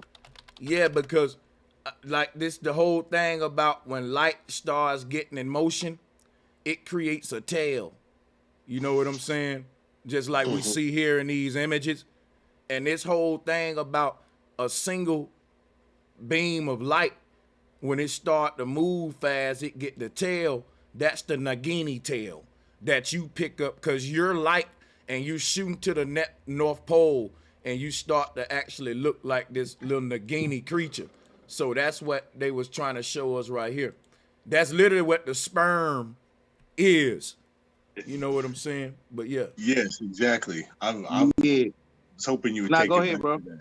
Because if you look at that one picture you just had of the pineal gland and the brain, and then like you say, look at what the sperm is, and then like it's made to swim in that. Like if you say you hit like the river Styx, like me myself said, like you do like this, and you, what is there when you astral travel but your consciousness? That's like, you know, you'd be swimming through that like it's like a sperm. Man, you hit that dead on. I feel like, man, you could go to that shit in your sleep too. And people who did and shit, I feel like bro showed that the project, like when he showed those lights, the red and blue screen, you know, what the soul see or the spirit see, whatever you want to call it. I feel like when you go to sleep, you go into that realm too. That's the realm you go into. But then we got those 3 lower worlds. Then we got the 3 higher worlds. So whatever tune your chakras play, just like the video game, how you play the song, then you go into that world. Like I feel like that's where you slip when you sleep. But by us not knowing this, we'll be shocked when we get into a lower world. We'll be like freak the fuck out talking about his ghosts and all that and his sleep paralysis and shit. You just shocked. That's why you don't know how to move, but you in the lower realm because that's the tune that your chakras done play on your strings. You feel what I'm saying? And I feel like they play out on a macro level as far as life and death. And that's what bro's showing right now, man. Absolutely. I was thinking about, since we're talking about kind of like astral travel and life and death, like when you meditate, so like, you know how you was saying, bro Sanchez, that we have like a lot of different lives on different chakra planes or different dimensions or what have you. So like when we meditate, if we know how to go out the body, we could go, like how you was kind of saying, the monks, they have different lives. Like you might have to go to work at 7 p.m. in this plane, and then you got to be back over here. You know, you have to have it organized. So I was thinking to myself, like, what if we really weren't supposed to, I guess you could say, like, die to a certain extent? But what I'm saying is, like, they have us trapped here, and we think this the only life that we have to live on this plane, but we could really be living multiple lives. So what if they have us trapped here so that we can die here, even though after we die, we'll still go somewhere else? But what if we were supposed to like master that while we were here, which that kind of take me back to like Enoch. That's a good question. Yeah. But hold on, sis. I don't even think it's that they had us. What you saying is correct. And I think it's that they had us even scared of the concept of death, which really don't exist, is what the ancestors found out when they talked about living physical immortality. What they meant was, hey, this energy go keep on traveling. And look, this shit is not I go. This shit is gonna keep on going. Hey. So at the same time, if we knowing this energy go keep on traveling, they was figuring out ways to go into their other realities ahead of time, prep shit, so that they weren't that afraid of death. Because it's kind of like if I become a master of what's so-called death, like you saying, sis, and if I know when my time coming up this way, I could already have it set up like, well, shit, I'm finna tap into this other frequency. Why you think that was good? I'm straight. I done been setting this shit up. I've been preparing for this shit for 20 years. You feel what I'm saying? Bobby, this ties into what you were saying, though. They can't trap the energy from recycling. The only way they can trap the energy from recycling is to attach you to these symbols like the cross, the pyramid, the motherfucking stars, look, so that you, Right, but so what this I'm shit saying be is an check this out. Hold up a second. Okay. Let me hop in here real quick. Yeah, energy must stay in motion. That'll defy the laws of the universe. Energy can't be created, destroyed, and it can't cease to exist, and it can't stop either, right? I think what they doing, what death really is, would be on a spiritual level, is stopping our energy. What we finding out now, y'all, is that we ain't physical. Hold on, let me share something with y'all, because this deep real quick. I want to share something with y'all. It's important. Scientists are saying what I'm saying, and it's very important, y'all. Scientists are coming out saying that we live in a hologram. And the reason that they want to do that is they got to get us used to this knowledge before they make us avatars in 2050. They got to start getting you familiar with the nature of holography right now. You see what I'm saying? This, when they talk about the holy knowledge, this what they talking about. That when man wake up, he will find out at his ultimate phase of understanding everything he thought about his so-called physical nature was a lie. So that's the paradox, that at man's smartest point, he will realize his dumbest point, that it ain't nothing physical at all about our reality. So now they got to say what I'm saying now. And now what the Mayans and everybody been saying, but they was laughing at them though. You see what I'm saying? Mm-hmm. Right. Because when you bring this tech, go ahead. My question was kind of like, what if, and it's just this hypothetics, what if like we weren't supposed to basically like die in this realm? You see what I'm saying? Like, what if we're supposed to be travelers to travel? Like, what if you can also, because I know you were saying like sometimes you also have the theory, like when you go into a forest, that's kind of like why they keep you out of forest and things like that. Like sometimes you maybe can actually walk into another dimension or a parallel universe that's parallel to ours. So like, what if that information is something that we had, but they took that away from us? That's what I was telling you. That's what. Listen, that's the foundation of why I big up the ancestors all the time. That's why I say the ancestors said so much, to show you that they had this knowledge. All of the ancestor statues, they meditating like these pictures show. When you go to Mesoamerica and all that. So yes, sister, you definitely resonating with the truth. Yeah, you definitely resonate with the truth. Hey, Brother Sanchez, what if, you know what? I don't know why I'm thinking like this, but what if the masters of this, what if they like, you know how we like you said, do sometimes we play a prank on people, or we do scare tactics kind of thing, making you fear that it's death, but it really isn't. And they know that. They know that when you die, that you're really not going to die. Daryl, that's my whole point, Daryl. That's what I was saying. And they try to set that joint up. They try to set it up to where you can't. No death. So look, if we was able to meditate and go into our other realms and our other lives and be conscious and be able to set up our other lives, you see what I'm saying, and do things and be cognitive, death wouldn't be a fear, because it'd be like, I know I'm going to this place that I've been to already, and I know what's on the other side. But see, I'm not. See, you know what, though, Bobby? Death is what I'm saying. Hold on, Daryl. What do everybody fear about death? Not knowing what's on the other side. Right, not knowing. So guess what? The answers figured out. What's on the other side?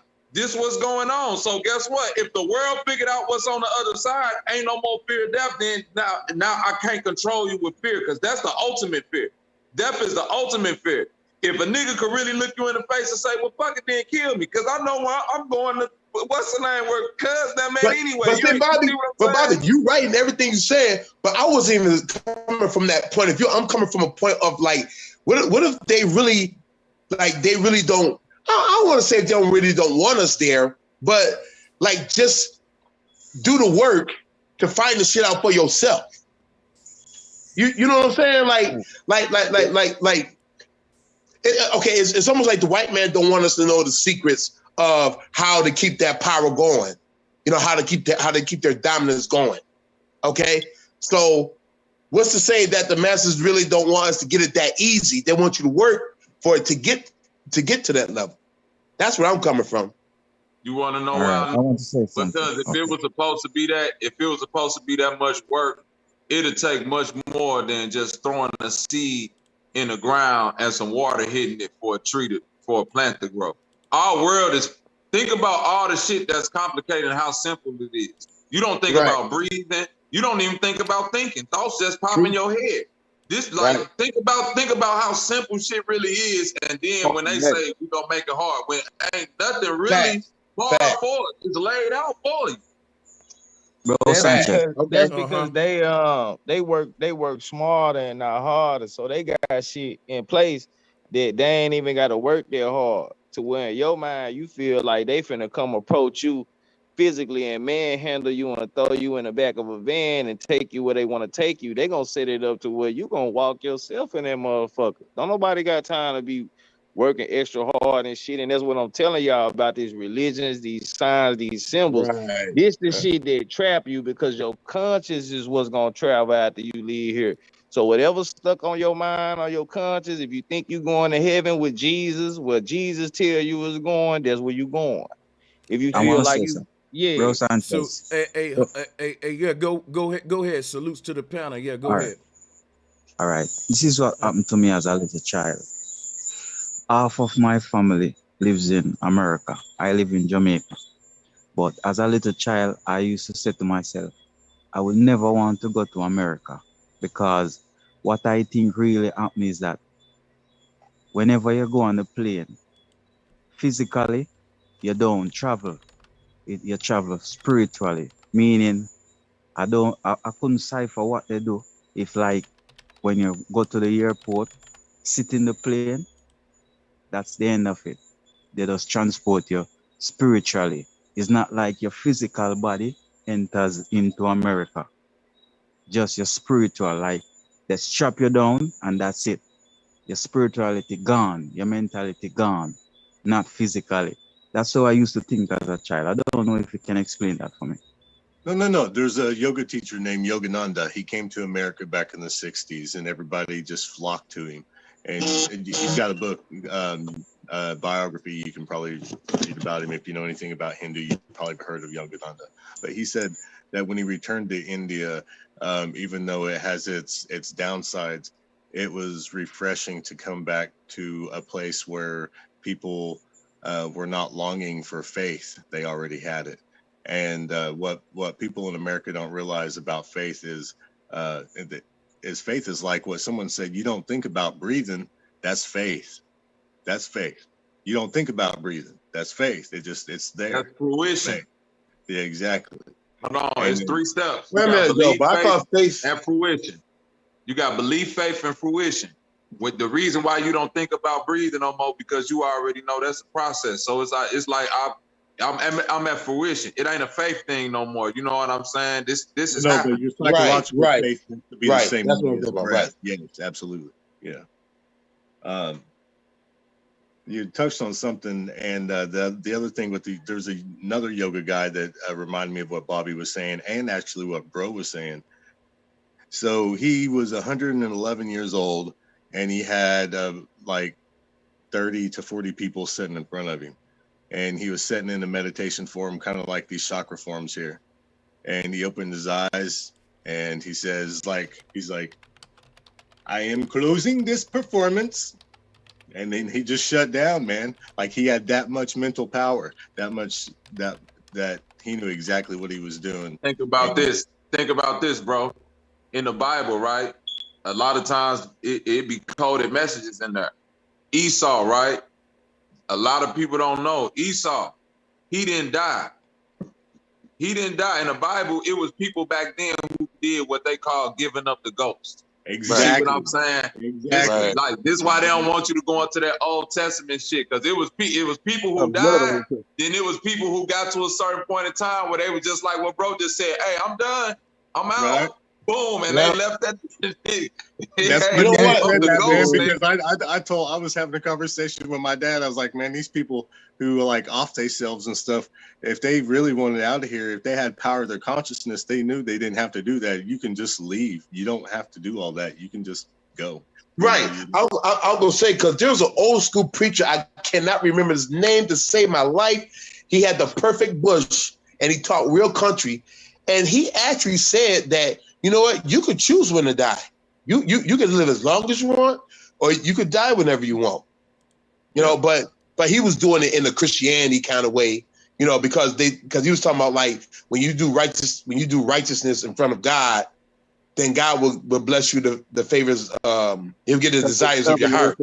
Yeah. Hey, right. Who was the young lady who was asking about like if we lost the secret to live older? Is bro still on did he have to step away for his dogs? No, I'm right here. All right, hey man, there's someone, maybe you can Google this, like 200-year-old man in China. I'm sure it will pop right up. Like he was older I heard than about 200 years. But he lived over 200 years old, and they can't explain it. But he's there through history for over 200 years, and it has to be like what you're talking about, bro. Because what he talks about living young is about his life. I'm finna tell you why he lived so long, bro. Hey, I'm finna tell you why he lived so long, bro. And it's a sister named Dr. Mona Harris. They killed her because she figured this out. Look this up. Red water. Where they come from, it's a different type of water that they was drinking up in them Tibetan mountains and in certain mountain places. It's we all know water is a liquid crystal. You see what I'm saying? Dr. Mona Harris, look this sister up. She was breaking it down. She was like, but the structure, all cymatics, she was showing it under the microscope. She was like, the cymatics of this water specifically from this place is literally like how when they say the fountain of youth, like she was like, this shit is like the real fountain of youth and the water is red there and it come out like that.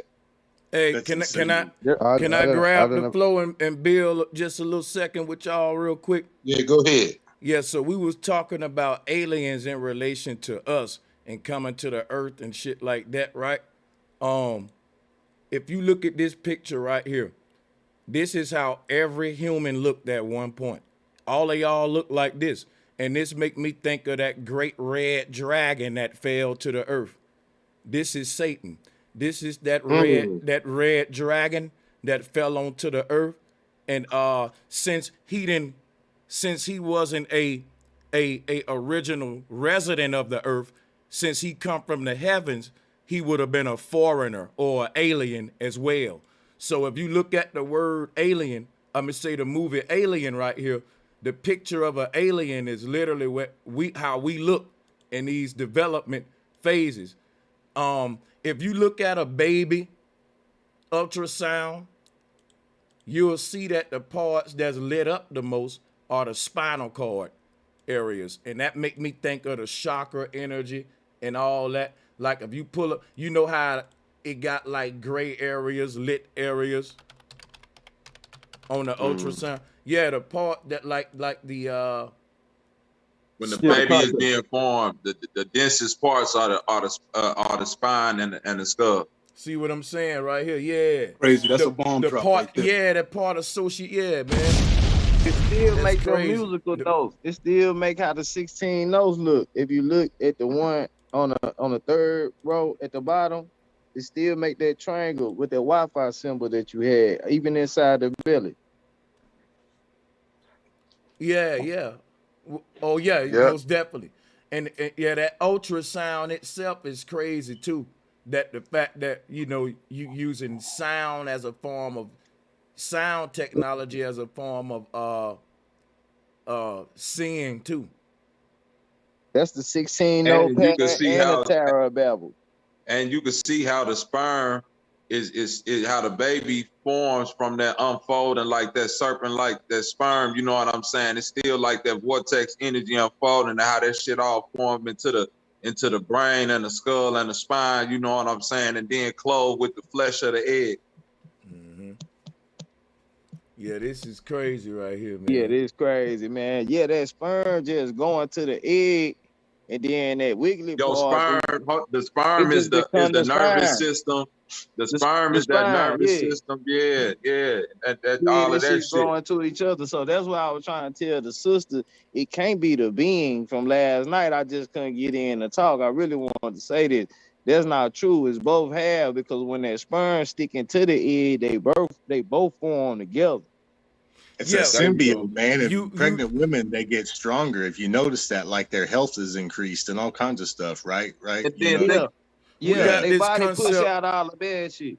Think about what they say. When he talking you clothed in the light, the flesh get clothed, the light get clothed with the flesh. That's literally what's happening. If the sperm is the light and then it's going in the egg, it's being clothed with the flesh, and that's the shape that it's forming. Hey, the fact that the spinal cord and skull are the densest part is deep to me, because that's where all the energy, when we talk about the brain, the neural network, and the spinal cord and shit, like the chakras. So the fact that that's the most lit up area is showing you where the most energy is flowing at. Think about that shit. Even in the nose, when we dealing with breathing and meditation, we literally tapping back into all of the parts that was highlighted as a baby on this ultrasound, man. Check how crazy it is, though.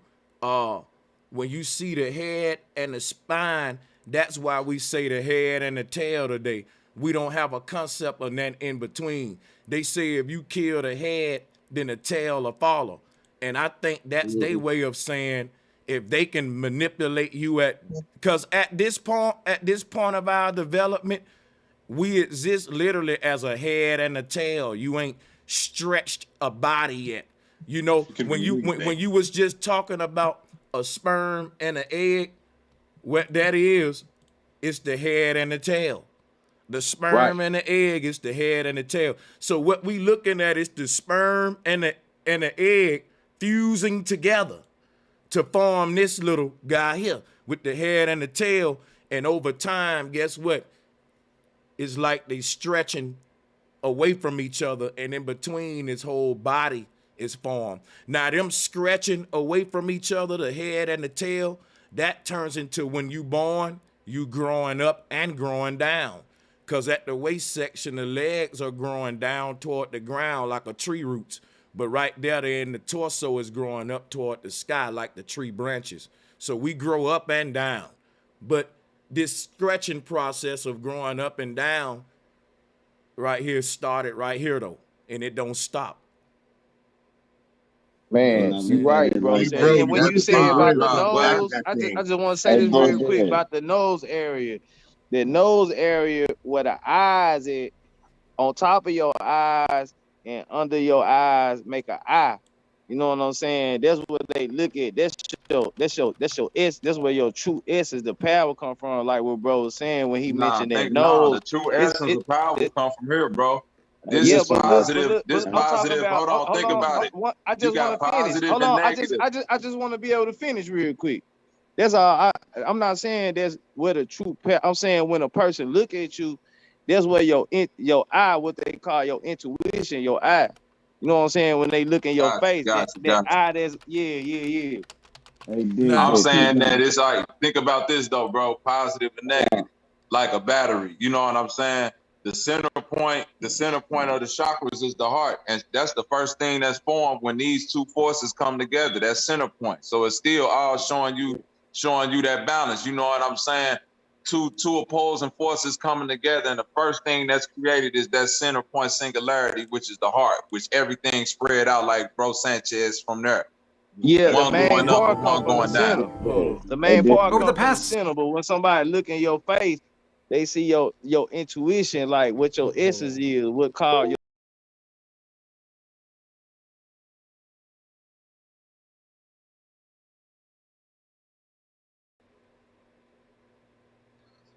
They do this, baby. I look at it just like this. All right, cool. When they give you the reptilian, right?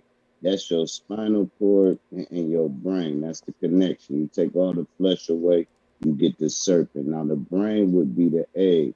The spinal cord would be the sperm. This is why all the signals go down your spine, and including your sperm.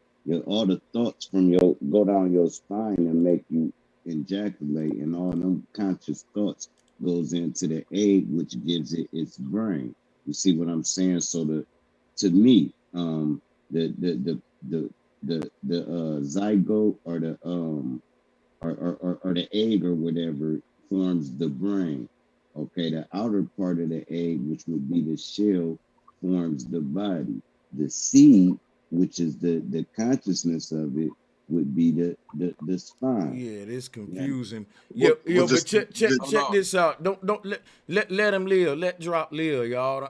Y'all about to go. Hold on. Let me say something on the screen share real quick. I want everybody to interject, right?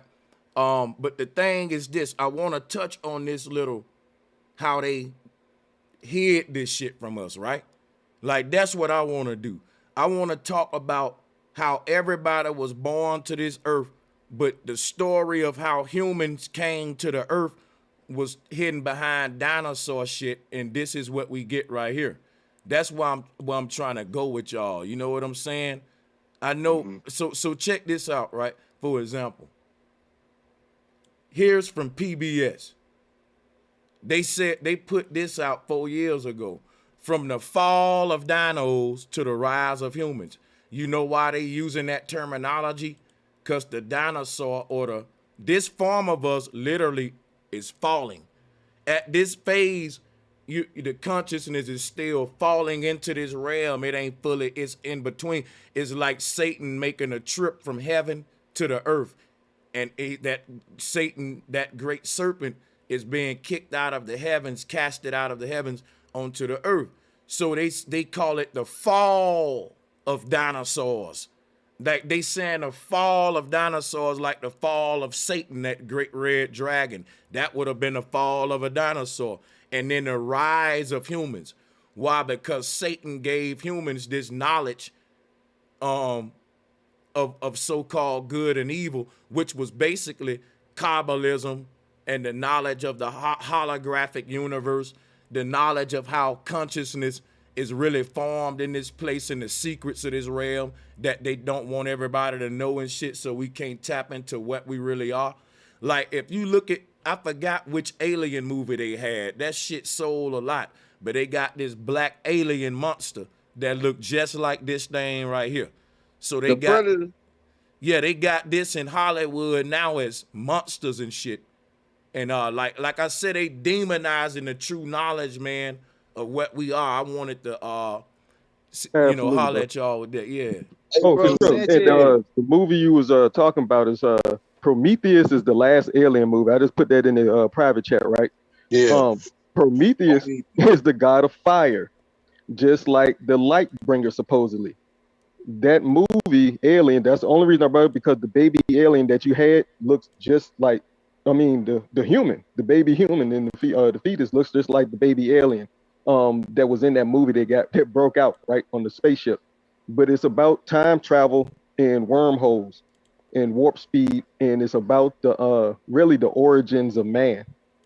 The latest is called Prometheus, for which is still trippy to me because that's the Greek god of fire. So, but yeah.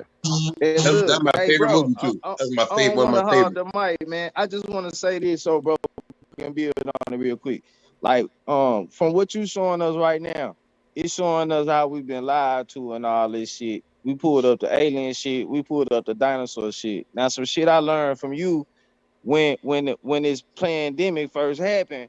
When you stated some shit from your military experience, saying that you only quarantined the source. So when I knew that, I knew the war was on us. Mm-hmm. You feel what I'm saying? Mm-hmm. So the shit that you pulling up right now is kind of putting that on my mind, further solidifying that the war is on us. Even though they showing us wars and shit on a big scale, really the war against you expressing the essence of your soul, bro. If you could like go into that, man, that'll like unlock some more shit in my mind. Say that last part again. I'm sorry. No. I was saying, as far as what you showing, it's just showing that like the war is on us. When they showing us wars and shit on a bigger scale, really the wars against the people from expressing the essence of they spirit, of their soul, what they was came here on this earth to do, to kind of play into what they got going on, what they want to manifest on the earth. If we being born and we being sidetracked to jumping into all this indoctrinations and shit, we'll never manifest to be what we truly came to be. You feel what I'm saying? Mm-hmm. Yeah, I really think that Yeah, it's all about controlling willpower, you know? And our willpower literally determine where our light projects to. So it's like steering a car. You know what I'm saying? So if they can control your willpower, they can redirect you, misdirect you. You know what I'm saying? So yeah, man, because the soul came here to manifest his own will. And I think that the karma of not doing that will cause reincarnation. Not saying you can't escape it. But look, you know what's crazy is like, I really think that like when you look at this image right here with the human aura, it's crazy how they got the X right there at the middle. Cause that will show you when I say as above, so below, with like the Mayan cosmos. Let me do this real quick. You see how at the middle of the earth you got this X right there? Where all this shit intersecting, and it's the earth right there where it's pointing, that's the green chakra. So if you look at how the earth set up and look at us, right at the green chakra, these colors are wrong. We know the heart chakra is green, but right at that green chakra, the energy will intersect, because that's when you moving from high to low. Like, you know what I'm saying? There's a arrow pointed up and one down, and that'll create like a crossover point where if you going down the highway, these two roads will now start to intersect each other and cross over and make an X. You know what I'm saying? So check this out. That's how the energy crossing over at the heart. That's why Jesus is associated with knocking at the heart, because that cross right there is what's really situated on the heart. Mount Calvary 2, you can call it. But check how deep this is, right? When I look at that right there, if you really think about it, we're mutants, because our entire existence as spiritual beings is us mutating into different forms. And so when I hear X-Men of these mutants that's going against these regular humans, you know what? As a kid, I always was on the mutant side, even though I'm a human. And it's like right. That was the spirit in me, because like, if you think about it, we are X-Men, the X on your chest right there. And that's the part of us that literally mutates to different forms on some X-Men shit. You know what I'm saying? Hey, bro, if you I like that. Oh, okay. You'll show that sperm and brain with the brain stem picture again. That definitely will let you know that we're mutants, because that's really what operates everything. Yeah, right? We definitely mutants. You can't, at this point, if you know everything we teaching now is true, you can't say you're a human. The proper term would be mutantoid. Keep it real. We're fucking mutantoids. Keep it real. Right. Right. Oh, bro, before I forget, the aurora borealis, the main color, or when you notice the main color, all those images is green for a reason, because the heart chakra, when that goes, like, they shock your heart back. Not your knees, not your stomach, not your kidneys, not your lungs, not your brain. They shock your heart back to life, because that's what's setting the vibration, the emotion. Like, vibrate high, what the vibes are. Like, that's the term everybody using. Like, what's the vibes, right? Whatever your feeling is sets your transitional point. And stars are to be used as signs and symbols. Like, and I use signs like on the highway. Oh man, oh my bad, I ain't mean to do that. No, you good. No, that's all I had. Yeah. No, I put this shit up real quick, bro. Hey, look. I see it already. Hey, yeah, because look, I said I wonder if they logo got the circles around it, and it do. Just like here. They fucking know they not original, boy. And you know what? Like I said, we exercise our willpower from the heart, and now that shit look like a wheel and shit. You see, like, oh my god. And then the center is where your heart. That's a bomb right there. I think that should be a bomb right there. That's a pyramid too. Damn. If you look at it from like a 3D point of view, like from a side view, it's also a pyramid. And they got and they goddamn like the cosmology lining up with that shit.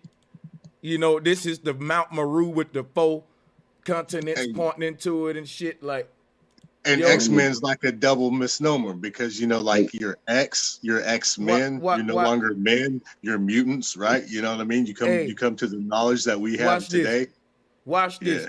This shit is all coming clear to me. You know why? The leader of the X-Men was a dude in a wheelchair, and that's the pineal gland, the seat of the soul, and the throne. See, he don't gotta go nowhere because he can be anywhere he want to in the mind space, right? So, like, shit, see what I'm saying? Hell yeah, Professor X is the goddamn dude who he's the pineal. Right. He the real true soul, like the one controlling all of these. Because look, how many X-Men? Let me hold on. Wait. Let me do this. Let me do this real quick, right? It's like the fucking seat of the soul is projecting all of these different layers of itself, of consciousness, of avatars, and one may be Cyclops, one may be Wolverine, one may be this. See, what I'm saying is this: we exist with a different power in each alternate reality, and I think that all of the fucking X-Men are projections of Professor X, bro. Wow. That's a bomb. Remember when Bobby said, yo, that's another story. Bro. That was crazy. Clear. Hey, remember when Bobby was like, it's like trying to crawl out a video game? Now, and it's called Powered. Pull up the Xbox symbol. So it kind of tie everything in with the metaverse and deal with the Xbox symbol. Because it's the exact same symbol you just showed, and that it just all tie in together to me. But and just on some other shit, not to hog the mic, I stopped eating meat starting today, so it's interesting to see what I'm about to get because I'm getting hungry now. But me too, bro. Go, baby. But let me show you something, right? This is my second walk on this journey. I'm gonna maintain it to the end this time. But I was eating some meat, right, the other day, and I was as I swallowed the meat, I got this convicted feeling of like feeling bad for the animal and shit. But I noticed something, right? I said, you know what? Maybe that's why our chakras are this way. That when you eat some, it got to cross over your heart for it get to your stomach, and your heart gonna grade that shit like, no, man, you shouldn't have did that. Like if you conscious. And that's why when people want to change their heart and energy, they be like, man, I want to stop eating meat because every time the meat pass over that heart, it convicts you right here when they get to the stomach. And I think that's why that shit set up that way. You know what I'm saying? Like, hey, bro, Sanchez, I might have a little. I might have a little smoke for you. I might have a little smoke. But what about what wasn't Esau a hunter in the Bible? Wasn't he a hunter? Hey, look, I'm gonna tell you like this: if you want to eat meat, I ain't gonna tell you to stop until you decide to stop. If that's the debate you want to have, I ain't that type of guy. Oh no! No, I'm just saying. What wasn't Esau a hunter? In the Bible? But you don't know. But we talking about a whole different type of demonstration. You see what I'm saying? Because okay, yeah. Let's just say Esau was a hunter. He was. Go ahead. Right, and he hunted for meat. Okay, so what are we learning from that? So let me ask you something real quick. Let me ask you something. Was Adam and Eve hunters?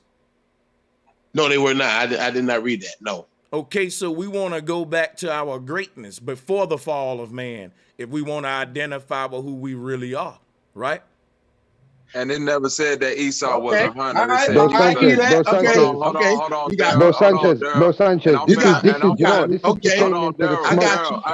I'm finna give you some smoke because I'm deep off into.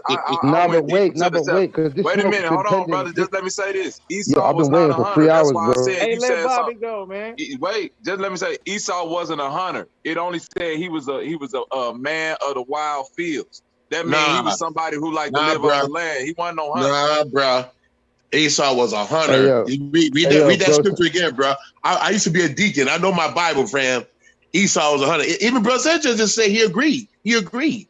Yeah, that He's a hunter. Esau, He agreed to move the point along. No, look, Esau was guilty of eating red meat, so we assume he had to hunt to get it. That's why I agreed. I'm making an assumption, though, I'll admit.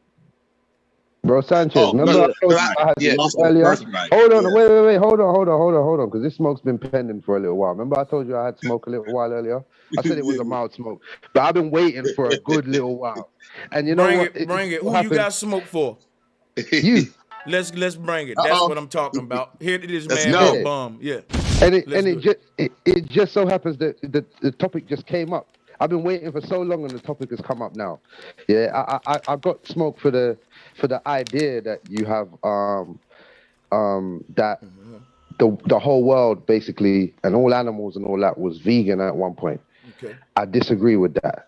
Y'all, and I just want to do me a favor, everybody, but this brother mute up because I like this kind of smoke. This is what built me. Her story to his story smoke. Go ahead. See, and this is the thing, yeah. You see, when I first watched Her Story to His Story, I loved it, man. I swear, it made me stop eating meat for 2 years. I swear to you, I stopped eating meat for 2 years, and then I started to realize that I there's a lot of things that I don't understand. I got sick and I lost a lot of weight, and not eating meat was keeping me skinny, and I didn't like the weight that I was at. You get what I'm trying to say? So I had to start eating meat again to put back on my muscle mass, but because I didn't have time, I was working, I didn't have time to eat enough vegetables to actually put on weight. So I started to think that like it doesn't really make sense that everything was vegan at one point, even though everything on the earth that we can see has defenses against things eating them. Like, why would everything be born with these defenses if there was no reason to have them? If everything was vegan, then there'll be things born with no defenses because they wouldn't need them. And I don't see anything. Like most things, even harmless looking things have toxins and things that if you eat them, you know, you'll get sick. So I just want to know what your thoughts are on that. So let me get this straight. You're saying, and I like to simplify stuff before I go to run in my mouth, right? You're saying that there's some animals that if they don't eat meat, they will get sick, is what I'm getting. And I even heard some humans say, look, veganism or vegetarianism ain't for everybody, because if I actually don't eat meat, I can die. There are certain things in my health condition that require me to eat meat. I've even heard those, right? I would say that's not what I was saying. Yeah, go ahead. You can re-clarify. This is basically I turned vegan and I got sick, not because of the veganism. I caught the flu and I had it for about 5 days and I was bedbound. I couldn't drink no water. I couldn't eat no food. I couldn't do shit. And I lost all of my weight.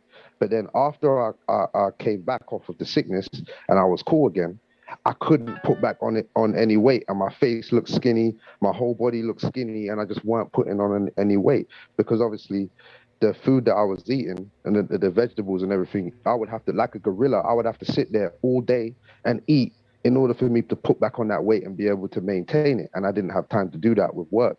You get what I'm trying to say? So for me, it didn't work for me. You get what I'm trying to say? It didn't work for me. And I'm not saying it's for everybody. I'm just saying that I don't think that the whole, like, because I've got a pet praying mantis, right? And I don't think that I could ever feed my praying mantis plants and it survive. There's no way that I could feed it plants. There's no, like, I can feed it honey, but there's only so much that I can feed it before it needs to eat. I got your point now. There's certain things that need meat to live. That's what I said earlier. I was trying to simplify it just so I can deal with just that. Extract just the fragment out of what you saying that I need to deal with. So, yeah, there's some things that need meat to live today. And I would say to that, it don't proves that that proves nature did that.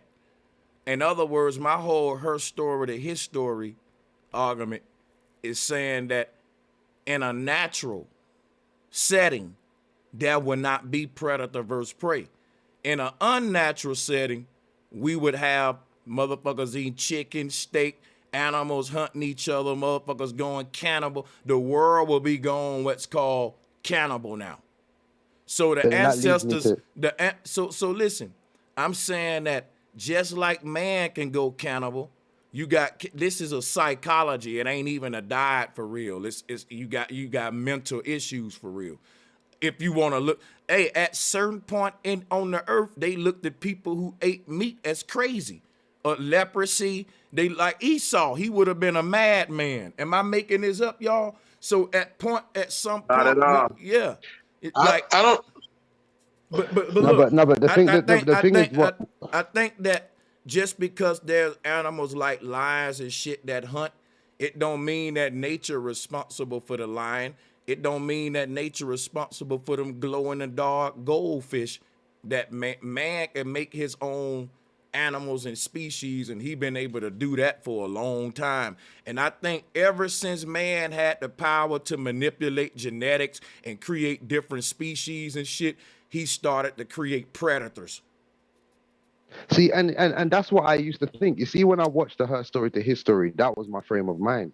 But then I started to think, but there's so many animals down underneath the ocean that man hasn't even seen, and they're eating each other. And my thing is this: genetic manipulation don't stop at the land only. And I hate to say this, only a person with little understanding of genetic manipulation would think that once I can manipulate genetics, I can manipulate a goddamn jellyfish genetics. I just told you about goldfish. I can manipulate a shark whale. Damn it, I can manipulate plankton genetics. God damn it, if it got genetics, I can no. Telling you what I was talking about on my lecture.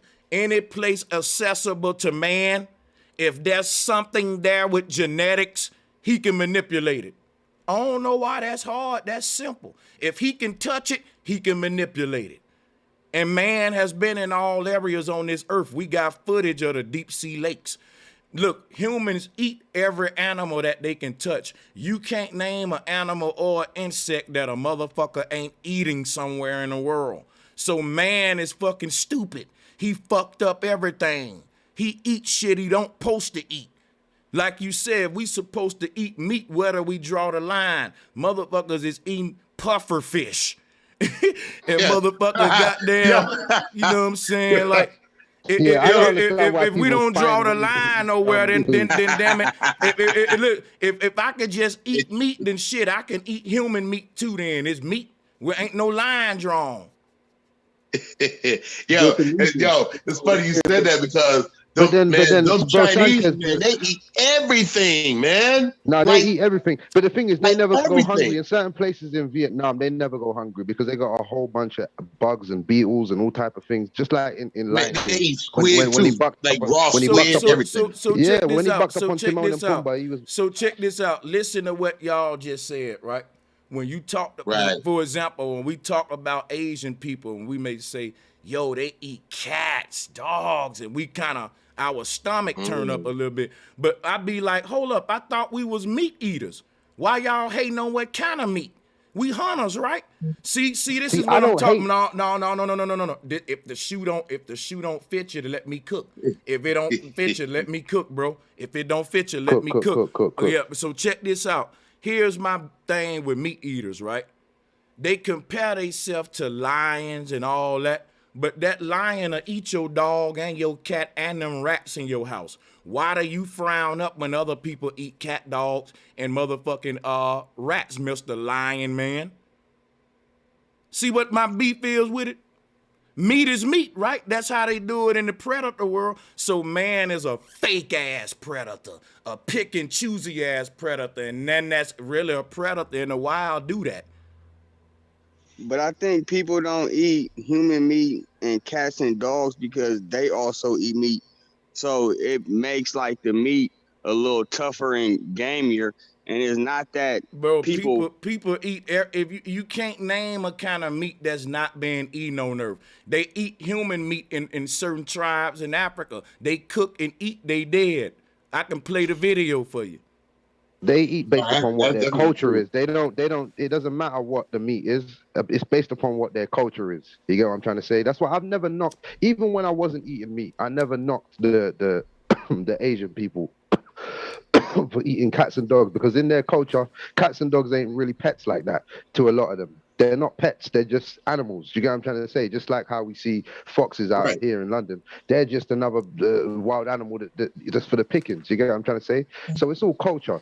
And that's why I don't knock anybody for what they eat. No matter what it is, I don't knock anybody for what they eat. You know why I don't? You know what? You know what? Look, I'm gonna share you something. I'm gonna share something with you right there. If you don't knock nobody for what they eat, Jeffrey Dahmer should have never got locked up. That's my point. See, meat eaters got to have this law to where, look, if I'm a meat eater, like I said, we can't draw a line. Because if I want to hunt a deer, I can't tell that man he can't eat a cat just because cats is my favorite pet. Just because a dog, my favorite pet, that man might not want to eat fried chicken. He may say he want a dog. But we meat eaters, right? So it can't be that'll be prejudice and hypocrisy. Meat is meat. So so at that point, you can put human meat on the table. Like I just said, they do eat human meat in the world. Yeah, there's people that eat human meat. But wait. At the same time, like, if we didn't have government and we were able to defend ourselves to the proper degree that we should be able to defend ourselves, because I know right now, even with the government, ain't no one running up on me and eating me. And ain't nobody running up on me and eating anyone. That's called hunting hunting your ass. We talking about hunting. We talking about hunting.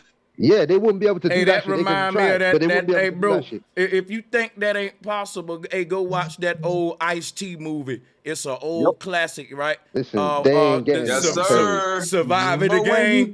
Surviving the game. Eat meat and do the pygmies eat each other? I mean, we give a lot of reverence. All the pygmies don't eat each other. Wait, brother. You asked the question. You asked that question. I can answer you. If you want to know who the tribes are who eat each other, I can pull that up. It's very specific. It ain't a lot of them, but they exist. I can pull them up for you right now. Just say that, yeah. It ain't the Dogon, though. I mean, hey, no, it ain't the pygmy. It's not the pygmy or the Dogon. I would have been. I would have taught you that. I would have taught you that. Do the Dogons eat meat? Yeah, I'm pretty sure the pygmy Dogon eat. Most of the world eat meat today. Yeah. Okay. Everybody done got turned into a vampire today. Is there any? I know, right? Hold on. Is there any tribe that we can wait? Is there any tribe that we can look up right now? Bro Sanchez. Plenty vegan tribes. Plenty vegan tribes. Plenty vegetarian tribes. I haven't seen any. Please, can you show me one? There's plenty of vegan tribes. There's plenty of vegan countries too. Man, look, y'all can look at this old school movie called The Faces of Death. Yeah, they gotta try actually eating the human, man.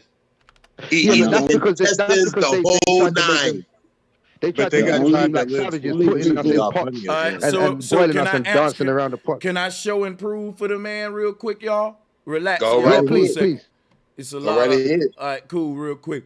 So it's several, but right now I have the Brakpa tribe of Ladakh, right? They've been eating a plant-based diet for more than 5,000 years in the Himalayas. So that's one of them. And then here I'm gonna open up a list that's gonna hold on a second, give me some more. So people, all you gotta do is research this. In fact, there are some areas where the people's spiritual system still teach against hunting and shit, and they live off certain roots and potatoes and wild shit like that. It's definitely tribes that's vegan and vegetarian, if you will. Yeah, vegetarian is one of them too. One thing that I know is when I stopped eating meat is that. Yo, go on. Thanks, bro. 1 second. I'm gonna give him some more. Everybody you go ahead. Everybody. Humans is the only ones that cook it. That's letting you know subliminally right there you're not supposed to be eating it. Everything else that eat meat, they eat it raw and alive or dead as a carcass. We cook our shit because we say we smart. We cook it because we know we ain't supposed to be eating it. So we trying to kill everything in it. But y'all go ahead. Yeah, the bacteria in our there are people. So there are people that eat it raw though. There are people that do eat it raw. Hold up, brother. One of the key Yeah, none of that is gonna help your argument. What you're saying to prove that meat eating is natural. But now the thing is this right here. The ancient Jain people, right? It was part of their spiritual system to eat only a plant-based diet. And the Jain spiritual system was the biggest spiritual system in Asia during its time. So if you look at the Asians today, they still eat very little meat. They'll have like a plate of rice, a hell of a lot of vegetables and kimchi, little radishes and shit, and then a few little bitty pieces of meat. It'll be very little meat. So unlike us, we do the burgers, the wing box, you know what I'm saying, all that shit, you know. But then, bro, Sanchez, from viewable, like we can see this, yeah. When we let certain animals run amok, like let me not say run amok, but when we let certain animals flourish too much in a certain area, it has a detrimental effect on the area. It's like if I brought a whole bunch of locusts to your area, if nothing weren't eating them, then all of the vegetation and all of the shit that you need to eat would be eaten by these things. But so there is a natural animals there to eat those animals. Humans don't gotta do it. No, but you see but this is the thing, because we live in a world. Hold on, let me ask you a question, Glitch. So if me and you gonna have this debate for us to trim it down to its core, then the argument should be, is meat eating natural? I want you to answer that if you can, and you can unmute. Go ahead. I'll go after you. I think that whatever sustains us is natural to eat.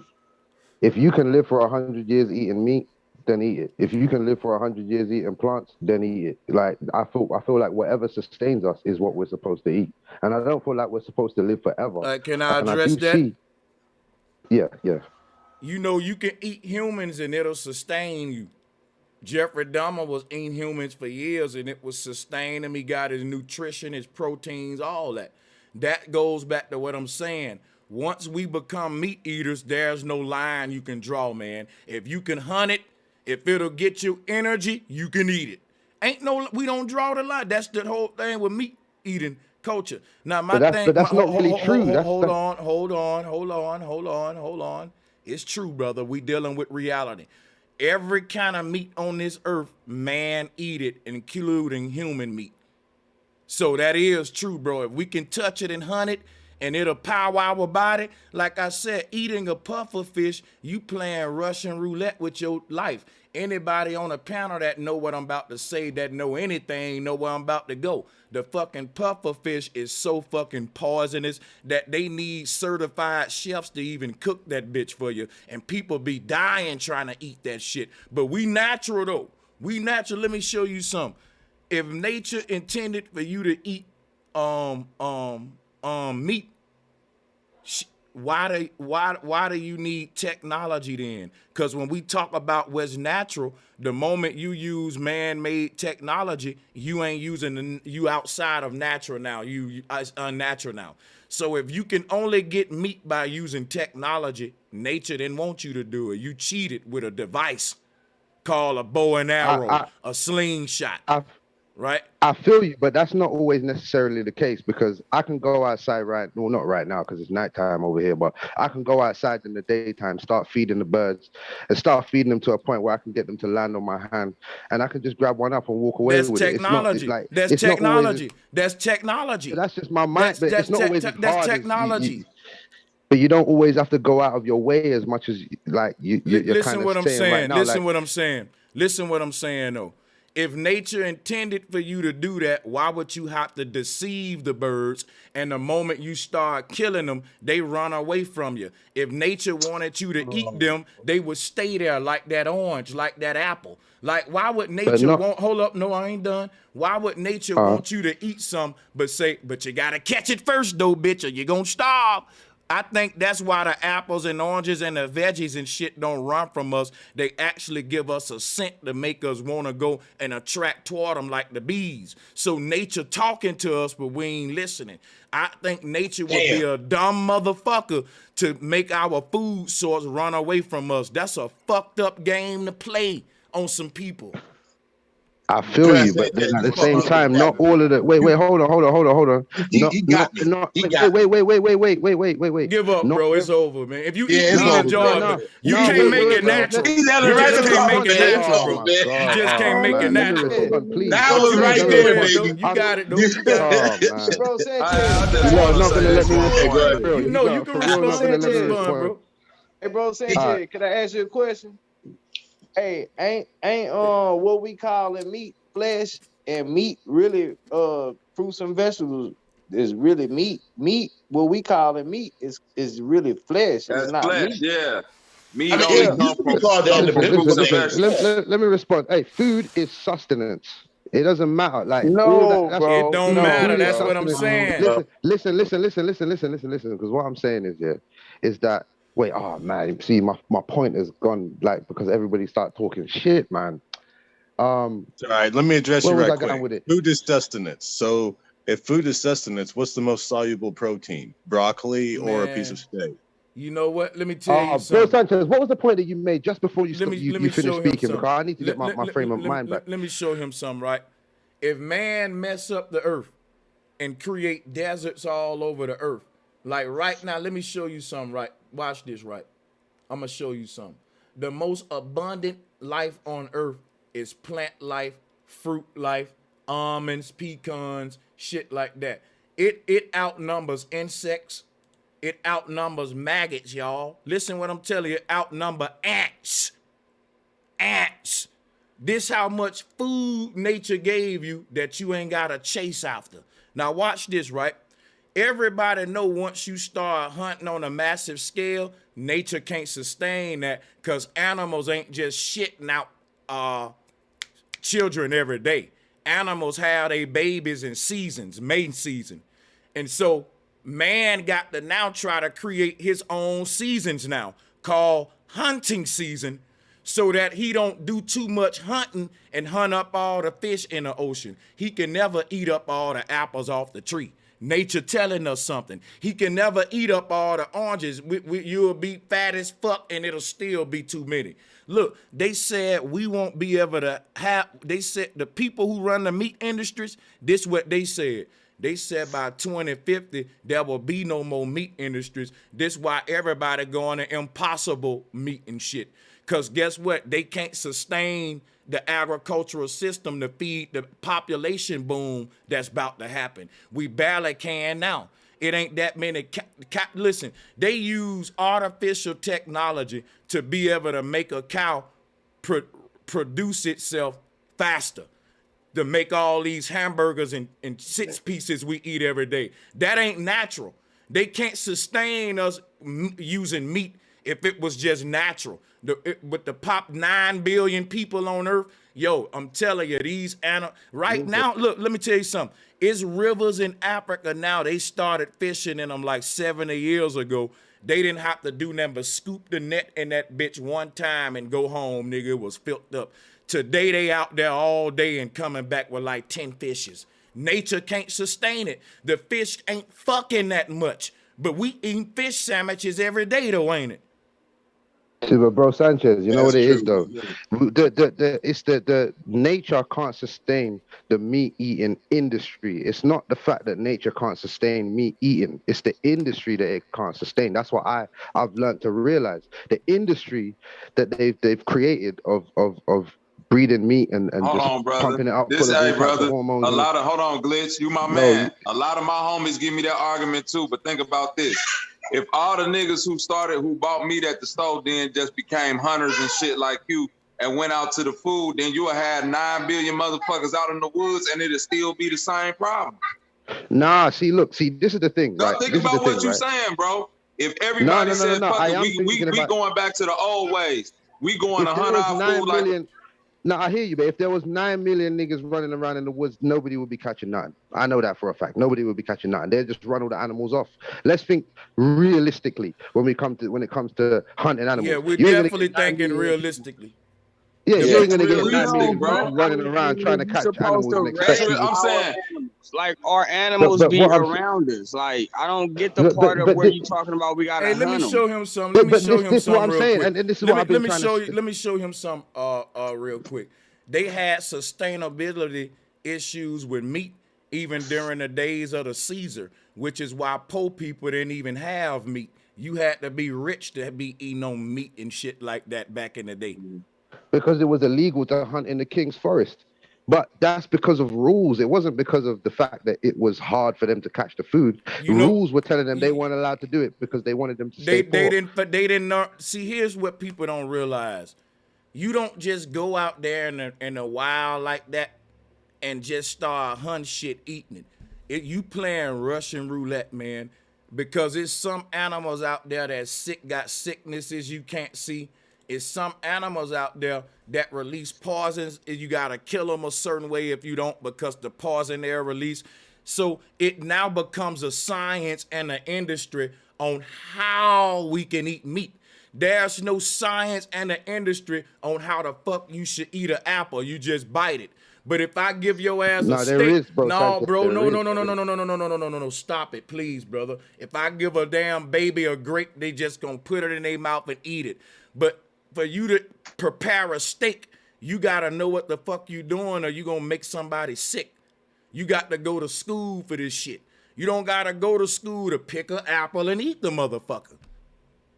So the whole process of meat turns into a science now. Bro, Sanchez, you're only using the example of the hold on. You're only using the example of the apple. If you put a baby in the wilderness and just told it to eat anything that ain't meat, it'll go to hunting. It'll start hunting, right? No. I'm not saying it will start hunting. I'm saying there's a lot of plants out there that are not good for you to eat either, that will release poisons in your gut and do all types of stuff. Which is why you wouldn't put a baby in the wild.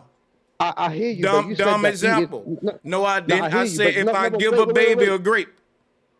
I know, but you said that I hear what you're saying, but you said that that eating meat is a science, yeah? Going into the wild. No, I didn't. I didn't say that. No, I didn't. I said listen. You said it's a science because I'm going to show you what I said. You got to listen over this time. You got to listen. I remember what you said. I'm going to tell you what I said, bro. For you to properly be able to handle and prepare meat, you got to be educated and learn. When I worked at the damn hamburger restaurant, they don't let any Joe come in there getting raw meat and fucking with it and all that. What are you talking about? You got to learn that. You got to read the book on how to handle meat, what temperatures it need to be, and all this. Anybody else know what I'm talking about? Bro, Sanchez, I know what you're talking about. Anybody worked in the food industry besides me? Listen. You got to learn this shit. Wait, stop. This is between me and him. Stop. No. Don't cut in. You got to learn this shit, bro. No one cut in. You gotta know temperatures. You gotta know what to cook food at. You gotta know about salmonella. You gotta handle shit with gloves. Bobby, damn right. Bobby, listen. You gotta know a lot of shit. Hey, everybody, be quiet. Let me respond. Yo, 70-30. He's talking to me. Let me respond, bro. He's talking to me. Let me respond. Listen, yeah. Boom. I understand what you're saying. Obviously, there's loads of let him go. There's loads of things that can make you sick when it comes to eating meat. I understand that. But there's also things when it comes to the plant world. There's mushrooms that you shouldn't eat. There's mushrooms that can kill you if you eat it. And if you don't know these things, you will go in the wild and you'll be like, oh, there's a mushroom right there. Mushrooms are healthy. Let me grab that mushroom and eat it, and you'll die. Literally about 15 minutes. So listen. Let me make a point on that. I'm telling you that example don't help you at all. Because only thing that argument proves is that ignorance can kill you. That don't answer the argument or is meat eating natural or not. All it proves that if you don't have knowledge of plants and all of that, it can kill you. Just like if you don't have knowledge of handling meat. But the thing about nature is you don't go to school for your knowledge. If you wanted to learn how plants work, our ancestors really went out there and learned which mushrooms can take your ass out the body, which ones should be a pizza topping, and all that shit. You taking the parent aspect out of it, which why you put the baby in the forest by its damn self. Of course it'll pick the wrong plant and get poisonous. You know why I never picked the wrong plant? Because I was taught by my mama. I used the same spices and herbs she seasoned her shit with, which goes to another point. We don't eat our meat without seasoning it with plants and herbs. If I gave your ass a piece of meat without putting plants and herbs on it, you'll say, man, this shit, bro. Sanchez, I seen it. That's the bomb drop right there, my only point, They my never get point around was at that. the beginning was sustenance. At the beginning, that's my point, right? Sustenance, right? All right, go on, man, go on. I seen a video. I seen a video the other day. I seen a video the other day of an alligator, like an alligator being hatched by a duck, and it didn't eat. It was with the ducks and all the ducklings, and it didn't eat the ducks. So well, let me say. So when you say like being a predator, like an animal being a predator is like a learned behavior too? Well, look, that's what I'm saying. I can't say that every animal that we were born into this world looking at, nature made it.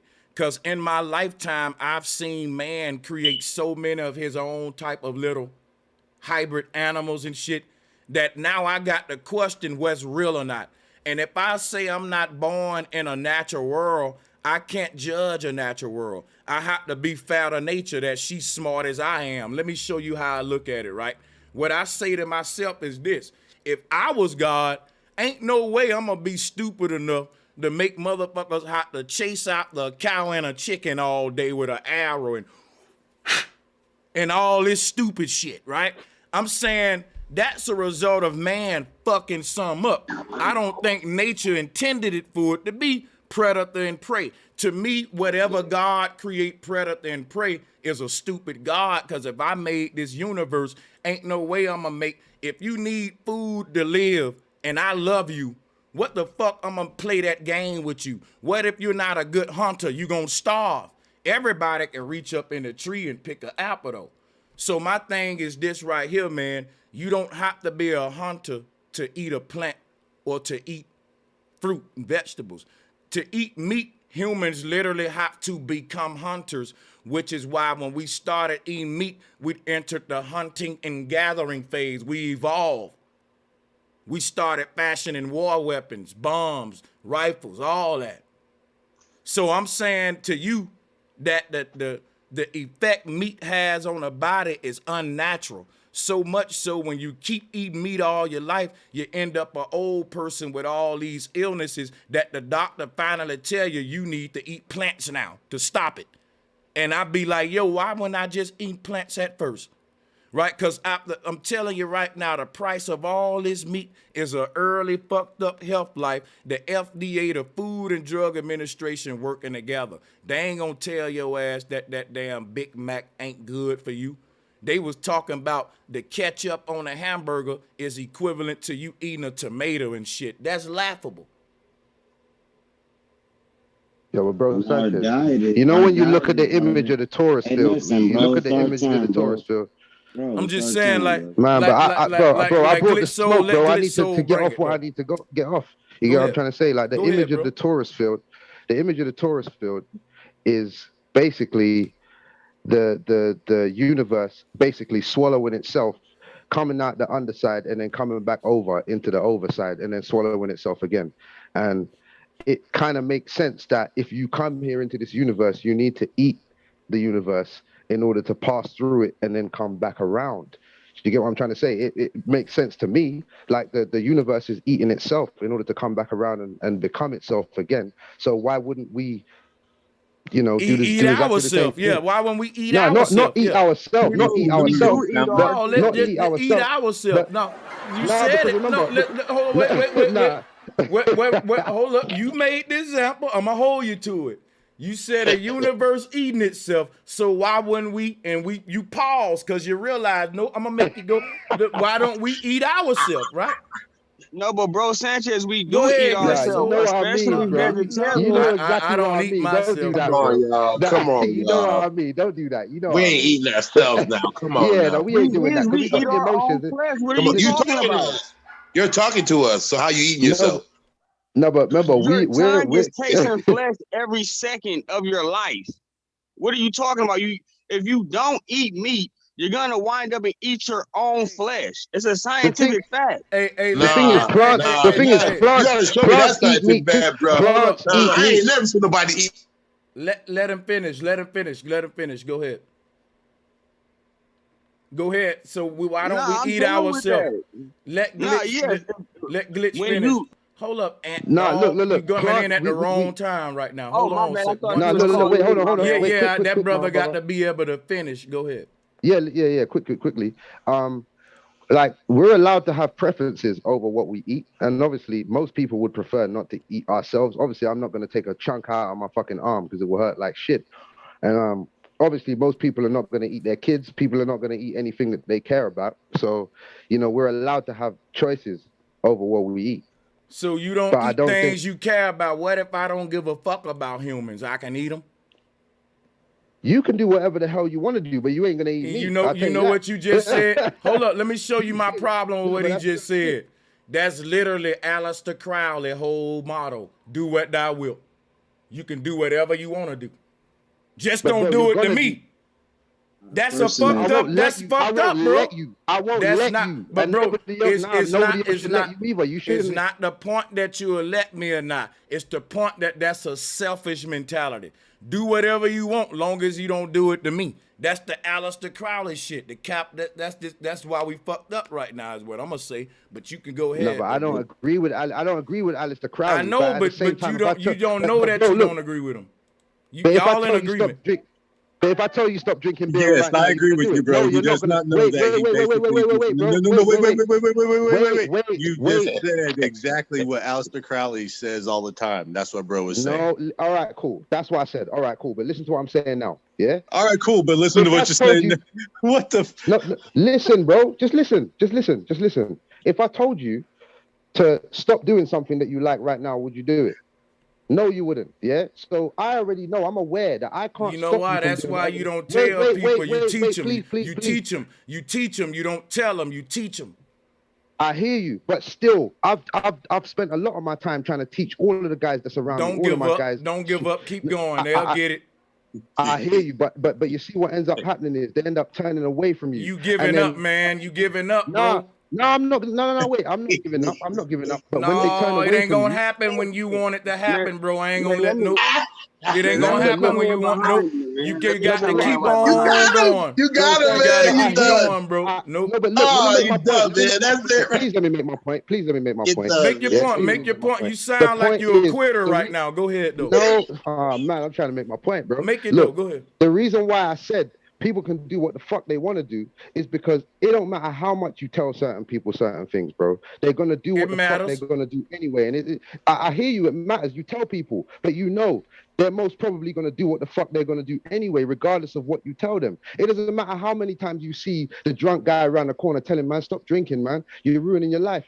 Your life's gonna get worse. In his mind, his life is already as worse as it's gonna get. No matter what you say, it ain't gonna change him and stop him from drinking. So what I'm saying is, you know what? So why are you here then? Why be here trying to on a true, like, if we go by what you saying, let's take the last pause. No matter what you say, people gonna do what they do. So do what you want to do, long as you don't do it to me. I should just shut down all my YouTube channels and just go and because what are you talking for? Why am I talking to people? They gonna do what they want. That want to learn. You're talking for the people that want to learn. The people that want to learn will listen to you. The people that don't, you can talk till the fucking cows come home. They're not going to listen and not going to do anything that you say that they should do or try to teach them. Do you understand what I'm saying? Like, it all depends on what they're interested in. Focus no energy there, though, bro. Listen, I hear what you're saying, but look how many people there are in the world right now. Look how many people there are in the world right now. How many people are viewing this panels right now? Listen right quick. You contradicted yourself. You said nobody's gonna listen. Listen, bro. You said nobody's gonna listen, so why are we doing it? And then you said you're teaching the people that want to learn. Ain't them some people? So cool. Now you're saying don't nobody want to listen, but then you got people that want to learn. I didn't say nobody wants to listen. I didn't say that. You just want to talk. I didn't say no one wants to listen. I didn't say that. Why would I say that the people that listen, the people that's here are the people that want to learn, bro. And that's not the majority of people. Man, Yeah, just I didn't pass say the that mic. nobody wants to listen. Hey, let me address that. Hey, Care about the majority, bro. pass the Fuck the mic, majority. man. Pass the mic. Glitch, I see your problem, Glitch. You worry about the majority. Think about this, man. I'm It's not only worried. one Michael Yo, Jackson, you know, I'm bro. misinterpreting my point, bro. Glitch. It's only one Michael Jackson. It's only one bro Sanchez. Sanchez ain't worried about the majority. He worried about the niggas that's focusing on this knowledge he kick it and the ones that's supporting him. Well, whoever I hear what you're saying, but that however, don't wait a mean nothing. minute. That doesn't mean Whatever's nothing. gonna come from that, and however big it's gonna grow from him steadily doing the work that he doing. He ain't get. Hey, that's just how it go. Right. Bro, I agree with you, bro. That's what I'm saying. Bro, Sanchez is reaching the people that want to be reached. Yeah. And my point is that flipping, you can't get through to everybody. There's no point telling certain people what to do because they're not going to fucking listen to you. So don't try. That you trying to reach everybody is a waste of time. That's my point. Not everybody is going to listen. And when Bro Sanchez said that he might as well shut his channel down, I said no, because you're reaching the people that want to be reached. Most people don't. Do you get what I'm trying to say? You know, all agree then. Okay, cool. We all agree then. So next we time. agree that. He only said that because of what you said at first, bro. Nope. Sometimes, don't do it. sometimes you can't put your mind where the teacher mind at, bro. You gotta let Bro Sanchez do what the fuck he doing, man. He the only motherfucker got 107,000 subscribers on his channel, man. I don't know what you mean, bro. Me and Bro Sanchez are having a dialogue, bro. What do you mean? Like, I'm not gonna put anyone on a listen. Like, when I have a conversation with people, I don't put people on a pedestal, bro. If I'm having it's not about putting them on a pedestal, bro. It's about no, but you're talking like to say, like, you're here for a reason, you're talking bro. like I shouldn't. No, but hold on, because you're talking like to say I shouldn't be talking how I'm talking because I ain't got 7,000 subscribers. You shouldn't be talking the way you're talking. Bro, how am I talking? I'm not being disrespectful to anybody. Because I'm sick of niggas always trying to come over here, always trying to listen to what bro saying, take his information and then say some shit that everybody's supposed to think that they saying smarter than what the fuck he's saying. Or bro, when did I say I was smarter than Bro, it ain't my channel. Bro, don't talk to me like that, bro. Because you're talking to the wrong person. Because I never said I was smarter than him. Me and him were having a dialogue about the whole world being vegan and all animals being vegan. You allowed on the panel. You didn't have a dialogue with him. You came on and you said you had smoke. So for the brother, I didn't come on and say I had smoke. Listen, it was a light-hearted smoke, and I made a joke out of it. And then I waited for about an hour to bring it up. So I don't know what you're talking about. It was a light-hearted smoke about the whole world and every single animal and everything in it being vegan. That's all, bro. So I don't know what you're talking about. So listen, so there was no heat. Hold on. Bro Sanchez ain't got hold up. I'm just saying you opened up smoke. Don't try to, huh? Yo, yeah. So he opened up smoke, but look, man, him ain't really been able to get it on for real. That's why I'm trying to say, let him go a little bit. Let you know, I want it to be fair. I want it to, you know, all of us really agree, y'all. Like what I'm saying is, look, if the smoke come, the people that agree with me, you know what I'm saying, don't interfere with the smoke. You know what I'm saying? Let he want to address me about her story to his story. God damn it, I'll battle him. You know what I'm saying? Let go ahead, Glitz Soul. You know what I'm saying? Yeah, man. This is the thing. I want to keep it light-hearted, man. Cause I got love for all you, especially you, Bro Sanchez, man. I got love for all of you lot. I don't want it to be, you know, I don't want to feel like everyone's attacking me, and it feels like everyone's misinterpreting what I'm saying. That's why I'm trying to, you know, tell them to just let us go just a little bit one-on-one, brother to brother, so you can see either I ain't trying to like condone like a gang up on you or nothing, because I see a lot of folks in the chat criticizing me and shit. So let him go, y'all. Yeah, man. Basically, yeah. But I just want to have a dialogue with you. I just didn't want all of them lot to jump in. I just want to know, like, from this point forward, it's me and you. Go ahead. All right. So because there's a lot of different animals. There's a lot of different plant life, and there's a lot of plant life that, you know, consume meat. There's a lot of plant life that relies on carcasses, you know, to dead carcasses falling near its roots or whatever in order to gain sustenance and things like that. So, like, death is like a recycling in the universe. Death was recycling before recycling, as I can see it in nature. You get what I'm trying to say? Like when a tree falls over, the mushrooms start to grow on the tree and they break it down and they what's the word? Decomposition starts to happen and all of that kind of stuff. And like, you know, eating things is part of the recycling. So I can see. I just want to know what your opinion is on that. I don't have one right now. Hold on. I don't have an opinion right now. I'm interested to see, you know, where you want to go with this. Because remember now, is it natural to eat meat or not? See, tie that in. Show me how what you just said will answer yes to that question, if you will. Go ahead.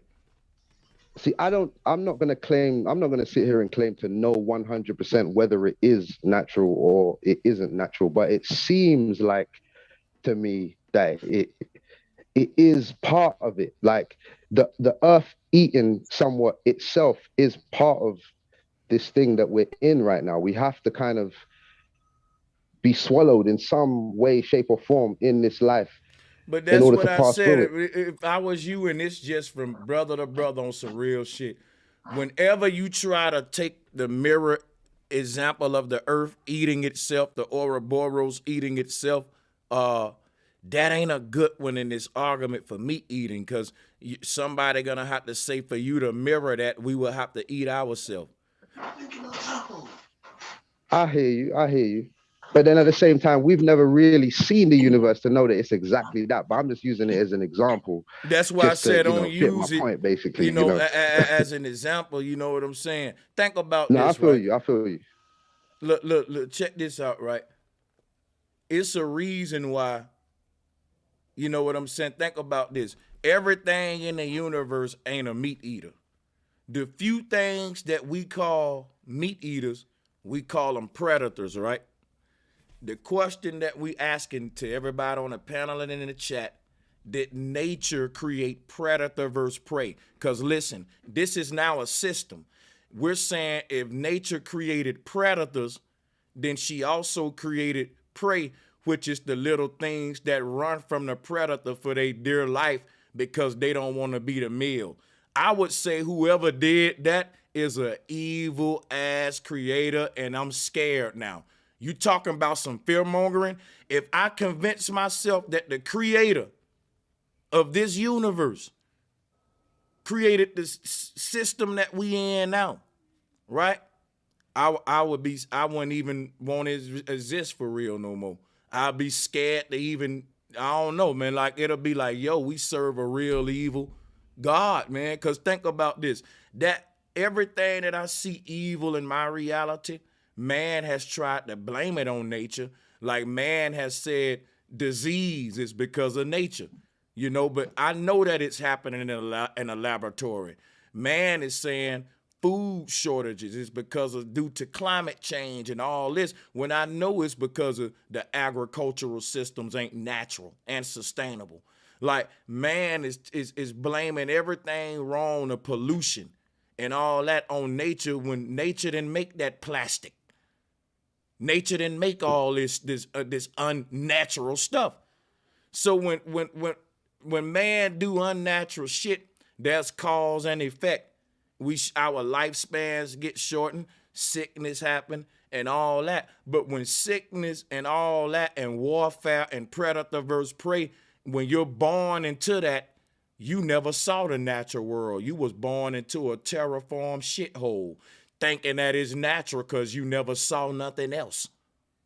But bro Sanchez, at the same time, as you say it now, I agree with what you're saying, but everything is born with defenses. No matter how defenseless it looks, every single thing is born into this world. You know, let me show you something right now. If you take a newborn baby, and I hate to say this, but let's say somebody wanted to smack the newborn baby on the face, that newborn baby ain't gonna put his guard up. You have to learn to defend yourself on a war ground. It's like a baby born, no, you gotta let me respond to you. You said just me and you, right? So check this out. A baby born on a dance floor don't just come out knowing how to dance. He evolved to know how to dance as he grew up on that dance floor, just like you evolved to be a fighter, a warrior, a hunter. I didn't come out the pussy with a rifle. I had to learn that. And I didn't come out killing shit easy, because part of hunting ain't just being able to line up the target and pull the trigger. It's having the guts as a child to hunt that little squirrel that you kind of want to pet and put in a box too. So coming up in the South, I know that it took you getting over that compassion and guilt to be a hunter too. And so if nature wanted me to do it, she wouldn't do that to me, because when I bite that apple, I don't feel guilty as when I'm skinning the scales off that fish. See, look, I hear what you're saying, but then you made a baby example when you told me earlier that I shouldn't do that. A baby don't defend itself, so you're wrong by what you said. Your examples are No, horrible. look, because remember earlier when I said if you put a baby in the wild and tell it to eat plants, you said obviously it's gonna eat the wrong ones because it needs to be taught. You know what? Obviously, you know what? I said. I know I didn't say that. I said that was a stupid example because we ain't gonna leave a baby in the wild unattended. And if you really want to go a reality, the baby won't eat shit. It'll just lay there and cry to some eat its exactly. And that's what I mean. No one's gonna let no one slap their baby in the face, just like the example that you just made. The baby don't need to defend itself because it's got people around it to defend itself. You know what? This is getting crazy, y'all. I don't know if this dude trolling on purpose or not, but this is fucking stupid at this point. He's made a goddamn statement. He said all things in nature naturally defend themselves, because I brought up the prey running, right? Right? Now I said if things come into this world naturally on guard, defending themselves, why didn't I brace before the doctor smacked me on the ass? You're not a natural defender, just like you're not a natural warrior, because nature didn't play no part in predator versus prey. Can I respond? Bro, at this point, your responses are getting really retarded. I'm going to have to be honest. Like, I think you just talking the talk, and you don't want to be wrong because you ain't making like no sense. Bro. And your examples is horrible. First, the baby is in the forest without the parents. Now the parents gonna protect the baby. So let me just make a scenario that worked for whatever the fuck I wanted to work with. Is what I'm hearing. The point, bro. The point I made is that you made the point about the baby. Like a baby's not gonna defend itself from being slapped in the face, right? And then my point was that that was the point. Okay, go on. Yeah, that's the point. Based on your point. Oh, okay, cool. So then what I said after that was that it's exactly the same as the example I made, is putting a baby out in the wild. No, it's not. Really gonna do that. It has nothing to do with that example. All right, cool. All right, cool. Anyway, all I want to know is what you think about what I'm saying and the earth being vegan. I just want more clarification and understanding, because I don't think, as far as what I know so far about it, I don't think that it's possible. All I'm trying to do is just get more from you so I can understand it. We know. We actually trying to get more from you. Yeah, I'm trying to give you more right now, but you gotta let me give it to you, man. I'm trying to give it to you. You said, can I get more? Wait for it. You ready for it? I'm gonna give you more, bro. And I'm gonna simplify this for you. I don't think we were born into a natural world. I don't think neither one of y'all ever know what it felt like to breathe a natural breath of air. I think from the moment your ass came out the pussy, you've been living a lie. I don't think no human know what it feels like to taste a natural cup of water. If all you know is fluoride water, poison air, supermarkets with meat, Burger King, Pizza Hut, and all that shit, you was never born into a natural world. That's why you keep saying, I don't think it's possible, because something that never was a part of your reality, you can't even see the possibilities of it. You went around in the beginning of the earth, and I'm telling you, I don't believe in the beginning of the earth. All of this shit that we complain about existed, like pollution, water pollution. All of this stuff we say destroying the earth is a result of what man did recently, not what nature did in the beginning. All the shit that's destroying the earth is recent technology. factories, slaughterhouses, all of this shit, man. Whatever, when nature created this earth, she didn't make a factory, a rifle, none of that shit. Man had to develop this technology before he can even hunt. Man had to take a stick, turn it into a spear. That was your first goddamn sword. Then he went to the sword, then the bullet. So that's what I'm saying. Like, if you want to eat meat, that's fine. I fucking just, like I said, yesterday was eating meat. But when we want to argue what's true and false, I ain't gonna be no liar now. I ain't gonna be no liar. Because check this out. I can't say that if nature is intelligent enough to create the sun and the moon, the waterfalls, the flowers, you can put a watermelon seed in the ground and you don't tell it what to do. It just do what it do. It's intelligence and everything.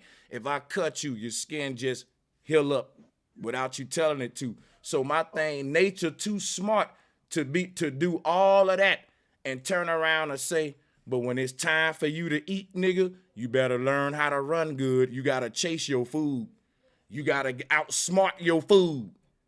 If you don't think smart enough, your family gonna starve. You know what that's called? The Hunger Games. The Hunger Games, when created by nature, they were created by man. Damn, bomb drop. The fucking Hunger Games. See, I like the way you put that. I would have preferred. Wait, hold on, quickly. I'm gonna stop speaking after this. I'm done after this. Yeah. I like the way you put that. I would have preferred that you kind of put it that way. We don't cater to preferences around here, man. That's not the point. Go make your argument, bro. All right, let me make my point, but that's not the point. What you like? I hear what you're saying, but that's not the point. I said that, but that's not the point of what I'm saying. Yeah, you ain't making a point. I'm making a point, though. We waiting on you to make a point. I just made a point and dropped the bomb. Maybe you can earn yourself a bomb. Bro, I'm trying to speak. No, you're not. You're trying to tell me what the fuck you prefer. You should start off dropping your bomb like me and cut the fat, man. Now go ahead, try it again. Bro, I'm telling you right now, this is so unnecessary. I don't. Next person want the mic, man. Who else want the mic? Bill Sanchez, look what you made me do. Look at this. Look at this. I got a question. You don't want no smoke. I see that now. You want to cry and whine. Give you the mic and you don't drop no. But I don't want to be interrupted. Go ahead all the time, then, bro. Every time I'm trying to get a point well, across, quit whining. You wasting our time. Whining, Make your arguments, bro. Oh man, forget it, man. See, go on. There he go. Why can't he just get the mic and start teaching? He get the mic and just start crying and shit, bro. We don't want to hear that. We grown. I'm not crying, bro. Listen, I smoke weed. I'm smoking weed right now. If I get cut off and I start listening to what everybody else is saying, then my train of thought goes, and then I can't go exactly back to where I was at before I got cut off. So that's why I don't really like getting cut off. And but I'm going in circles. You're not addressing his questions. Bro, every time I get the mic, all I'm doing is just trying to get my point. But you had it for a minute, man. I'm on your side. For a minute, bro. And I'm gonna tell you what's happening, right? Nice, you know what's happening, man? In a debate, when somebody know they ain't got a rebuttal, they do that to buy time. And I'm not. This ain't really a debate, though. You know what I'm saying? Bro, Sanchez, please don't do that. I'm gonna show you something. Well, let's try again. Everybody muted. Teach us. Go ahead. I wasn't trying to teach. I was asking you questions, but you put me on the spot. All right, I'm gonna go. I just want to know. See. This is what I'm saying. What I was saying before is I like the way you responded before, and when I said the word preference, I just meant that I would have preferred that the conversation could have gone a little bit more cordial because I'm not trying to beef with you. All I want to do is just gain an understanding. You get what I'm trying to say? All I'm trying to do is gain understanding. Please, just tell me because there's deep sea animals, right? I understand you said that like when terraforming and stuff like that, it goes from land to ocean and it's everywhere. If you terraform one piece, then the next piece is terraformed. But my thing is there's animals in the ocean that eat other animals. And I don't like in the deep ocean. And me personally, I just want to know from you how you would think that they would be terraformed in a way that would make them start eating each other. Because look, check this out, right? Check this out, right? This is facts right here, right? If you put your dogs in a room with watermelon, lettuce, and all that, and didn't give them no dog food or shit else to eat, guess what'll happen? They'll become vegan right there then. Your dogs will become vegan instantly. They'll go to, yeah, your dogs can eat grapes, strawberries, and all that. Feed it to mine all the time. Guess what? Meat is a delicacy. That ever since we've been hunters, we've taught meat is a delicacy. Guess what that means? That means it's something you can do without, because all you really need is plants and fruits. But if you can catch it, man, you in for a tasty treat. Right? That was the whole concept behind it. Like, if I went out to the field to hunt me a deer, but I didn't catch one, that meant I went home and had potatoes and vegetables. I didn't have no meat. So the shit that would have been your main dish became your side dish when we created the tools to increase our odds at hunting. And man started to outsmart the animals and get Burger King, Wendy's, whatever kind of animal you want. Now, when you talk about the deep sea, I don't know why you keep repeating yourself, dude. It gets annoying. I just told you if man can access it, he can terraform it. It's that simple. You wouldn't be speaking about creatures in the deep sea that's eating each other if man went down there looking and pointing at the creatures in the deep sea eating each other. And if he can do that, he can terraform them. Because guess what man do? Man don't just look at creatures. He catch them, put them in a laboratory, study them, take their genetics and manipulate it with other animal shit to see if he can create his own little thing. Man play God. He do this. I shouldn't have to say that. So, no, I hear that. No, I shouldn't have to teach that, man. But do you think? No, you don't. But I'm saying, like, as I said before, I've got a praying mantis, right? Do you think that it's possible for me to stop feeding my praying mantis crickets and feed it fruits and it survive and live for its life? Yeah, I think it's very possible. Check this out. Whoever got their mic unmuted, hold on a second. Let me. Human beings can't currently be on. Hold on. Let me answer him real quick, Gary. I'm a mute and let you go after this, right? Because he want the one-on-one smoke. It's been good smoke, and I definitely want to get you in the bill too. But let me answer him on that about his praying mantis. He's still making arguments that's making us go in circles, Gary. So after this, I'm gonna give you the mic. We don't know if a praying mantis is natural or not. You were born in a world where man had already had the ability to create his own forms of life. That's a God-given ability.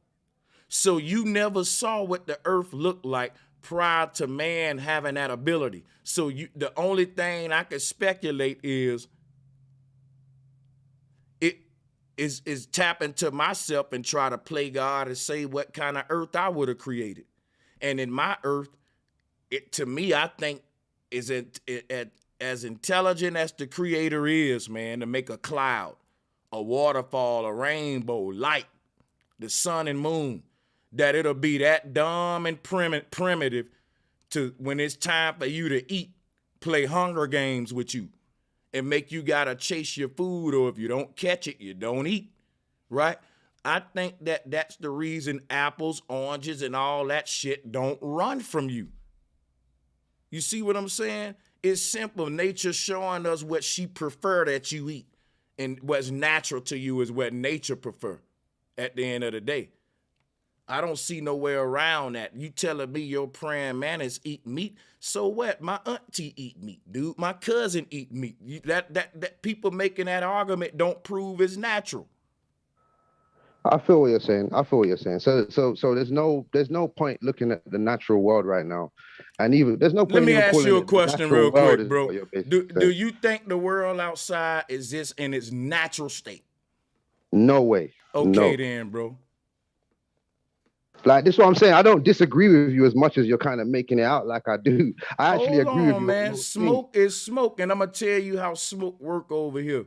Often I know how it works. I've been watching you for years.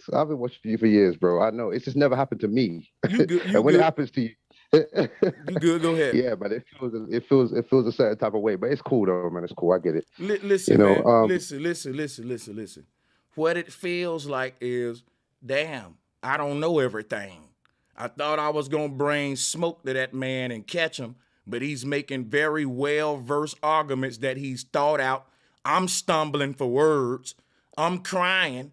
I'm using emotion, but I'm not really. But I'm serious. But I'm not really proving how eating meat is natural, and he's proving how it is unnatural. That's all happened is, hey, man, I ran into a brick wall. Let me tell you something, man. I've lost arguments in my life, too, and I felt that feeling you got right there. That ain't nothing, man. That's just a learning situation, bro. That's all. It's just a learning moment. This ain't nothing new to me, bro. This ain't nothing, man. It's cool, man. But, yeah, man, that's it, really. You know, I just wanted to ask you. I just wanted to hear what you had to say about it, because some of the things that I've heard you say, sometimes I'm like, I don't know. I just don't know. I need to hear more. I needed to explain more. Maybe explain it in a different way. I don't know. But I've heard what I needed to hear from you today. We're still not like we still don't see eye to eye on it, but it's cool. It's all good, man. We're all allowed to. Yeah, we don't gotta see eye to eye on it. But like I said, according to how you see things, is do what thou wilt. Like you and Aleister Crowley see eye to eye, but man, you don't see eye to eye. I'm just saying, though, I'm going by what you came out of your mouth and your values and what you think should be permitted on this earth or not. You think if it can sustain you, you should be able to eat it. That means cannibalism is real. Eating whatever can go in your mouth and won't kill you, you cool. Do what thou wilt. No rules, no natural laws, none of that. You can eat pig guts. No, there is natural laws. I didn't say that now. I didn't say that. I didn't say all of that. Yeah, but see, that's the thing. You can't tell another man what kind of meat he can and can't eat. You can't do that.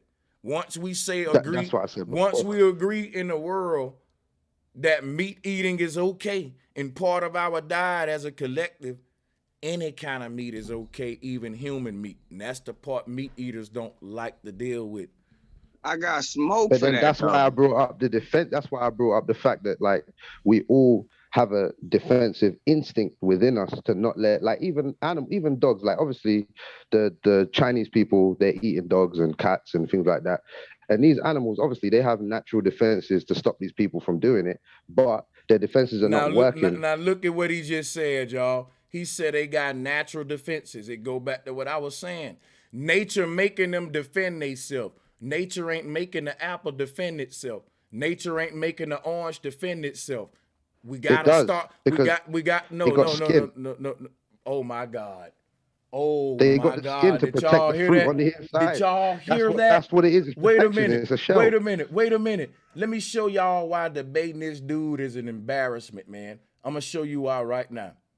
First of all, him making the argument that it got skin is just fucking ludicrous, right? It's just stupid. And furthermore, him making that argument digs a hole for himself because the animal got skin. God damn. Not only do the animal got ain't no thing shit. Not only do the animal got skin, it's also running away from you. The fruit got skin but ain't running. So in that case, it's 2-1 then. And you lose. Facts, no overtime. All right. And you lose. I'm not trying to advocate for me eating or eating. I'm saying I'm not saying people should eat children. Hey, bro. Hold up, Glitz. So me, myself, and everybody with their hands up, Gary, thank y'all for waiting patient. I'm gonna let him go ahead and get his response right now, and I'm gonna let y'all go. Don't go nowhere. Go ahead, Glitz. So you got the mic. Go ahead, brother. Yeah. Like I'm not trying to debate as to what people should eat and what is right to eat and what isn't right to eat. I'm just asking the questions as to whether we were born this way. And you said that obviously we're not living in a natural world, which I understand. We're definitely not living in a natural world. A lot of things have been Like we've all been, our parents have all been vaccinated, and our grandparents have probably been vaccinated in all different types of ways and shapes and form with the food and all these type of things. So we're not living in a natural world, but in the world that we're living in, that we call natural, is it normal to eat meat? That's what it looks like to me. It looks like it is normal in the world that we call natural. If we're having I don't call this world natural, and you don't either. Because I just asked you, do you think you're in a natural world? And you said no. At this point, just stop, man. Just stop, bro. Let's anybody else. Who we got next? Adrian, you want to go next? He's now at this point, he's starting to contradict his first arguments. We don't agree that the world natural. We both just agreed we were born in an unnatural world. This is getting frustrating. Go ahead, Adrian. That's what I just said. Stop, bro. Stop, bro. Stop, man. I don't understand where you going at all, man. I'm trying. Well, I'm trying. It feels like you're getting frustrated with me for no reason, bro. I don't get it. But it's because it's like, to me, I think all of this kind of is a big. You're talking for the sake of talking. I think you know that you're not winning the debate, but you just don't want to let go. You don't want. I'm not trying to win. I'm not trying to win. Stop, man. You came up here with smoke and a bunch of energy now, and they all leave tucking their tails and crying and whining. Let's go to the next one, man. This is crazy. Can y'all explain what y'all mean? This is not a natural world. Can somebody explain that? When I say this is not a natural world, I'm saying that it exists at this moment in an unnatural state. I don't even think I'm a natural human. And when I say nature, natural, it means something that nature made outside of man's manipulation. So if I came into this world and got all kind of synthetic shots and a little bit of medicines in me, and then I've been altered a little bit, right? At that point, I didn't have a natural birth the way nature would have intended, because she didn't invent a syringe. So to me, anything tampered with by man's technology is unnatural. Yeah, go ahead. Gotcha. So yeah, it's a fallacy of composition, because just because there's unnatural things in a natural world doesn't mean the world is unnatural. It just means there's unnatural things. The unnatural things doesn't change the fact that the world is natural. That's a fallacy of composition. I'm gonna show you why. That would be like saying, since my car has rubber on it, the whole car is made of rubber. That's a dumb example. Let me explain to you something you're not getting. He's so damn stupid. Let me show you something, right? When I say we don't live in a natural world, the shit that make up your world is the shit you interact with every day. There's some people out there in faraway jungles that live in a natural world. But just like they say, I live in a third world country, or I live in a second world country, or a first world country, it's saying the state that you live in every day. I was born with bus stops, concrete roads, buildings that's tall, factories, sirens going off all around me, trains going everywhere, horns honking, accidents, AKs going off every night. And nature didn't intend for me to be born in that environment. Nature didn't intend for that. That's a fucked up state of existence that's based on man doing unnatural shit. And you know what we do? We go to the jungle to escape all that. We go to the waterfall and the animals and away from the buildings and the factories. Why? Because we want to go back to what? Nature.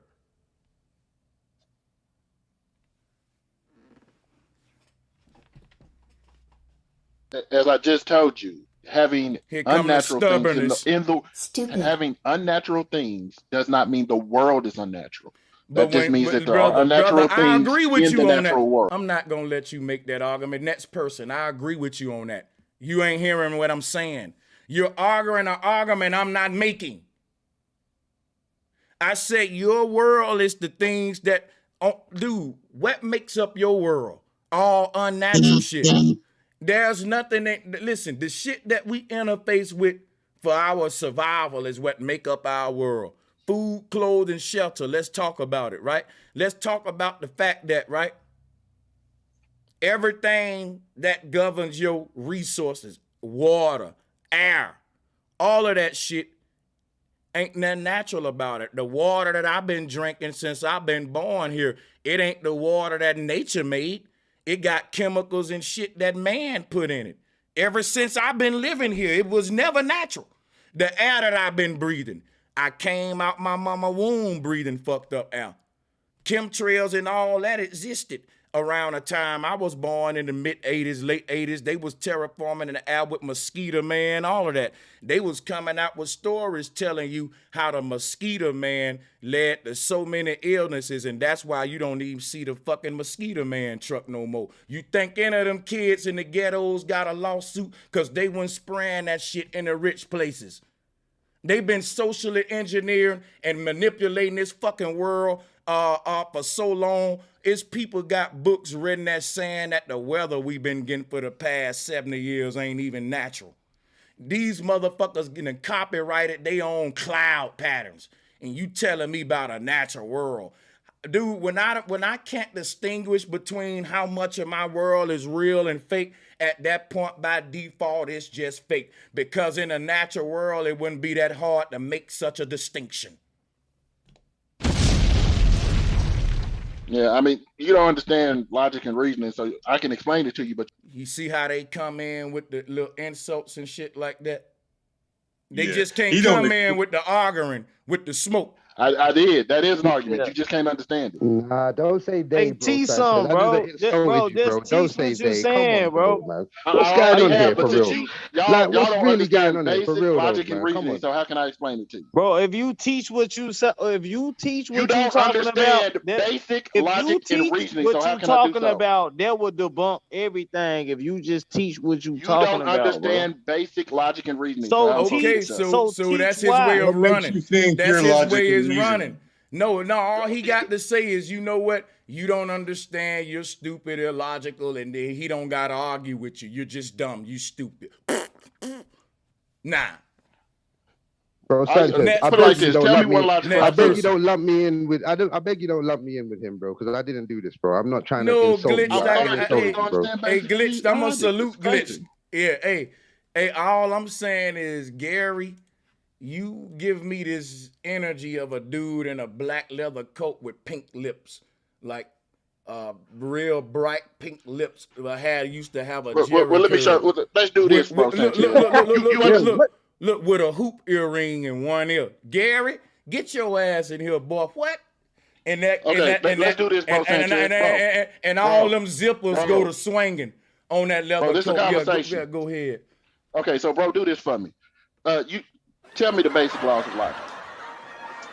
The basic laws of what? Logic. Take that leather coat off first, though. It's tight. No. You know it's tight. No. See, this is how I know you it's don't tight. understand basic logic and reasoning. We know you sitting up in the house with a leather coat on. Just name one. Okay. You know what, Gary? We ain't gonna make the debate what you that's want what it I to thought. be. No, you can't. See, Gary, just stop it, Gary. We're here with one question. Is it natural to eat meat? If you ain't answering that question, you changing the subject, and then now we gotta go to somebody else, Gary. You need to tighten up that leather coat with all them zippers on it. That the one Michael Jackson had on. Thank you for proving my point. Ran like a little bitch. No. Answer my question, you ran, nigga. Here, Gary. Okay, go. Go. Teachers, go ahead. Name Make one, your point. Nigga. Just name your one point. law. Name one. Just I ain't name gonna one say that logical to him. law. I ain't gonna say that to him, y'all. You That's know what I why? thought. Let me show you what he trying to do, right? I can tell him to unmute right now and name me one of the Hermetic principles, and he wouldn't be able to name it.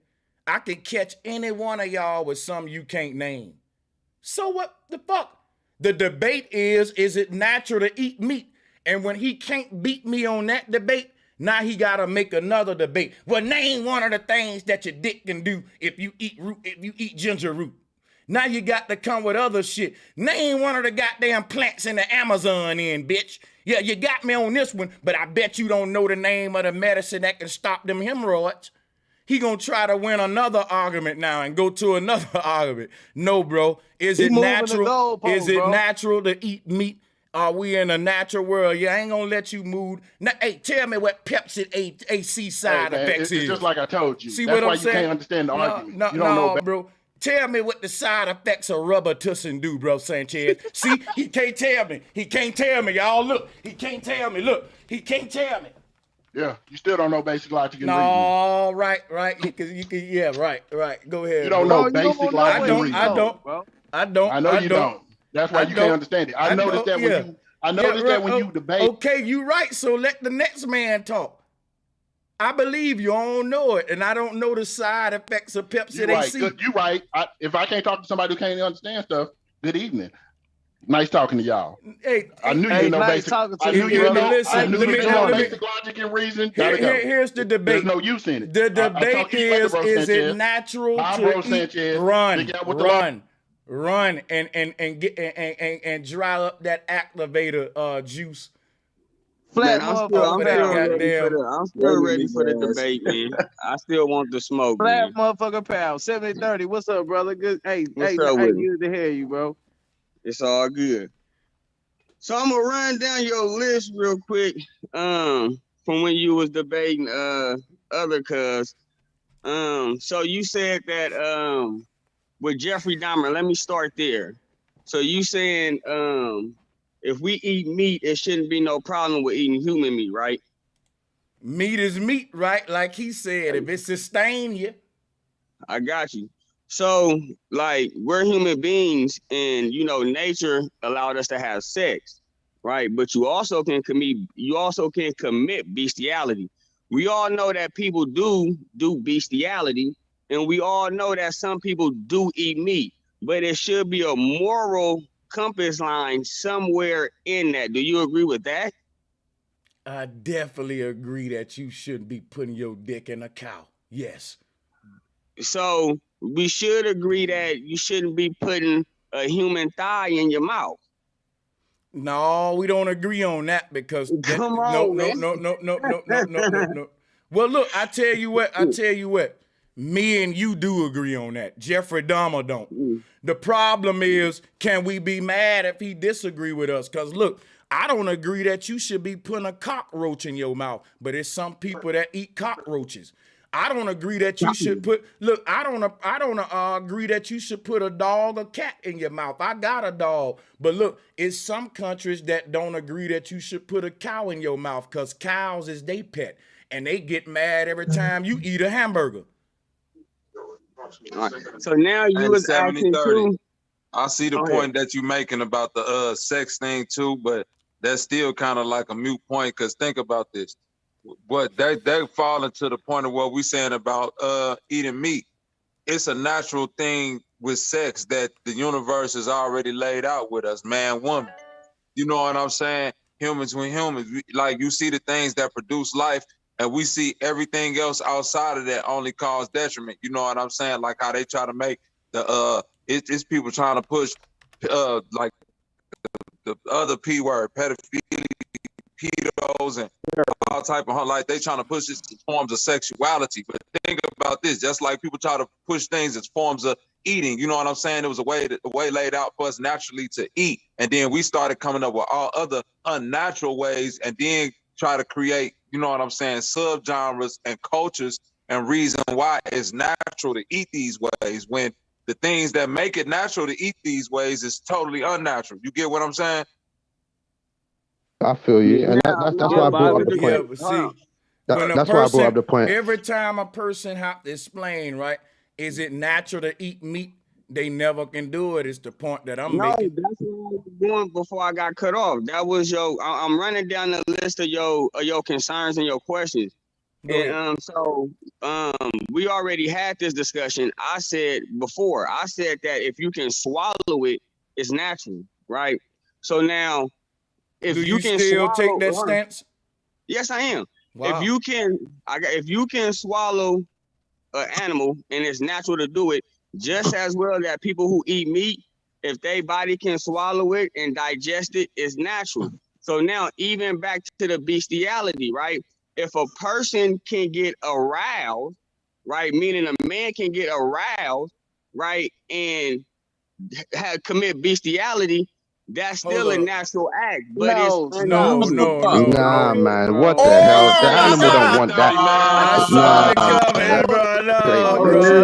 Why would you? Oh, That's Oh my goddamn. God! Oh, my God. It just went Hey, X-rated. hey, I was trying to save him. I saw him about to go there, and I tried to cut in earlier, and I just couldn't do it in time, and it came out, and that's my brother, but y'all, I don't think Sanchez, he really mean. you say but all the Bro, time. come on, I don't Sanchez. think That's good TV, man. he don't mean it like That's that. good TV, man. Your ratings all the went up. time. Let them niggas hang themselves, Sanchez. Let them Let them hang hang themselves. Hey, man. Let them hang themselves, man. Your ratings went up now, Hey, dog. Hey, let's get some clarification. Let's get some shout out clarification. to Hey, Right now, so let listen. that nigga hang himself. Keep going, 70. No, let's get clarification. Yeah, go for ahead, real. 70-30. Go ahead, 70-30. Hey, 70-30. Wait a minute. Hold on, 70-30. Because I synced this video. No bullshit. I synced this video where this dude was smacking the sheep on the ass and the sheep was jiggling. Yeah, I seen that too, Bobby. I seen that too, Bobby. Hey, And I'm gonna that's tell y'all some real. Hey, Look, on some real shit. Look, I put up a video on YouTube. The world's most gorgeous horses, right? I'm gonna tell y'all some real shit. They got the horses, right? Stallions and shit. When you look at these horses, they got the hair done like women and shit. Like, listen, watch this. The horse hairstyle, the hair job that the horse got may cost more than your girl hair job. These horses got like celebrities and shit. Now check this out, right? They hooves cost so much money to get their hooves done. Is more than what your girl spend on her nails and her high heels. When these women say they want to be stallion, that's what they tapping into, the way them horses is catered to like that and shit like that. But check it out, what I was thinking about. I was like, look, that's kind of sick, right? Because man created the high heel, right? The women invent high heels, y'all know that. It was like man kind of told the woman what was sexy to him. And in doing that, he gave her like hooves. If you ever look at a woman in fucking high heels and the noise it make, they tap into the horse energy, the stallion energy, like that horse walking. It sound like that woman in them high heels, and it make her feet hovering. You know, so the thing about that with her hair and shit going on, but my thing is the dude on a farm, right? And I'm gonna say this, right? Coming from Alabama, we had a friend, he brought us in his house before. He said, I got some crazy shit I want y'all to see. Cut play on the VCR, and it was a white lady letting a horse. I think everybody saw that video in the 90s. I saw a couple of videos like that too myself. It was my first time even. It was a real culture shock for me, and it was it gave me this very evil vibe, almost like seeing a child being touched or something. That's how I know it ain't good behavior that we practice. But check this out, right? Some said to me, I said, you know what? The white dude on that farm, a lot of these folks on that farm, man, this bestiality go all the way back, man. Think about this shit, right? How long this shit been happening, right? Like, think about that shit, you know, some dude passing by that farm, that cow in heat, the pussy hanging, and he's getting aroused looking at a cow. And none of us would think like that. But see, it make me think like the ancient Egyptians got pictures of them having sex with birds and all of this stuff like that. Now check what they was trying to tap into, they animal side. You know, if you go and start understand, and so if you trying to practice alchemy, not only would you eat meat and shit as a form of like how we do the communion in church, like people say we shouldn't eat meat, but the religion that okayed eating meat told you to eat Christ's meat and drink his blood. So it's a big hypocrisy, you know. Are we cannibals or are we not? But anyway, all of this thing about man eating animal and having sex with animal, like what 70-30 was bringing up, that whole connection, come from Egypt. First artwork we see of a human merge with an animal is like these gods in Egypt with the human legs and the animal parts. How would you create that? You would have to fuck that animal to merge the two. So right there is a form of confused sexuality that you got a half man, half lion, because that's saying that a man had sex with a goddess called Sekhmet and created a god of Judah, the Sphinx. So you talking about man, the fusion between man and animal, which is what the Egyptian medicine system was based on. Still there today too, for that matter. Man, that's crazy. You think that's about, true. Yeah, like animals are on a lower state of consciousness than man. They got they got the same emotions we got. What I'm talking about is strictly dealing with the technology that would allow one to dominate, right? Animals ain't savvy in how to dominate, right? Man rules in domination tactics, which is why we have dominion right now over the earth. But what are we doing with it? What are we doing? So the thing is this right here, and I'm gonna shorten right here. I think that man fell to an animal state, right, in his attempts to dominate the animals.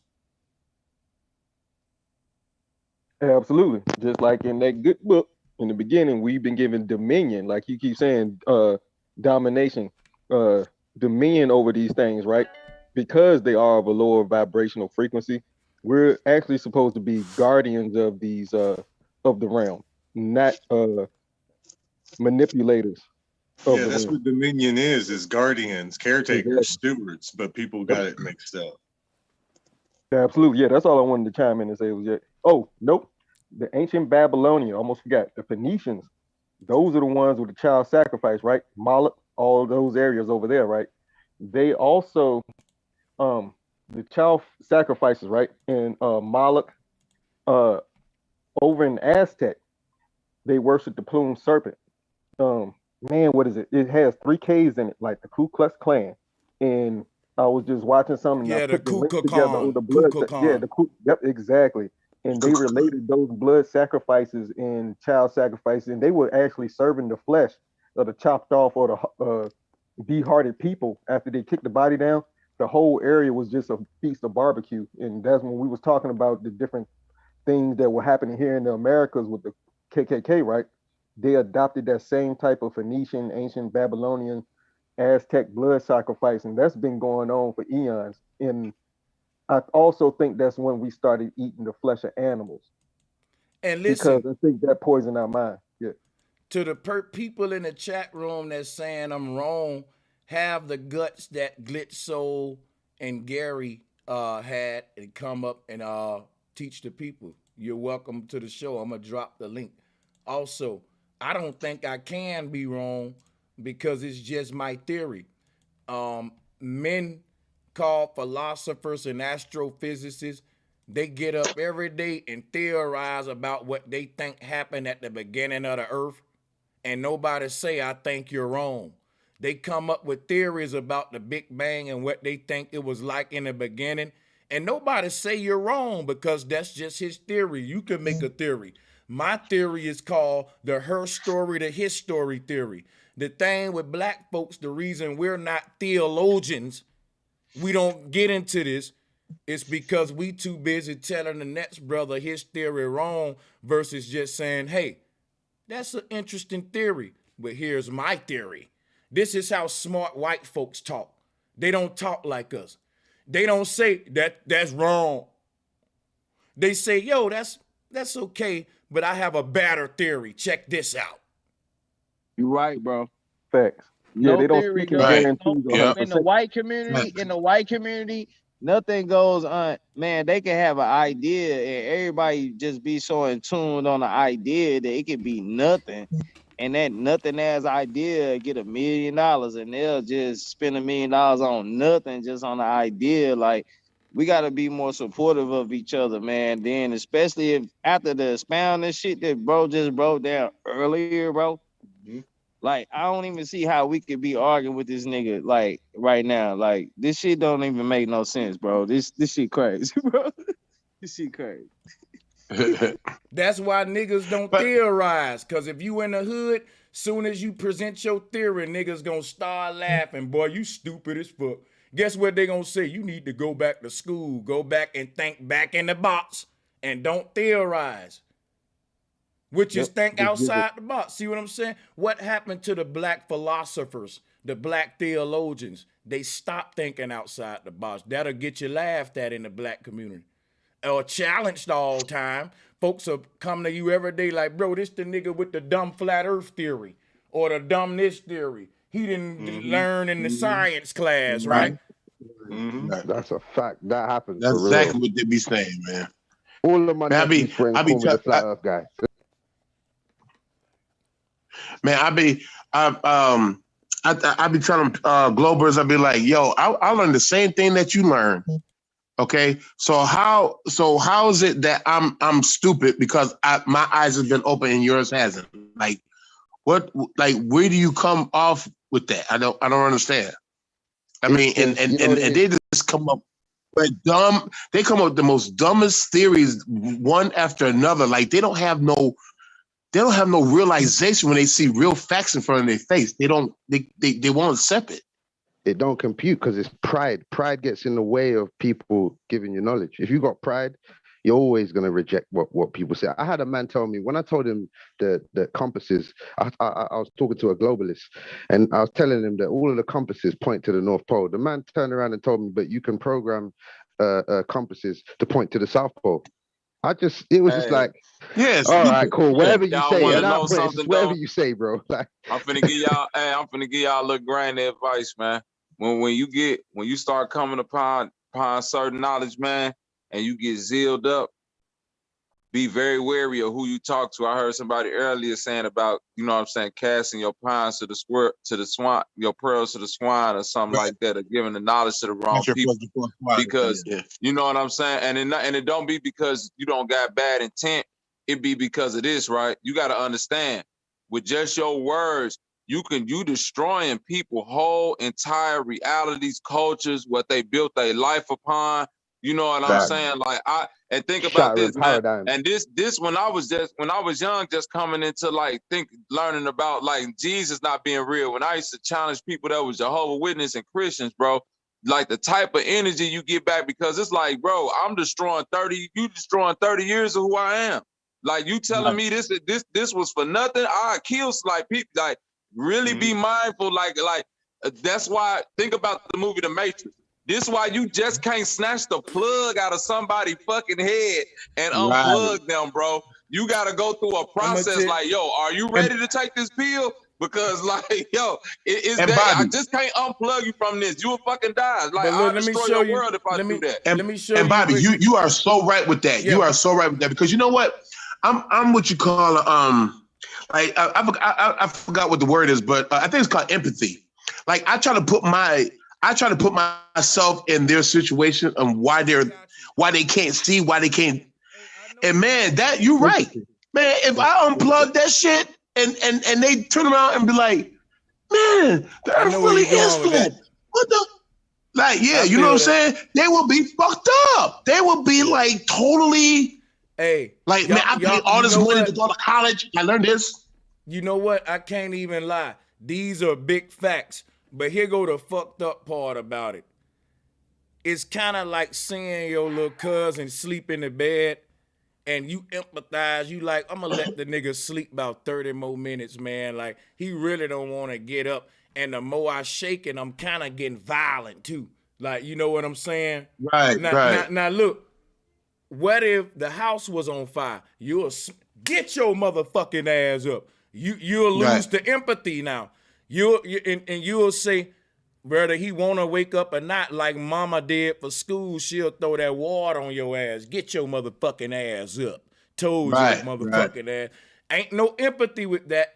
Because now it's life or death moment. So where we at now with our people waking up, the house on fire, and you got to wake them up before they get engulfed in the flames. And not only that, I can't stick around too long. I don't want to burn with you. So at this point, the point that we waking up now, we taking these radical measures where we kind of smacking them woke nowadays. Like, that's where the war at. Man, like, one more thing. I could dig that right there, Sanchez. I could dig that. Yeah, and see, like, man, you know what? And sometimes, like, man, I try to talk to my brothers about it. Man, they just dumb me down, man. I mean, we love each other. Like, you know, we really love each other. You know what I'm saying? Like, we cool and everything. But when it comes to me talking flat earth and all that, man, they think I'm just like, the heck, man, what is you, man? Don't believe in that stuff, man. Don't. And it's like, I can't get, I don't know what to do. It's like, I can't get to them, but it's like, don't you find it sad? You know, like, they're not trying to hear you, man. No, because look, hey, hold on, real quick. I'm going to use Sanchez's point real quick. Because we is in a dire situation where we smacking motherfuckers woke. The only thing I was saying is that be mindful for the fight back. Because think about Sanchez's exact point. The first thing that happened once you smack that motherfucker wake, once it's a fire or not, they gonna wake up like in a fritz with you. Like, you gonna have to calm them. Like, they gonna wake up swinging on you. You gonna have to, whoa, bro. Get yourself together. We gotta get out this house. So that's kind of what I went through. That's what I'm saying. I was like, because the messenger always gets shot, boy. The messenger. It's a shocking message, right? It's shocking. So it's like they getting shocked back into reality. So you gotta be there to like, hold on. Let me get you back to like, listen, we in a burning house. We not in a fucking field of roses, nigga. This is what's going on right now. Hey, check it out real quick. Let Narco and Dundetta speak, and then I got to get out of here real quick, y'all. I want to let them two close us out, and I got to do a cold stop. I want to say it was an awesome panel today, man. The way it was much respect, mad love. Even Gary came on with his energy. He know it's all good, but he tried to change the argument though. But yeah, it was a good energy, man. Y'all go ahead and close us out with the hands, man. For sure. Hey, bro, can I say something real quick? Yeah, go ahead. You got it. I don't know if you remember me. I'm not using my usual login. I'm Carly, the one from Japan. I definitely do. Right off the back. Yeah, definitely. What's good, Sister Carla? I'm dropping a bomb. What's good? I just wanted to say, kind of being devil's advocate here. Japan, they're one of the biggest eaters of raw food that I know. Okay, we don't just eat raw fish; they eat raw animals as well, like horse, beef, chicken. The food here is organic, so it's a very low chance of getting diseases and parasites and such. Also, raw eggs are a condiment. They're not always cooked. We literally use raw egg to dip cooked, prepared food in. So they've been doing this for thousands and thousands of years. I can't really confirm or deny if it's considered natural, but there are situations where people don't have to. There is a meat that does not run from you, and it's not considered meat. It's fish, right? Mollusks are a complete protein, but they don't run from you. What I mean is like mussels, clams, oysters. So it's kind of like a gray area, but I just want to say that. Because the meat that we eat run from us, like in America. We can't hear you, Brother Sanchez. Yeah, you're really low. Yeah, I wouldn't say it's a gray area at all. It's a landslide on the sides of veganism for the simple fact that, think about it, most of the meat that make up our food pyramid and all these restaurants is steak, burgers, chicken. It's the shit that require what? A hunter. That's why they call us the hunting and gathering generation. We hunt our meat and gather it up in supermarkets and all that stuff. You see what I'm saying? So what I'm saying is, look, what you pointed out is a very rare phenomenon. What took man into the hunting age was he started getting an appetite for shit that was running away from him, right? And in his mind, the more skill that it require me to catch this animal, the more money it's gonna cost and the more delicacy it is. The more risk that it is for me to hunt this animal, the more it's gonna cost on that menu. That's the whole idea behind it. Cause he's saying, look, I had to do all this for this piece of meat. Nature didn't have you to do all that for the orange is what I was saying.